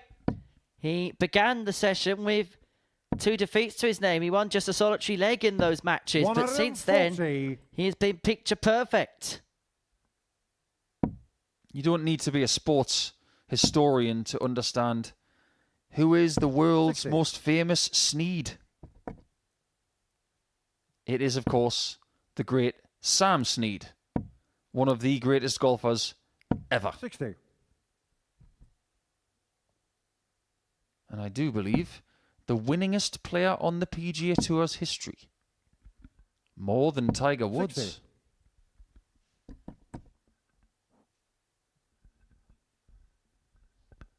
Brouwer needs to be the winningest in the next 3 legs to put himself onto 6 points. The winner of this game will move themselves onto 60. that mark. And our final game of the session before, as Nicholas says, back from 10 o'clock tonight, there will be a substitution in the commentary box for this evening. 60. Why is Ole Gunnar Solskjaer coming in? Oh, could you imagine? Well, Ole was substituted by Erik ten Hag, wasn't he? 100. Someone who I referenced earlier in the week, saying that Johan actually does have the same barber. So we've had Erik ten Hag and Ian Botham in the same group. 45. Johan Ricard, 141. According to you, we have.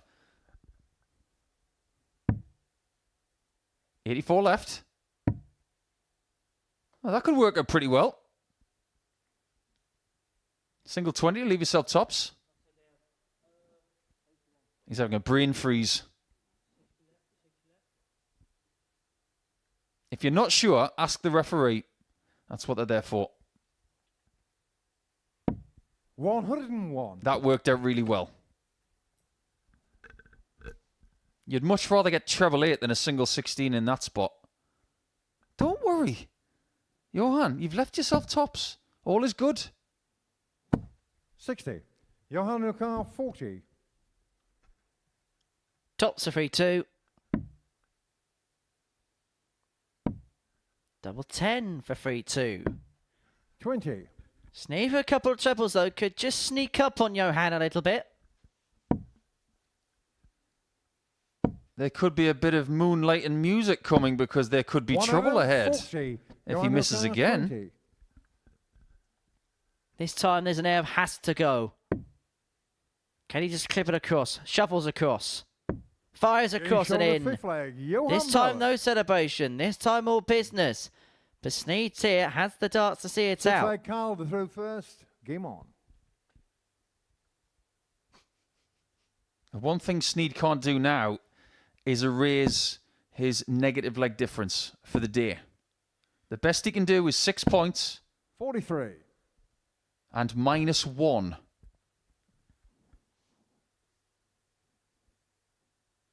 Win the game and he will stay in 4th position. 100. However, the best that Johan can do is 6 points and getting his leg difference to all square. That would put him in 4th. It's not necessarily about your position right now. It's about the amount of points that you've got and how far you are behind the top 2. And with 6 points being second, 41. There's nothing in this. And dare I say, if Paul Milford plays like he does tomorrow, he may not go through, but he could be a spoiler. We say it every week. If you're not going to qualify, cause chaos. It's going to be an interesting Friday here at the Live Lounge. It could be Frosty Friday here at the Super Series. 40.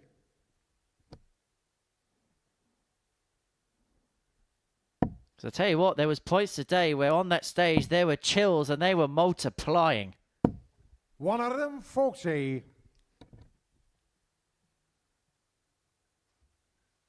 Johan's got to shape up, otherwise he's going to lose this game. And this is the one he wanted more than anything else, to put him on to 6 points and to put himself bang in position going into tomorrow's table. Just when Carl was putting himself into position, 24. He goes and does that. He is first to the finish, but there's no way he wanted to leave 156 there.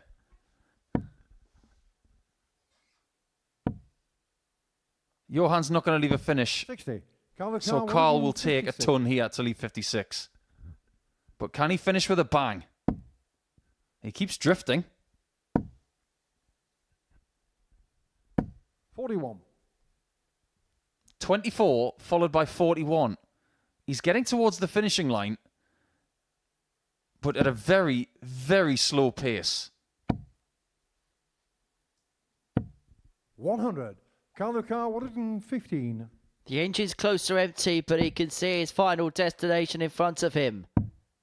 Couldn't find the triple 19 that would have left him the subsequent 59. double, but what he is going to do is leave himself on 56 if Brouwer cannot net the little fish. Yeah, plugs at the ready, everybody. There's a small matter of the best part of 20 points between these two in the averages. Johan has played poorly in this game. Sneed now has his first chance to put him away. Double 16. Well, that's a happy accident. For the second time in the game. For both players. It's double 16 to win. And it is a win for Carl Sneed, who with a hat-trick of wins to end the day has ended Thursday strong. He puts himself bang in position to qualify for finals night. As for Johan Brouwer, well, he has had some trials and tribulations today. He's kind of been the story of the day, if the truth be told, but it is Carl Sneed who wins by 4 legs to 2 in our final match of the session. A day where we've seen a lot of 4-2s, if the truth be told. It's a day which sees Steve West top the pile, having won 4 out of 5. Barry Copeland also impressive on this Thursday. And myself and Paul Nicholson will talk about every single dart that's gone in after this short break.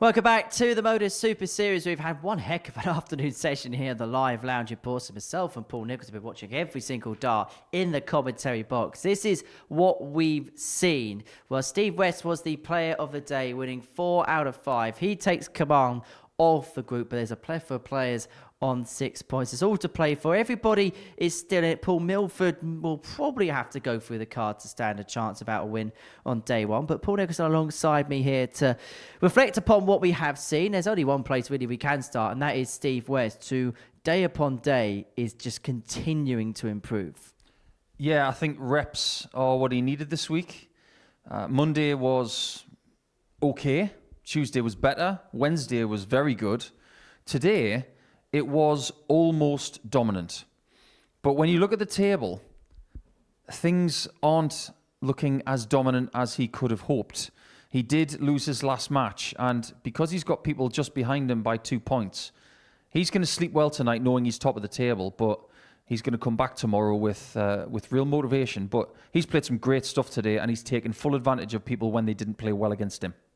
Well, Barry Copeland was the only player to deny Steve West to win today in that final game of the session. And come this time tomorrow, this could well be the game we speak about. Yeah, possibly. Look at what they're doing to each other. West on for a 12 darter, doesn't get it, and Copeland comes back for the same shot and does what Steve didn't. That was a tremendous quality match. And I'm really looking forward to them playing each other in the first round tomorrow, because it could stipulate where we go from there. Well, let's talk about Barry in a bit more detail, because actually there was points today where he was absolutely superb. There was glimpses of it in Group A, particularly on Monday, and it looked like he's really refound that form, rediscovered that form today. Yeah, parts of it. But there's still this lingering doubt of whether he can string 3 wins together from 3 matches. It's very much a win-loss kind of situation that he finds himself in predominantly. But when he gets it right, he gets it very right. There's definitely something there. It's just a question of game-on-game consistency. And if he can string 3 wins together out of the first 3 rounds tomorrow, then he could be the person to catch. But West has very much got his eye on Copeland for the first game tomorrow. Make no doubt about that. Talking about players that when the one they're very much on, Alan Norris was that today. Yeah, I mean, 101.9 in his last game. Played superbly well, didn't he? Almost went a bit missing in the middle of the schedule and booked his ideas up when it came to his last round. But 2 performances that bookended his daily campaign that he'll be really pleased with. And looking at some of his numbers on the Challenge Tour, he hasn't been doing that on the Challenge Tour and in other places this year. So nice to see him put in 2 really good performances, and he did get another win on top of that as well. Well, let's have a look at the table then, following the first day's play, because Steve West does lead it. 8 points to his name. Could have been 10, but 8 will do for him. Copeland, Norris and Sneed on 6. Paul Milford out a win to his name. But not usually do we say that the headliner of the day is the player in 5th place, but that's exactly been the case with Johan Brouwer. 4 points to his name, but has been involved in some really interesting battles over the course of the day. In particular, that one against Alan Norris. In particular, that one against Steve West. We know that he's a player that wears his heart on his sleeve. Was the heart maybe a little bit too much on the sleeve today? Well, I think what we've seen from him over the last 3 days has not been a surprise, because he's done it the last time he was here.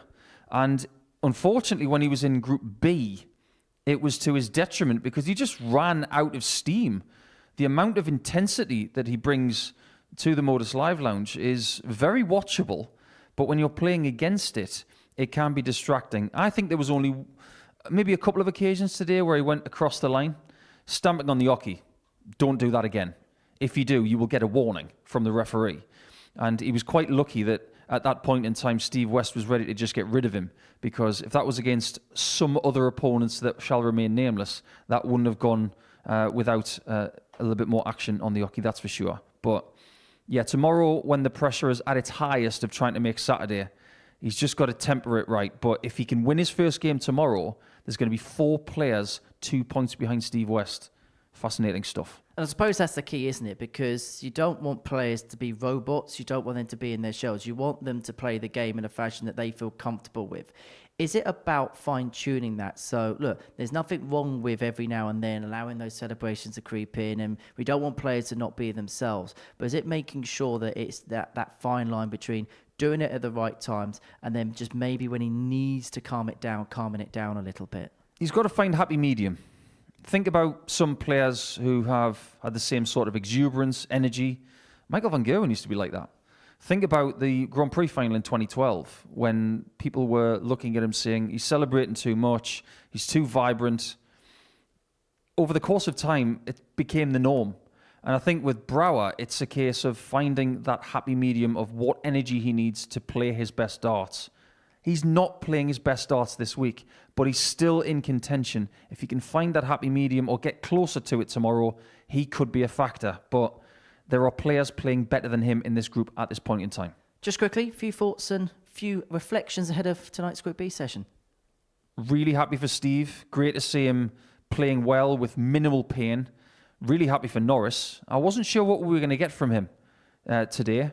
I'm really happy that he's put in 2 really good performances, but Carl Sneed, I'm impressed. Again, we've not spoken about, have we? Yeah, absolutely. I think he's gone way under the radar, and if he can have a better start tomorrow, he could be someone that we have to talk about. I was impressed with him at the end. As always, you've been impressive. Thank you very much, Nico, for your company as ever. We're going to be back at 10 o'clock this evening on the Super Series YouTube channel. However, in September, we're having the Red Dragon Modus Super Series Darts Influencer Showdown. No queue for that either. And we're going to have tickets on sale for that in the next few minutes or so. So if you head over to www.dartshot.tv, you can be here for what was a special night last time. And we're going to be doing it all again in a few weeks' time. Bye from us. Hang on a minute. Wow! Oh my God! We're not going to need that. Bosh. Tie face is through. It's Charlie Milford! First half from Adam. Oh, look at this. He's going to leave Skate. Oh, can you believe it? That is unbelievable. Oh, wow. The crowd was jeering. The crowd was giving him a little bit of stick there. It is the screaming sensation that is Brouwer!